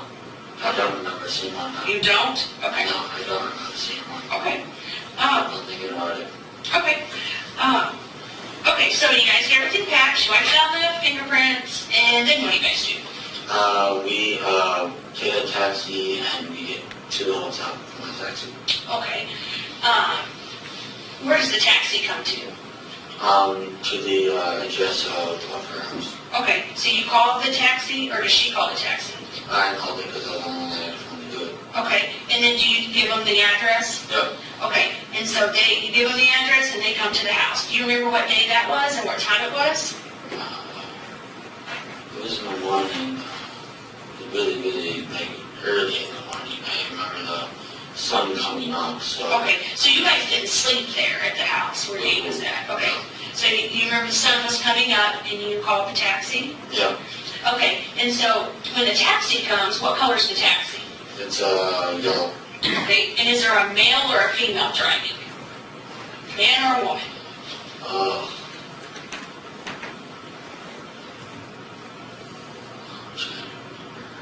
If you can't remember, that's fine.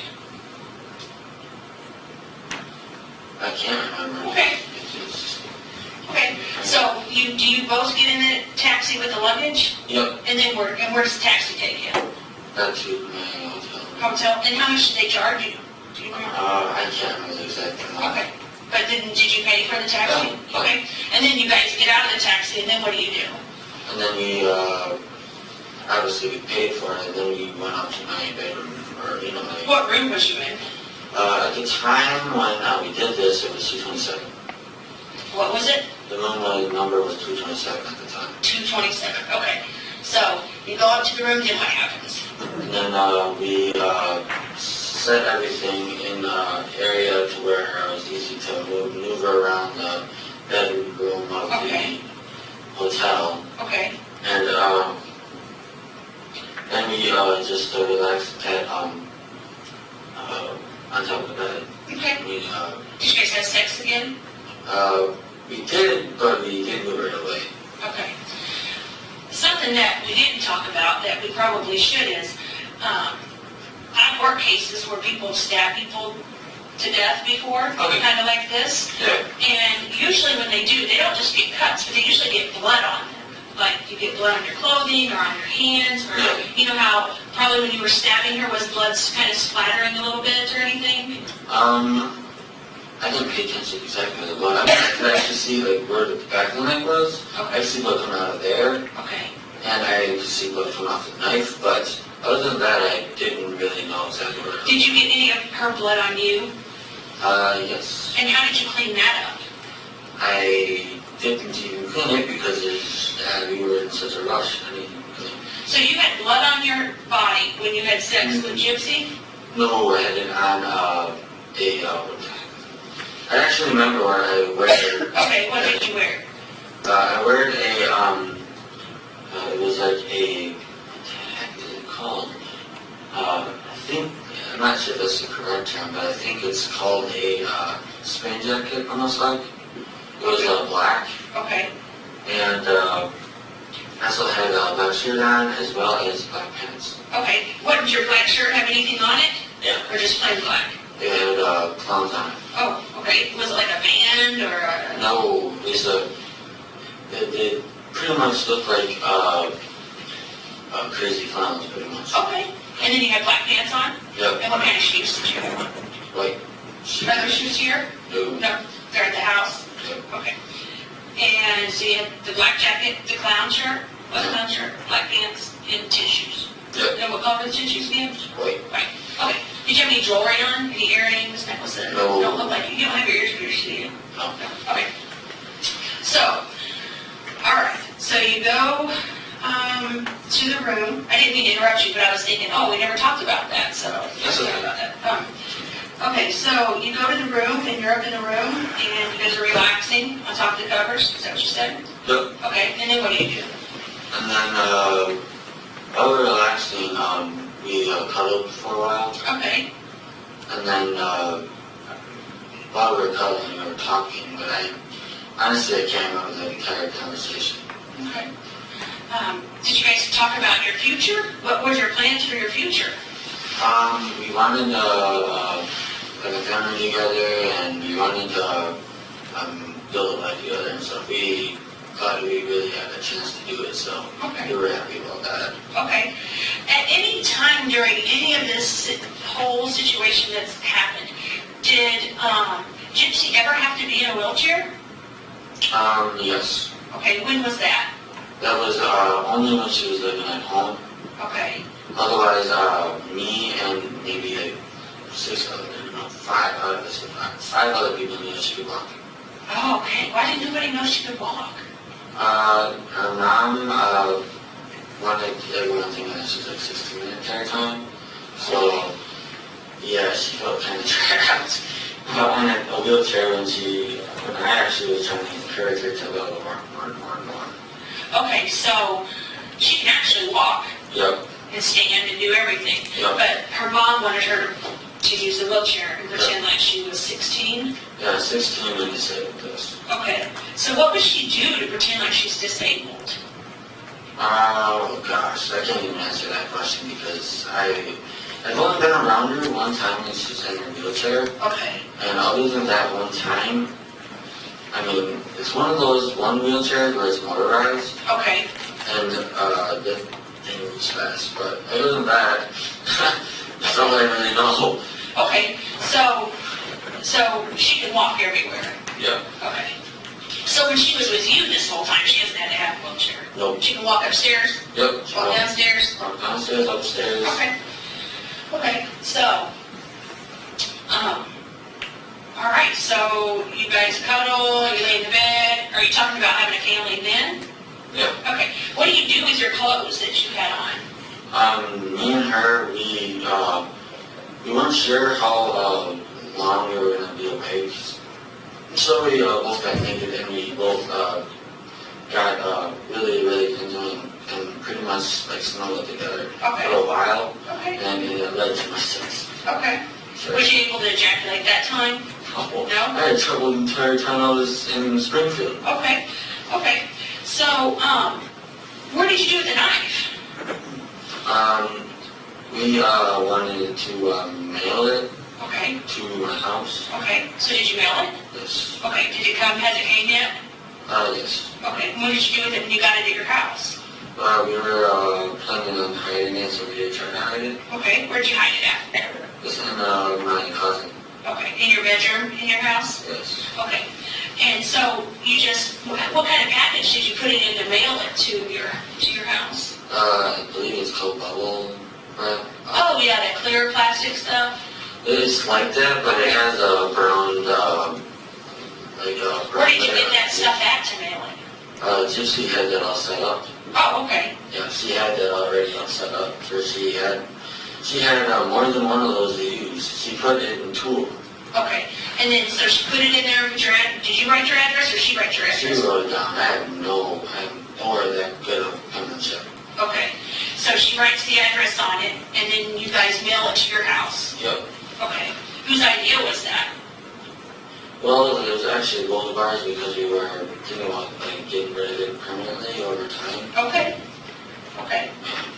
And so you mail it to your house, and who gets it out of the mail? You, her, or your mom, or I must have ended up getting it. He didn't know if that's what it was. what did he do with it? He just told me that Pepsi said to me, and she would walk upstairs with it, and everything was fine. Okay, they didn't even have a clue. Yeah, Okay, and so did you take the knife out of the package, or did you leave it in the package? leave it in the package. And then, so you guys decided, oh, we'll hide it in the closet? Yeah. Okay, and then, so where did you hide it at in the closet? The last place that I put it before here was it's in the deep corner. I'm trying to see if I can think of my. Okay, how about this, like I'm looking at your, let's say me and you are standing here looking at that, and that's your closet. Okay. It would be in the deep right corner Okay, of the closet. so if I'm in your closet, it goes deep right corner, like Yep. that. Okay, is it still in the package, and the package not open? Yep. Okay. And, what do you mean, like, right before you came here? So did something happen to make you want to move it from one spot to another? Yeah, so I thought it was not safe where it was. Okay, so where was it the first time? The first time it was just on top of one of my shelves in the closet. Okay, And it was visible, so that's what made me want to move it. okay, and so you just moved it back there? Yeah. Okay. And, so you did that. So what did you guys do with your clothes?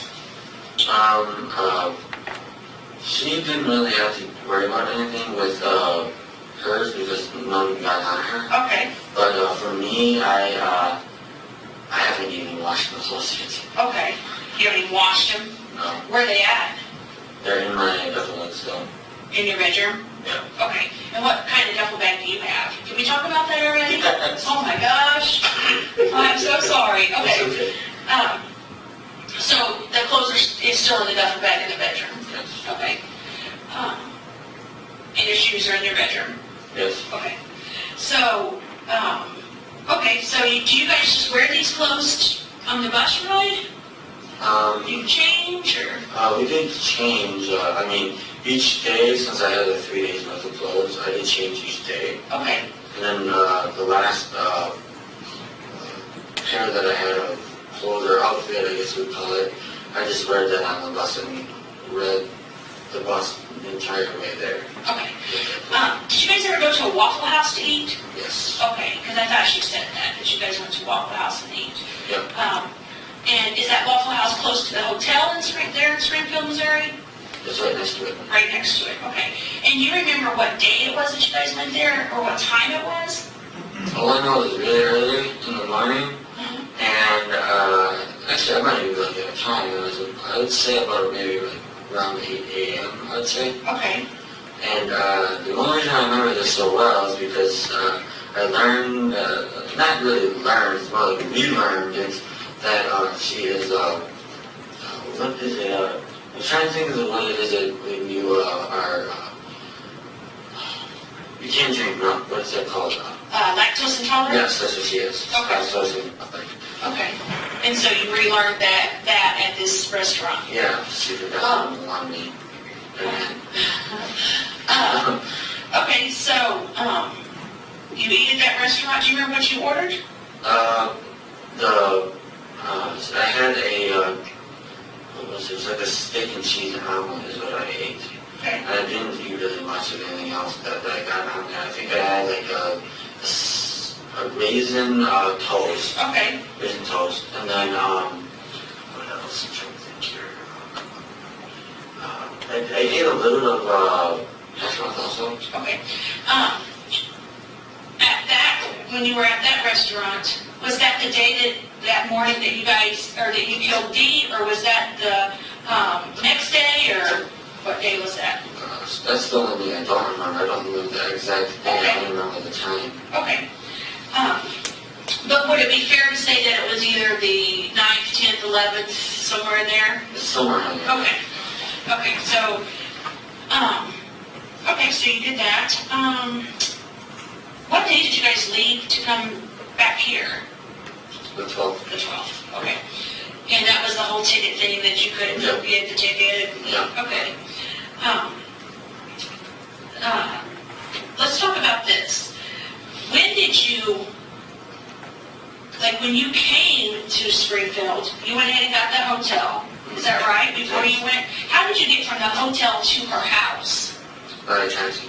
Okay, so you had a taxi pick you up at the hotel and drop you off at her house? Yes.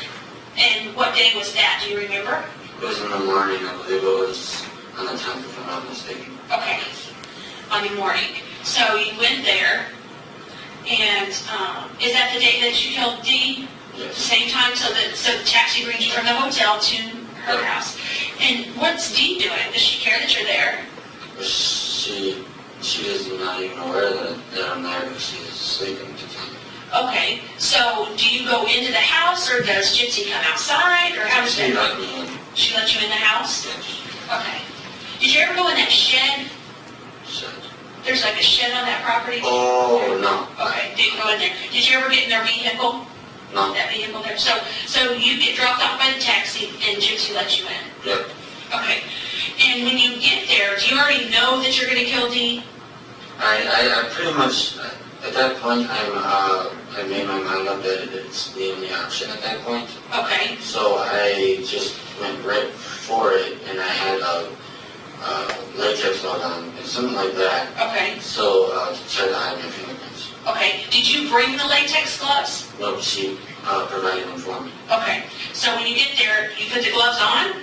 Yes. Okay, you put the gloves on outside the house or inside the house? Inside, it was outside the house, but as I was walking in, I had them just. So did you and her talk outside before you went in the house?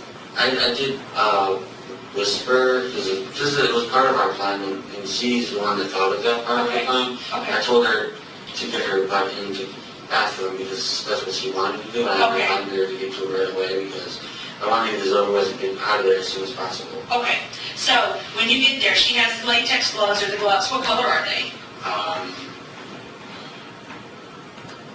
They're like a cross between like a bluish green. It's almost like a turquoise color almost. Okay, did she give you one glove, two gloves? Two. Two, okay. So you put the gloves on, and then what do you do? After that, she hands me the knife, and then I take her out there. Now, does she have gloves on her hands when she hands you the knife, or not? Her fingerprints are on the knife.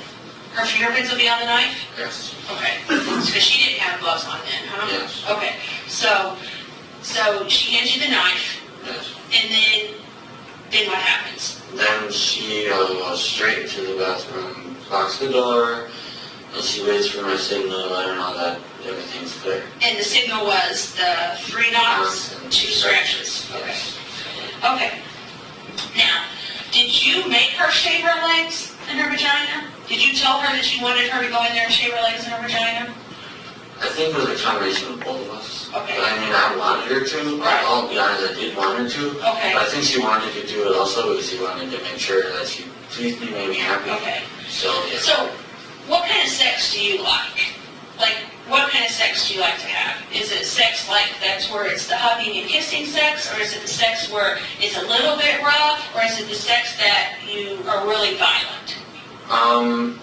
Me and her, that's actually the thing I guess you letting me ask me that because me and her have been experimenting between those pretty much all three of those sexes. Okay.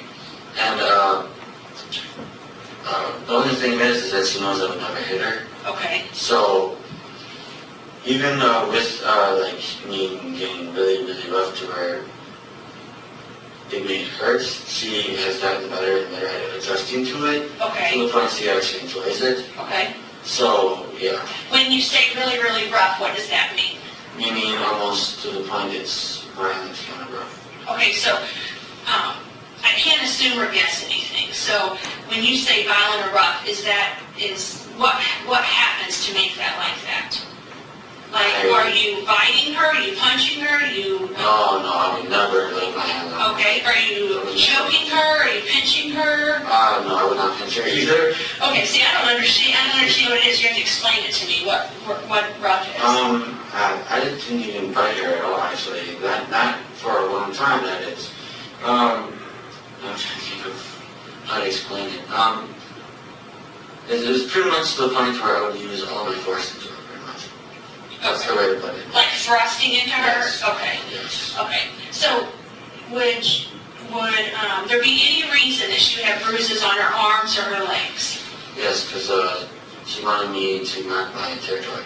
Okay, mark your territory. Yeah. She asked you to mark your territory? Yeah, she actually, the first time. You know it's okay if you're the one that asked. You don't think that there's no crime there. If you're the one that's wanting to do this and she's agreeing to it, there's no problem with that. So there's no need for you to, don't lie to me and say she wanted it if she didn't. It's okay if you wanted it. Yeah, I know, Okay.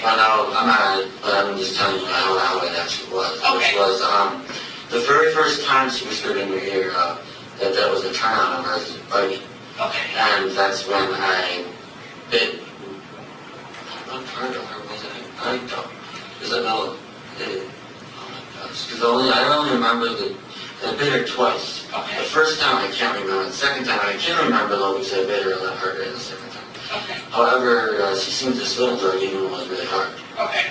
So we were going to talk about how she got these bruises on her arm and her legs. Yeah. How did that happen? When you're marking your territory, how are you marking your territory? Well, when, her arms bruises. Well, one of them, see if I can remember exactly where one was.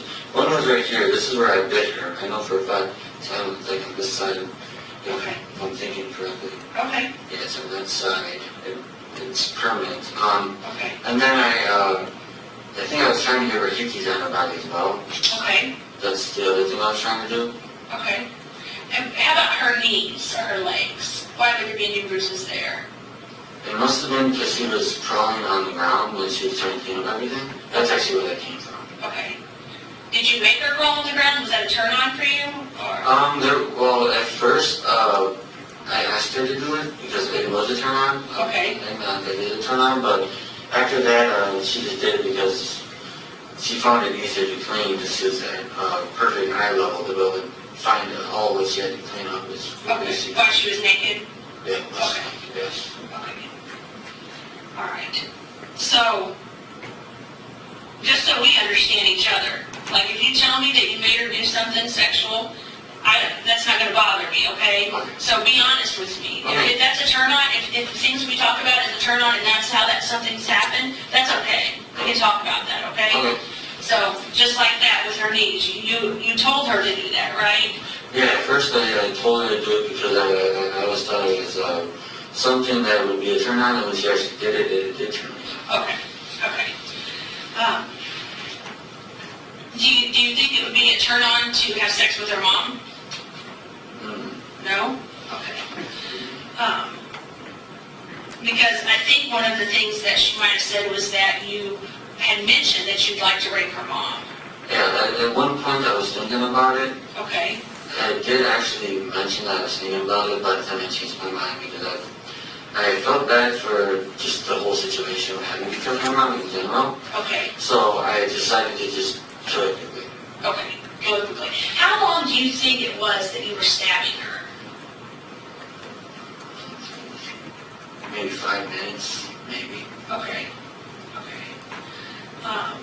And did you ever get an opportunity to punch you or hit you or anything? She was trying to grab onto me, but I was able to get myself free to finish. And I think you said that she had a nightgown on or something like that. Did she have any panties on? No, Okay. And how do you know she didn't have any panties on? because that's the last thing I saw before I got off her body. And Okay.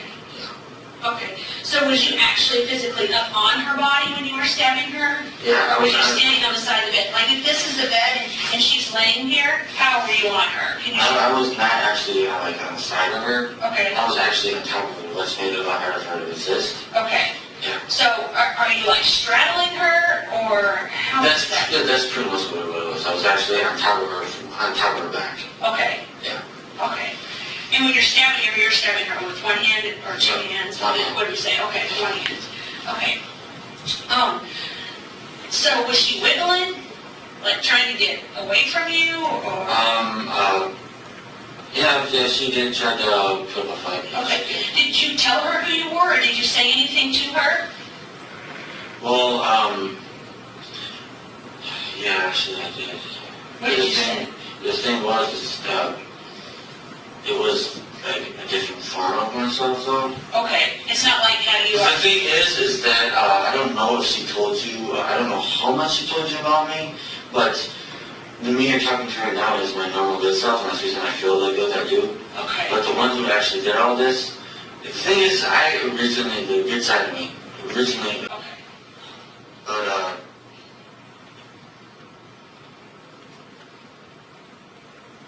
I think one of the things he said was stop resisting, you know you're dead. Okay. I think that's one of the other things he said. Well, it's you that's saying it. I know, but it's the thing is that I have You just got angry. more than one person inside me. There's actually multiple personalities in myself. Have you been diagnosed with that? I probably should be diagnosed with it because it happens. The thing is, I used to take medication. I used to hear voices in my head. Okay. And when I went, then it somehow is part of myself. Okay. So, Does Gypsy know that? yes, Okay. she does know that. Okay. Because some people use that as an excuse to cover up for the bad things that they do. So if that's what you're doing, that probably No, isn't a good idea. That's not being a man and standing up and doing what's right. If you're gonna do Well, that's like I said. I told her my part of me, and the good part of me, I refused to do it. And I told her either. well, is the good part of you what got you on a bus and brought you to? Well, it was it was to actually see her, but as for the killing part, that was solely my evil side. Okay. Solely. I agree with you. That's your evil side. But I don't know. I mean, your evil side was with you when you made the decision to get on the bus and come do the I agree with you on that. I do agree with you on that. Okay. And your evil side was with you whenever you decided to clean up your blood from the house. Yeah. Okay? And now you didn't kill Gypsy, so your good side must have been there too, because you didn't kill Gypsy, because you love her, right? Actually, it's because the Gypsy likes to call her more. I guess her mom didn't really know about this side of her, but she has an evil side of herself as well. She likes to call her Ruby. That's what she likes to call her. Okay. But one of the things he said to her is never get between me and Ruby, is what he said. Because I guess that there's more than one of the sides of each other that is in love with each other. So I got one side of her, his name is Kitty. It's like a little girl inside of her. You got another one called Candy. Is this like some kind of sex thing that you guys do? No. Okay. So when you guys have sex with each other, are you Nick and she's Gypsy? Pretty much, but the thing is that we don't remember. Like sometimes we might not remember. But the thing is that I only experienced when it was like coming out one time to actually what happened. Oh, okay, so this is the first time you experienced the evil side coming out. Was Yeah. what you did on that night. Okay. Yeah. So your evil side hasn't came out before and caused you to do anything? No, nothing like that. Okay, just this one time. Yeah, Okay. And how old are you again? 26. 26. So in 26 years, your evil side never came out and hurt anybody or did anything else except for on this night? Yep. Okay. All right. I want to talk to you a little bit about some of the ways that you guys communicated. I know you said that you communicated on that Christian website, and you guys communicated on Facebook, and then did you say communicated Yahoo and your text messages, right? Yeah. Okay. So one thing that I do know is that there were some Facebook posts put on that were kind of explaining that somebody got hurt. Kind of know what I'm talking about on Dee's web or Facebook. Yeah, Dee's and Gypsy's Facebook. Okay, so who posted those things on there? I didn't even know the password, so she's the only one that knows it. It's only she could post it. Okay, do you know what they say? I read it, but I don't remember what it said. Okay, so you didn't post them on there? No. Okay, did she post them on there? Yes, she did. Okay, why did she do that? I think she wanted to speed up the process. Speed up what process? The process of the authorities getting involved and everything else. Okay. Did you know she made those posts before she made them? She kind of surprised me with it. Okay, and how did that happen? She showed me it's just after she posted it, I'm like, what the heck? Because she kind of freaked me out. Okay. And I didn't do anything about it. Did your evil side come out then? No? Okay.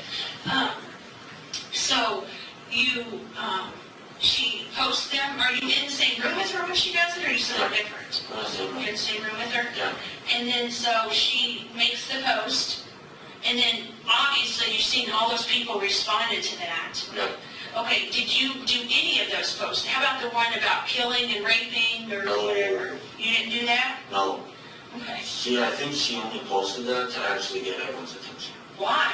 Because apparently the first posters that she was, or not posting, or was it posted? I don't even know what was posted. I just remember what she told me. Okay. Did you actually look at it with your eyes, the posts? I didn't get to see the posters. That's the thing. That's the reason why I can't remember it that well. Okay. She just told you about it. Yeah. Because apparently the first ones that she posted, no one was taken seriously. So she had to be more aggressive, and that's what she said she did. Okay. Okay. And what, I don't understand what she was hoping to gain. Like, what was she wanting to happen as a result of that? I think she just wanted to get past this moment. Oh, okay. She wanted it to be a distant memory. Okay. Did she suspect that if she did something like that, we would investigate it and come and speak to you guys about it? Did you guys ever discuss that? I think we both did, but we didn't understand exactly how to deal with it to the point we wouldn't get caught. I think that's another reason why we're easily caught, but yeah. Okay. Do you feel like you were easily caught? Yes, I do. Okay. Do you feel like she was easily caught? Yes, I do. Okay. Do you think that if Gypsy hadn't asked you to kill her mom, you'd ever killed her mom? I know I wouldn't have done it. Okay. You just did it because you love Gypsy and Gypsy asked you to do it. Yes. Is that what I'm thinking? Okay. Or what? Is that what I understand? Okay. Okay. Sorry to confuse you. Okay. So, where is your bedroom at in that house that they arrested you in? It was upstairs. Okay. So if I walk through the front door of your house, where do I go? You go, you turn, take a turn right. Okay. So I come in the front door, make a right. And when you turn right, you'll see stairs. You go up the stairs. You turn left, and the room right at the end is Okay. So I come in the front door, make a right, go up the stairs, make a left. and then go straight to the last room that's in front of you. Okay. And that's all right. What's your room decorated like?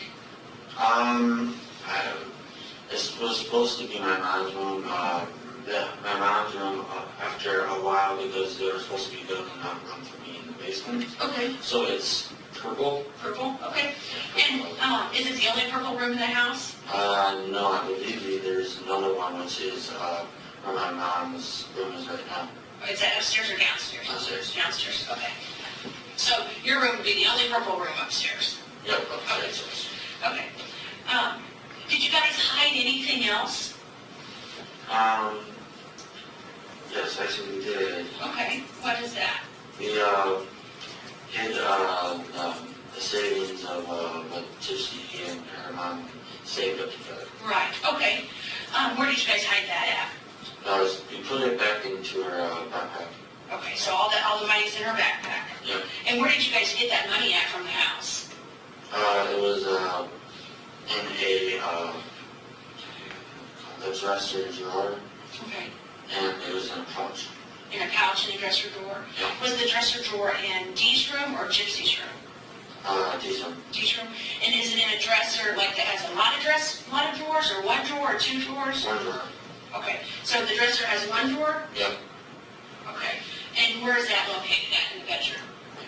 If I remember, when you walk into the bedroom, it should be right on your right side. Okay. Yeah, it should be right in front of you. Okay. There was a safe in Dee's room, wasn't there? I believe there was, but it seemed like somehow most of the money somehow Gypsy got out of the safe or something. She had a lot of money. Okay. When you say a lot of money, what's a lot of money? Thousands. Thousands? Do you still have thousands? We barely didn't use any of it. Okay. Okay, when you guys were in Springfield, I'm sorry I'm jumping around, but I'm afraid that I'll forget to ask you something. When you guys were in Springfield, I know that you say you went to Waffle House Yes. and you ordered pizzas. Yes. Did you go to a Walmart? Yes. Okay. And when did you go to a Walmart? We went to Walmart. Oh, we went to Walmart. It was the day before we were supposed to leave. So I must have went to Walmart, I guess. Okay. What did you guys get at Walmart? I got what was it? I know I had at least, to be like on the safe side, I for sure had at least 1-2 liter of 7-Up. Okay. And I also got condoms. She wanted me to also get, what else did she want me to get? That I got for her, lip balm. That's what it is. Did she go in the store with you or not with you? Or? No, she didn't want to also, but she had friends in there, and she would ask her if she's a gypsy, is that you? Yeah, she was afraid of it. Okay. And so did you go to Walmart once or more than once? More than once. Okay. And did you go to the same Walmart? Yep. Okay. Is that Walmart located by the hotel? It's pretty close to the hotel. Do you walk there or did you ride in a cab or something different? With her, I had to ride a cab. Okay. So they have to come pick you up, take you to Walmart, and then bring you back? Yeah. Okay. Did you go anywhere else in Springfield? We did go to the post office too. Okay. And is the post office by the hotel or somewhere different? I can't remember the name of the street at the time. Okay. It's not somewhere close to the hotel. I guess it was the closest one to the hotel. What did the cab come and you said take you to the post office? Yeah, we asked the cab driver to take us to the closest one that was to the hotel. Okay. You said one time that you were in room, what, 227? Yeah. Did you ever stay in a different room? Yes. Okay, what room was that? No, we're right next to 226. 226. And why did you switch rooms? Because we ended up checking out and we didn't realize that Okay. the whole bus situation happened, and that's why it turned into what it did. Okay, that makes sense. So, what was your plan with the money that you guys took? We were going to use it as a savings to pretty much get whatever we needed set up. So we were really going to just use it as, how do you describe it? Like a nest egg type thing? Well, it was more like to help each other build up and save more. Okay. Yeah, pretty much what it is. How did you know where the money was at in Dee's room? She told me. Okay, did you get it before you killed Dee or after you killed Dee? After. Okay, and she told you which drawer it was? Yep. Did she ever come into the bedroom? She just refused, no matter what, she refused. Okay. Okay. And your clothes are still in your duffel bag, we talked about that. We sure talked about a lot.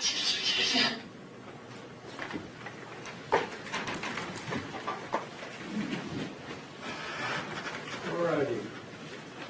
Well, this might be a good time for a break. I want to remind you of what you were told at the first recess of the court. Until you retire to consider your verdict, you must not discuss this case among yourselves or with others, or permit anyone to discuss it in your hearing. You should not form or express any. Due to the kind of the angle, you couldn't see the defendant's face straight on from that angle. Is that fair to say? Yes, sir. In the video. So based on your observation sitting across from him, how would you describe his eye contact with you? He made eye contact. He maintained eye contact with me throughout the interview. Even when you asked him about some of the more graphic sexual things? Yes, sir. There'd be times he would look down, but then again, look back up and continue on. No other questions? Thank you. Any cross-examination? Yes, Judge.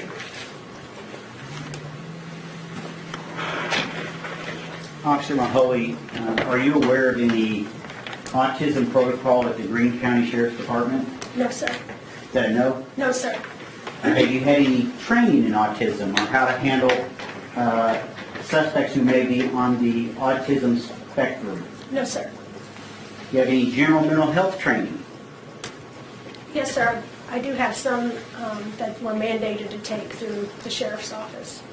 And have you taken any classes on how to interrogate suspects who may be mentally ill or have disabilities?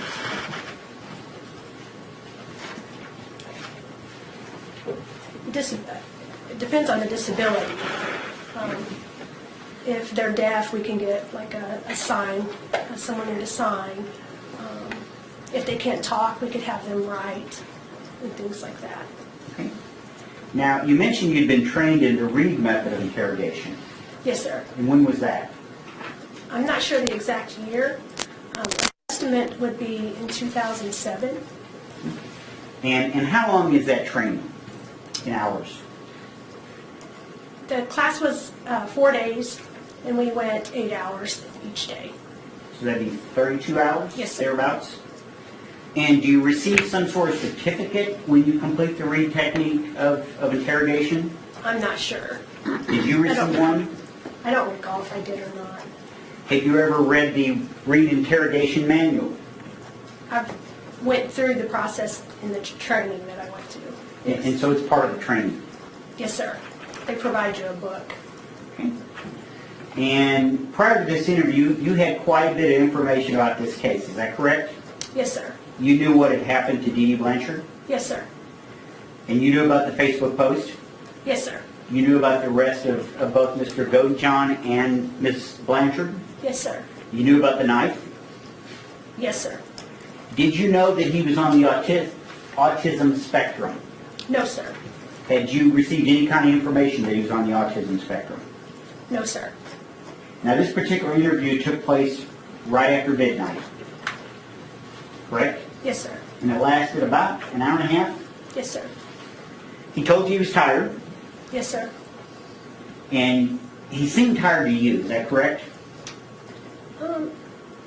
At times, when he would say he was tired, he did appear that he might be tired.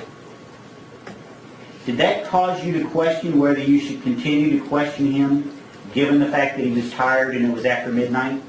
No, sir. Being tired is not a deal breaker on an interview. Okay. Matter of fact, interviewing in the middle of the night isn't terribly uncommon, is it? That's correct, sir.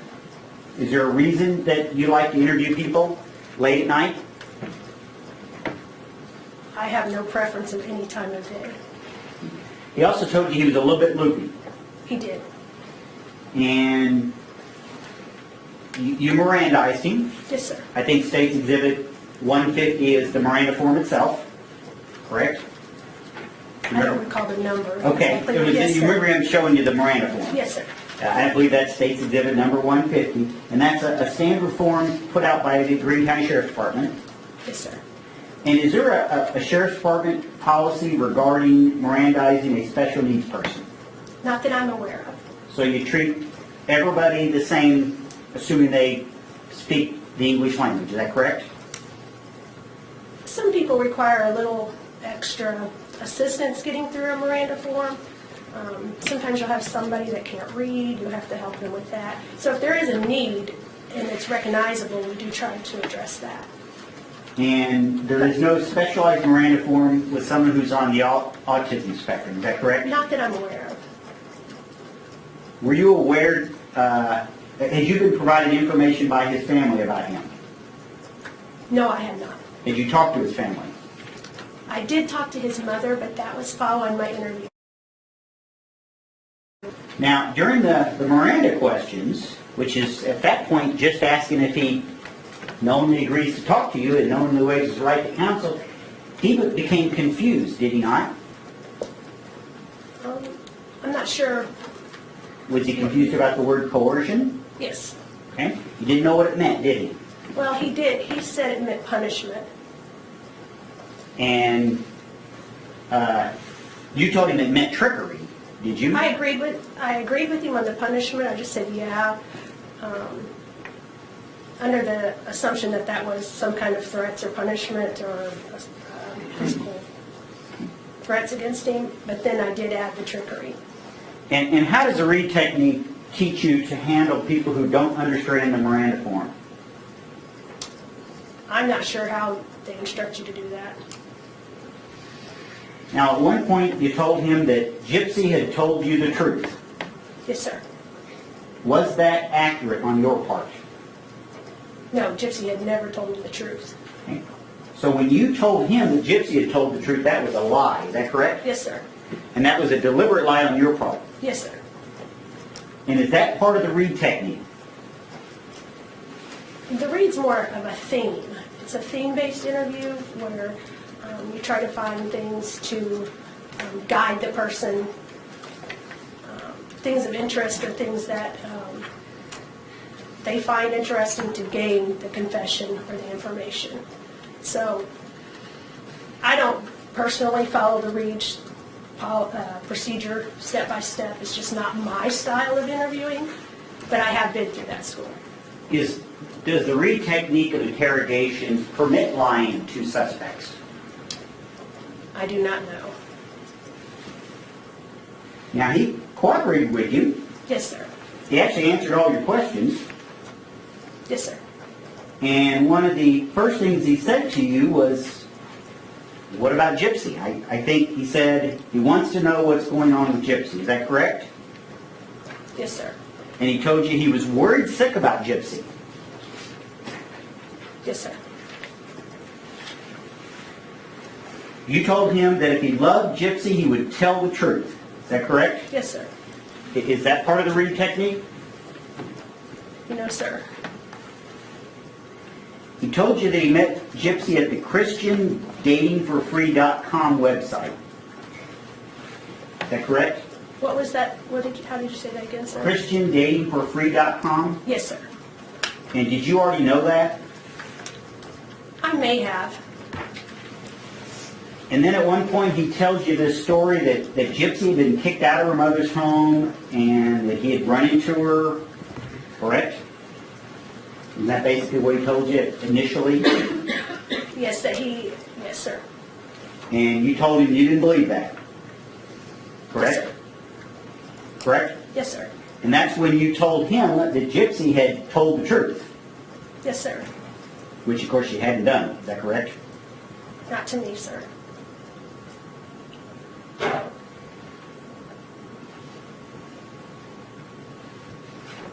He then told you he killed her mother because Gypsy asked him to do it. Is that correct?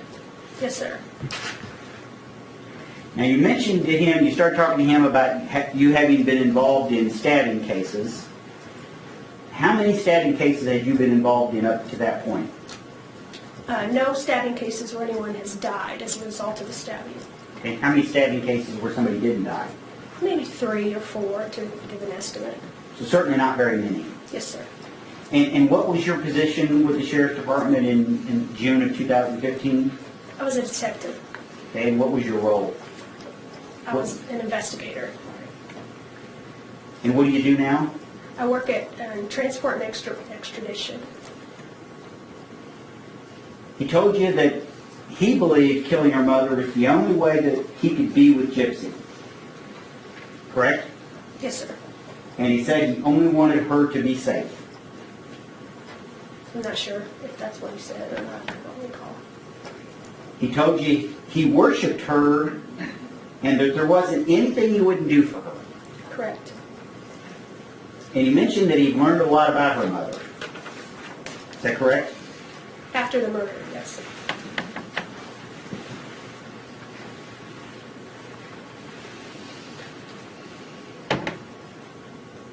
And at one point you told him not to lie because Gypsy could get in more trouble for something he lied about. Is that correct? I'm not sure if that's exact words I used. Do you remember that conversation? Yes, sir. He told you that she provided the knife. Yes, sir. You had an extensive discussion with him about sex. Is that correct? Yes, sir. Both his sexual practices with Gypsy and just other aspects of sex. Is that correct? With regards to Dee and Gypsy. And if he had ever had sex with dead bodies. And he told you sex with dead people would be quite disturbing. Yes, sir. He told you that Gypsy felt trapped in a wheelchair. Correct? I'm You not remember sure that? the exact words of that, but he did say that she was in a wheelchair. And he said he had actually encouraged her to walk. Yes, sir. He told you her mother wanted her to pretend to be 16 years old. Yes, sir. And he talked about having multiple personalities. Correct? Yes, sir. And hearing voices. He had heard voices, I believe, in the past, that those had since stopped. And then he talked about Gypsy mail in the package. Yes, sir. And the package is where the knife was. Yes, sir. Did you ever see the package? Yes, sir. And the package was mailed from Gypsy's house to the house he lived in Wisconsin. Is that correct? No, sir. The package was mailed from a post office in Springfield, Missouri to Nicholas's house. Okay, let me rephrase it, because that is correct. The package was mailed with a return address of Gypsy's address to Wisconsin. Is that correct? Yes, sir. Just one second.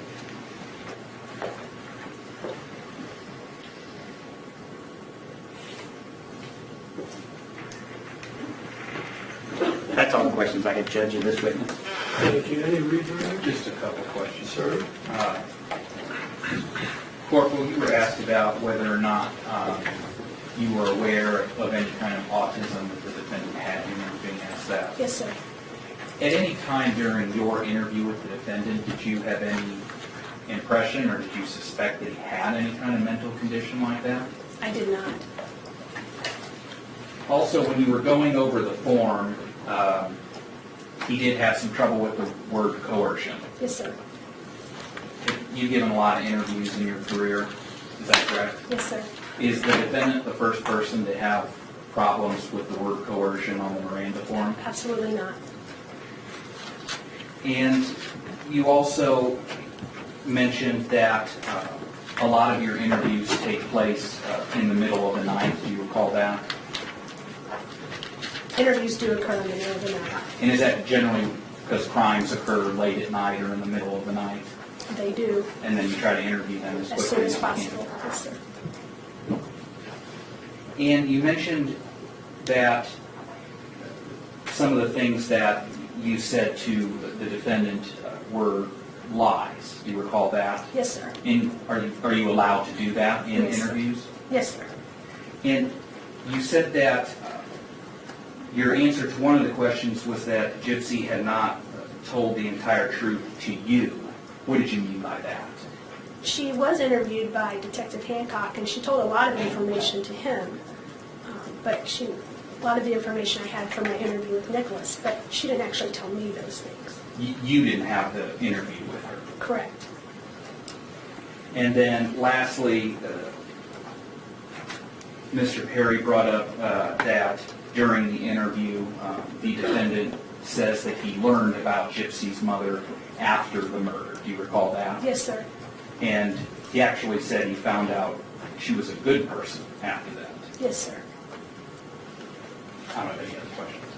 Need redirect, or across. And this witness be excused. On behalf of the state, yes. Yes. Thank you. Yes, sir. Do you have another witness? Yes, Your Honor. The state calls Joseph Fletcher. All right.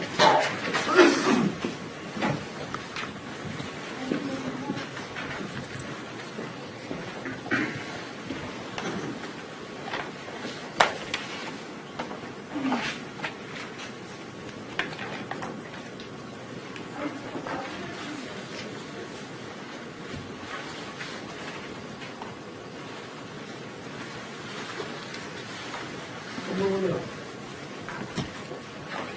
Have a seat. It's a little tricky there. Raise your right hand. Do you solemnly swear the testimony you're about to give in the cause shall not pending for the court will be the truth, the whole truth, and nothing but the truth, so help you God? Yes, I do. Thank you. Thanks. Can you please state your name?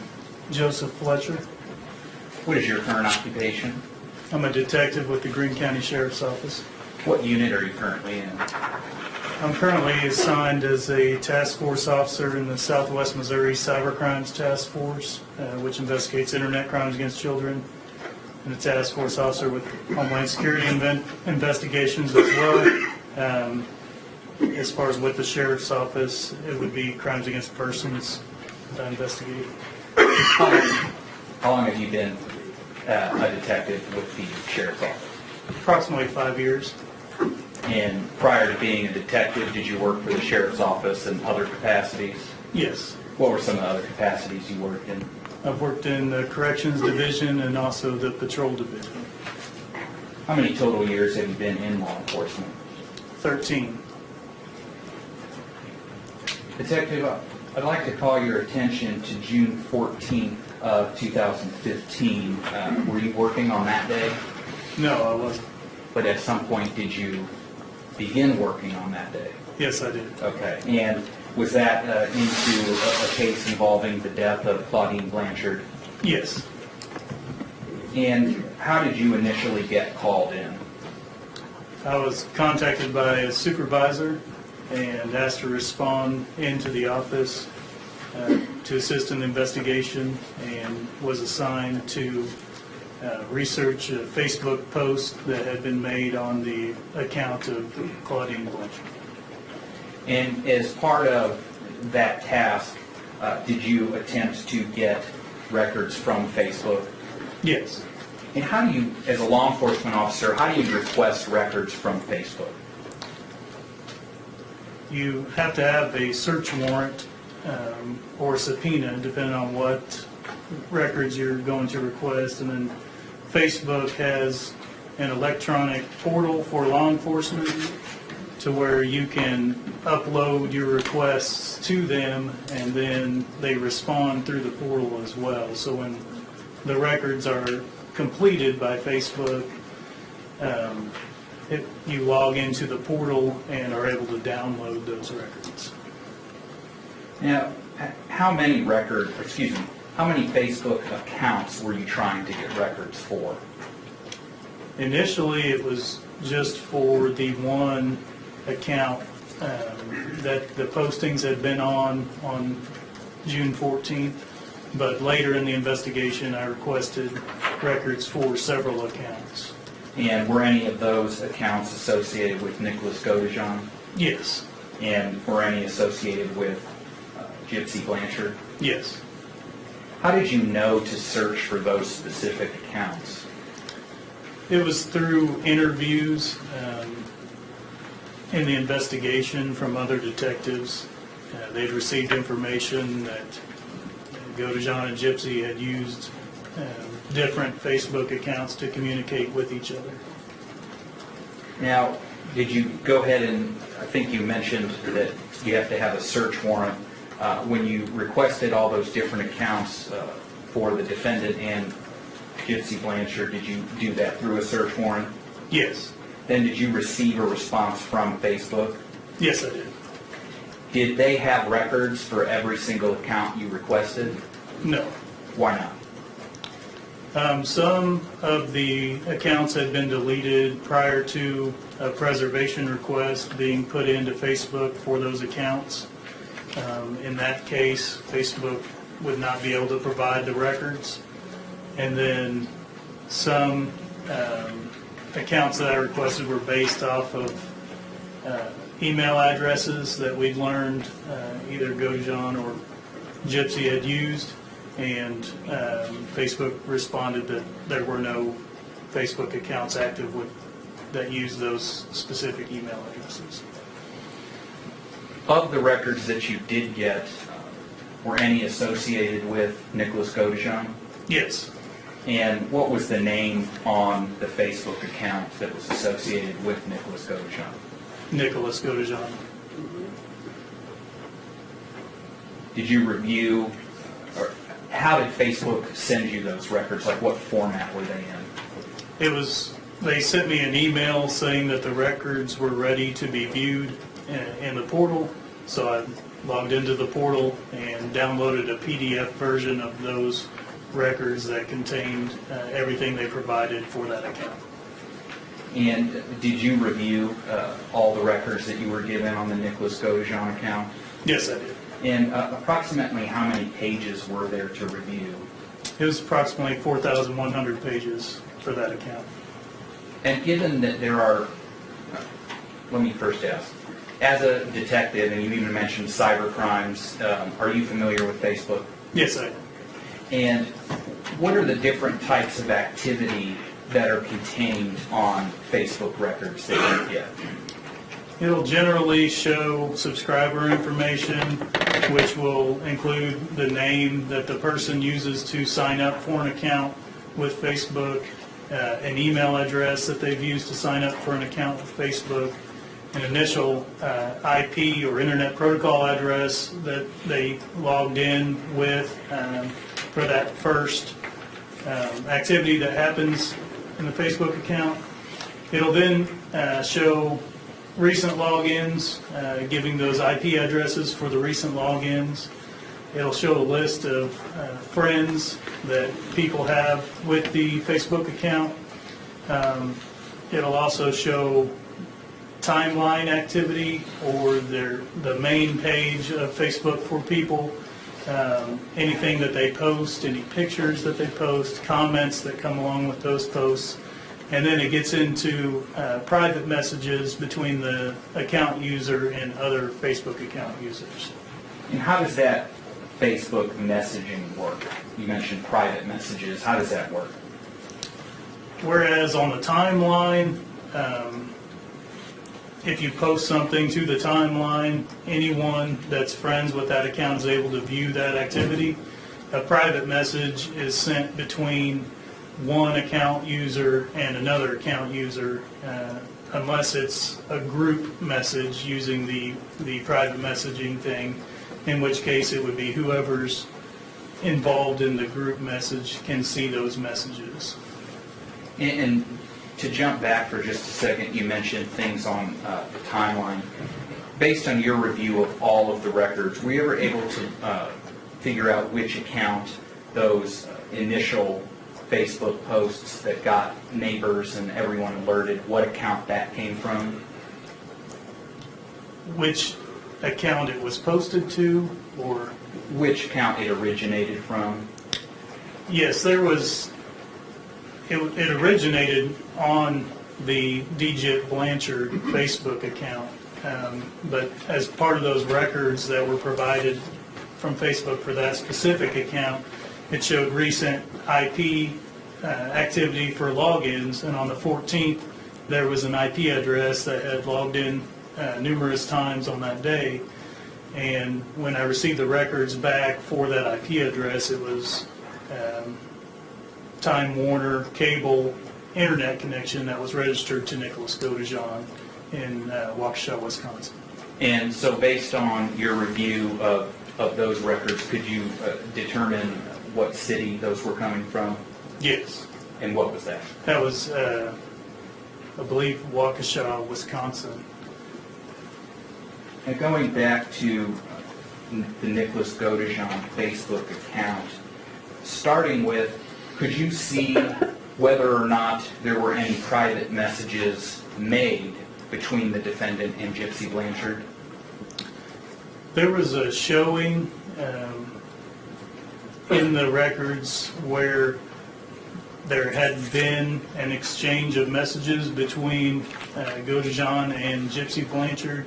However, those messages had been deleted prior to the request for the records, and the content of the messages was not present in the records. Were you able to see the content of messages between the defendant and other people? Yes. And did any of those messages relate to Claudine Blanchard and her eventual murder? Yes, they did.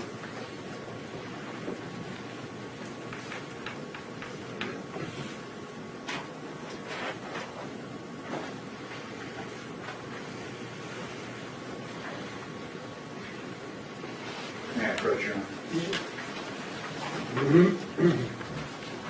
Detective, I'm going to show you what I've marked as State's Exhibit 147. Do you recognize what this is?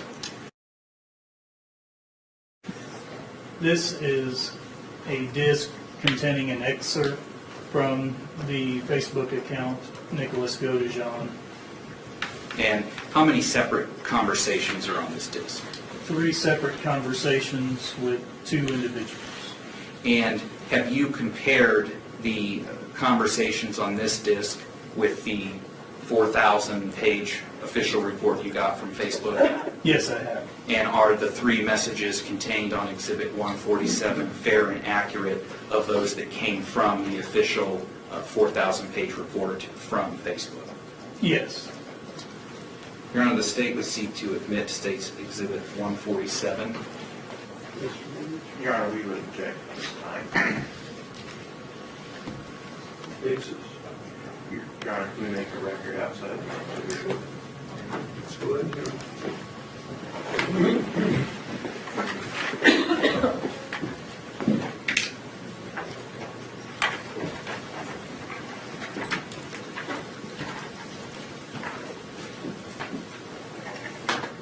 you got it set up.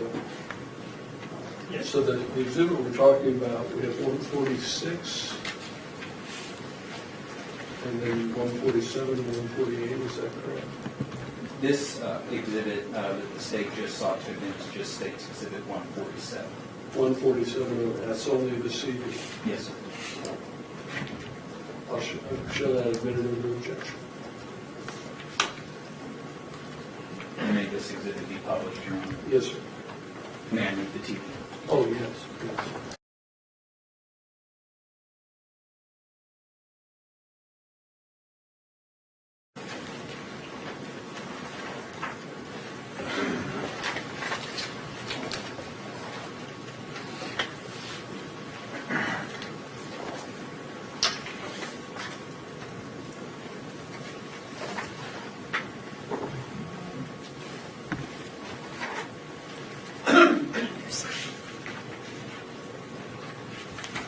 Now, Detective, you had mentioned that there are 3 separate conversations with 2 individuals, is that right? Yes. And who are the individuals that the conversations are with? 2 of the conversations are between Nicholas Godejohn's account and Allie Noble's account. And then the other one is between Nicholas Godejohn's account and an account named Beth Dextrous. In regard to Allie Noble, in addition to the conversation that we have in this exhibit, did you also review Nicholas Godejohn and Allie Noble? Yes. And just based on that, were you able to tell what type of relationship it was they had? Yes. And what was that? They called each other bro and sis, or brother and sister, and appeared to be friends, reading the conversation between them. And in regard to Beth Dexterous, did you review all of the conversations between Nicholas Godejohn and Beth Dexterous? Yes. And from that, were you able to tell what the nature of their relationship was? Yes. And what is that? It appeared that they had previously been in a relationship but had broken up. Now, you had seen this exhibit, is that right? Yes. And fair to say that when the content is coming from Nicholas Godejohn, it's surrounded by blue boxes, and when the recipient is talking, it's surrounded by pink boxes? Yes. So then beginning with this message here, May 16th of 2014, can you just read through this conversation for us? Yes, it says, "Oh, okay, well, did you get my text?" "Yeah, I did. Have a good time." "Oh, you got that one, but I sent another one after that, sis. I forwarded it to you again." "Okay, who changed their mind? I'm really confused now, LOL. Gypsy did." "Okay, about killing her mom?" "Yes, she said she wants to see how our original plan goes first with me meeting her and her mom and such, and I guess she said she wanted to only do it as a last resort, sis. So I guess I'll be meeting her and her mom still first before that idea was to ever happen." "Okay." "Yeah, sis, I have to ask you something. How crazy do you think Gypsy is? You won't hurt my feelings or anything. I really want to know, though, since I just obviously can tell she is. I just can't seem to put into words how crazy I think she is." "Well, IDK how to put it into words either, but I'll be honest, I would not ever kill my mom or anyone else unless they tried to kill me first." "Yeah, I know, I suppose situation my mom, even though she has been hard on me, overall, she has been a very good mother to me, so I couldn't ever do it to her. And the only reason I can understand it with her mom is because how unreasonably poor her mom treats her, but since it is a last resort thing, who knows, maybe it won't even have to happen. I suppose. Yeah, like I said, I'm different." Sorry, let me interrupt you. I went a little too far. So, does that appear to be the end of this conversation between Nicholas Godejohn and Allie Ray Noble? Yes. And again, what date is this conversation taking place?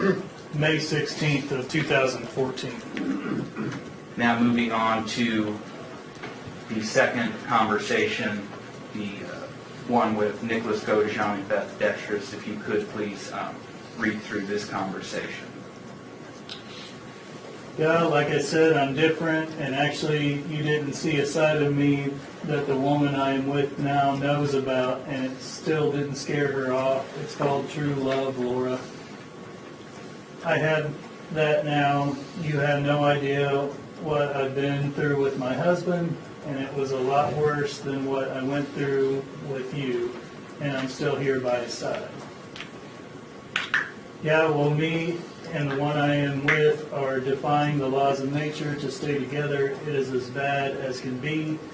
I won't tell you what I'll have to do to stay with her, but I'll do it if it means keeping her.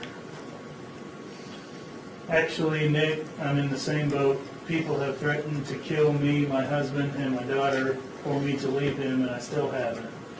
There are demons in this world that are destined to keep me and him apart, but I'm not letting them tear us apart.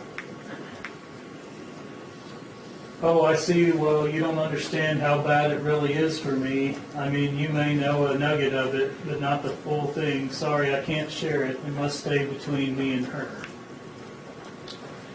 This is the same between me and him. If I even think of telling someone my life is on the line, I could be killed any day now. Well, someone else's life is on the line, and that is all I can say. Sorry. You don't think I know how it is, but I do. I got into a whole nother world in life that knew nothing about until I met him. Believe me, Laura, you don't know what I'm talking about. Just keep it at that. I can't say any more. I'm not asking you to say any more. I know what you're talking about. Tell me then if you are so confident in that you know. What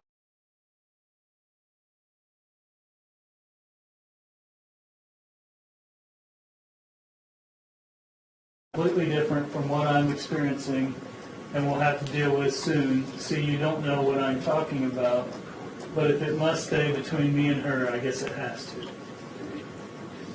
Completely different?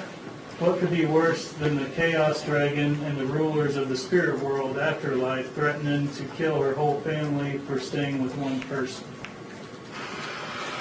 I have ghosts haunting me, possessing Tim, have him try to kill me. Well, you are in a whole different dilemma than me, but once I do what I must, I'll have to disappear from a place on earth possibly for the rest of my life.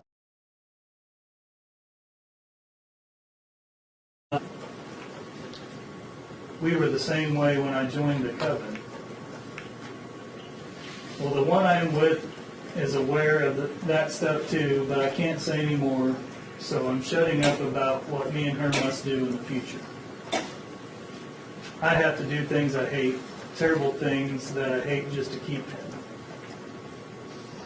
him. I would be surprised if you were in the exact same spot as me. You would be surprised. Nick, I have to have sex with Tim in ways I hate in order to keep him. I make deals with the devil and have to do as he says, otherwise I lose. Wow, and just think if we would have been together, you wouldn't have went down that path. The one I am with is aware of those things. However, I will have to do the unthinkable just to keep me and her safe.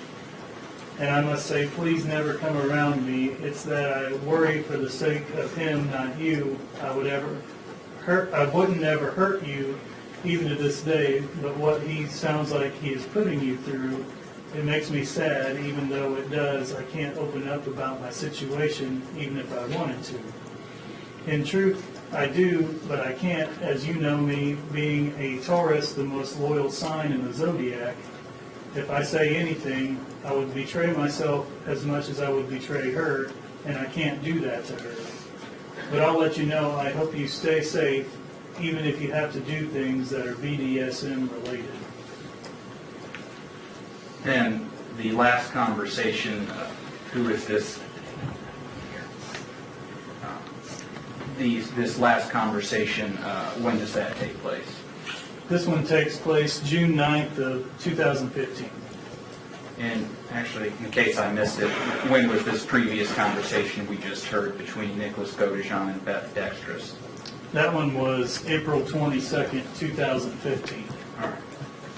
So this final, if you could walk us through this final conversation between Nicholas Godejohn and Allie Ray Noble on June 9th, 2015.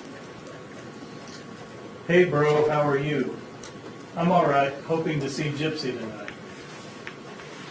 Oh, thought you were going to get her. I am, sis, but it takes time though. Are you at home right now? No, I'm in a hotel in Springfield. I just got to get her. It will be early in the morning when I do, sis. Is her mom all cool with everything at this point? No, not really, because, well, she almost got kicked out of her mom's house. She only saved it because she still hasn't gotten done packing up her things, sis. Since honestly her relationship with her mom seems broken, since I guess those two argue every day. How does she plan to get out of the house to go home with you? Well, you already know of her secret. She doesn't need her chair. She can walk, so she'll probably just either sneak out or something like that. Oh, I see. Yep, however, if all else gets worse, interesting. Just as life is meant to be interesting. That is true.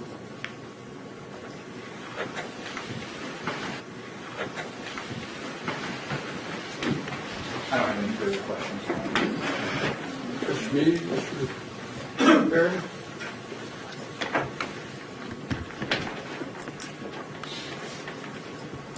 Judge, we don't have any questions. Okay, this witness, please excuse. Yes, on behalf of the state. Officer, thank you.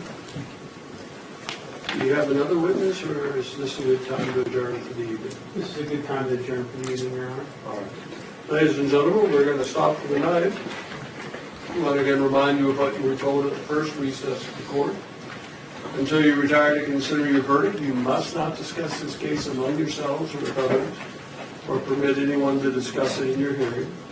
You should not form or express any given to you to decide. Do not do any research or investigation on your own about any matter regarding this case or anyone involved with the trial. Do not communicate with others about the case by any means.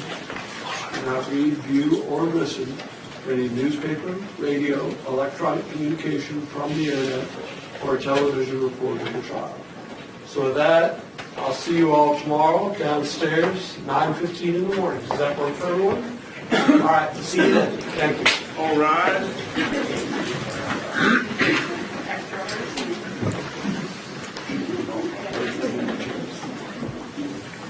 Just real briefly here.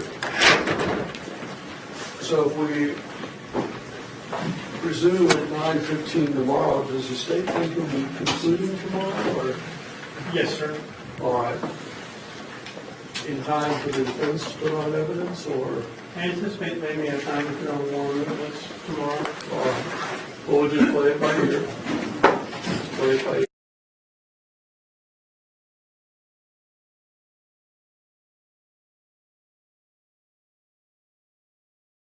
Any other issues that need to be addressed? I think so. Yes, sir. All right, thank you. See you all at 9:15 tomorrow morning. Thank you. Mr. Perry, if you want to leave your stuff in this room, it's locked up. Man, I think I'll take this stuff home with me for tonight. I'm gonna leave that box there. If it's all right. Welcome back, everyone. We've been covering Baptista, but we have our very own senior trial producer, Kathy Russin, live in Missouri at the Godejohn Trial. I want to speak to you about this, Kathy. It has been an explosive day in the courtroom with the prosecutor's opening statements and the defense opening statements. Tell us a little bit about your impression of the jury and what were they thinking during those openings? Well, first of all, don't let this bright sun fool you. I can't open my eyes. It's about 14 degrees and freezing out here. Okay, so the jury's made up of 9 women and 6 men. They were very attentive the entire time, during openings, during the witnesses. The prosecution opening was all about premeditation. That's what he hammered home, is that Godejohn had plenty of opportunity to back out of this plan, and he walked through every step that he did. Even when it comes to the long bus ride from Wisconsin to here, he had all that time to think about it. He even stopped at the front door, and he had that time to think about it. So he really went over premeditation. Absolutely, and we heard some of that, Kathy, and that's so interesting. Certainly people were picking up on that long bus ride. That was a pretty critical fact that the prosecution set forth. That's right. And that Godejohn himself even said that he stood outside the door of the home and was still thinking, he said, I had an angel on one side and a devil on the other side, and one was telling me just to get Gypsy and let's just take off, and the other one was saying, kill that bitch. So that was pretty powerful, and he repeated that more than once during his opening. Yeah, the angel and devil, and certainly when you're talking about the defense aspect of the case, that angel and devil scenario does not help the defense at all. Did you see that in any of the faces in the courtroom as these facts were coming out? Well, for the jurors, they're very stoic, and they've given me no reaction at all. Also, this is a huge case for this area. There is no one here in this gallery. There is only the media and like maybe 2 spectators, but I will say that Godejohn's family member is here, and I don't know if it's his brother or not. I don't know if he has a brother, quite frankly, but the guy looks just like him and around his age. So he's in the gallery. Other than that, there's really like nothing going on here. Wow, are there any people in the gallery from the victim's family that you've been able to identify? No, and Misty, this is what's so unique about this trial. Nobody cares about the victim. Wow. Her own family calls her evil. This is not a sympathetic victim, and there is no one here representing her, and I don't think anyone cares about her. It is so shocking, Kathy, because you're absolutely right, and you've been live on the scene so many times at many of the trials that we cover, and oftentimes it's the victim's family that really tears at your heartstrings, and you can see the jury looking to them or the family members reacting to certain witnesses in the courtroom. The fact that there aren't any family members of the victim there is quite surprising, but look, we know that there was, as far as Gypsy is concerned, certainly there was major issues between Gypsy and her mother, which resulted in a plea deal. But here, we're still facing a murder one conviction. So that brings me to the defense opening. So their opening is centered around how Gypsy planned everything. Gypsy stole money from her mom to get him bus fare. She shoplifted a knife from Walmart. She planned all of this, and they went into his autism and said that the jury would hear that he has a low IQ. But they didn't ask him to find him not guilty for any reason. They asked the jury to consider lesser murder charges. Right. They asked the jury to consider lesser murder charges. They said to keep an open mind, which I thought was interesting. And the mental capacity issue is really where this lies. So the question is, who's the mastermind? Is that what the defense focused on? Yes. And I think, let's just say that we're all waiting for Gypsy to take the stand, because that's going to be the big moment in this trial. She will testify. So we're waiting for her to take the stand. And I'm interested to see how he reacts to that as well. But the defense also talked about in their opening the medical experts. So the prosecution is going to bring in a doctor to talk about autism, which is interesting. But there was also some testing that the prosecution didn't want to bring out, and the defense fought for that. He's like, either we don't have this doctor at all, or we bring everything in, and the judge agreed. So that'll be interesting testimony as well, because they're claimed he has diminished capacity because of the autism and low IQ. Now, I find that interesting because, for the most part, people that have autism have high IQs, and they're very smart. So I'm interested to see how that comes out in the courtroom. Yeah, that's actually very interesting, Kathy, because it sounds like there's going to be multiple medical experts that are going to have to come in and testify. And there was some contention about that between the defense and the prosecution today? Yeah, well, that was the first motion we heard in the morning. The prosecutor wanted to leave out some testing. It wasn't clear what the testing was, because my understanding is this doctor hasn't seen Godejohn. So it must be like maybe like statistics and testing that's been done. I don't know. They wanted to leave that part out, and the defense wanted all of it out. And then they said, if any comes in, then all comes in, and the judge agreed. So we're going to hear from some expert on autism. Well, that's going to be very interesting, Kathy, and that's some great insight. Certainly, as far as from the defense perspective, this case is really going to hinge on that medical expert testimony and whether or not a jury buys their argument. Boy, Kathy, you are a trooper. Thank you so much for reporting live in that frigid weather. We really appreciate it. Senior trial producer extraordinaire, Kathy Russin, thank you so much. And we'll be looking to you for more information about what's going on in the courtroom. All right, so now we have that insight from Kathy, who was in the courtroom. Interesting fact, no one from the victim's family in the galley. That is so unusual in murder cases.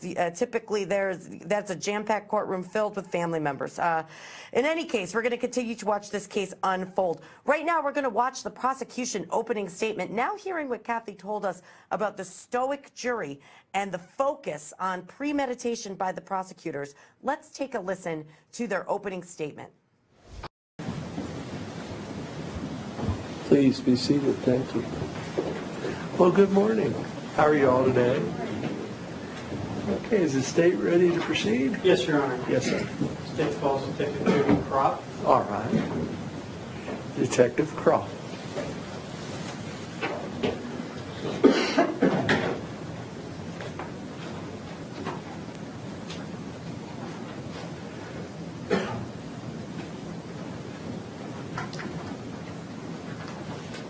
Come on up, detective.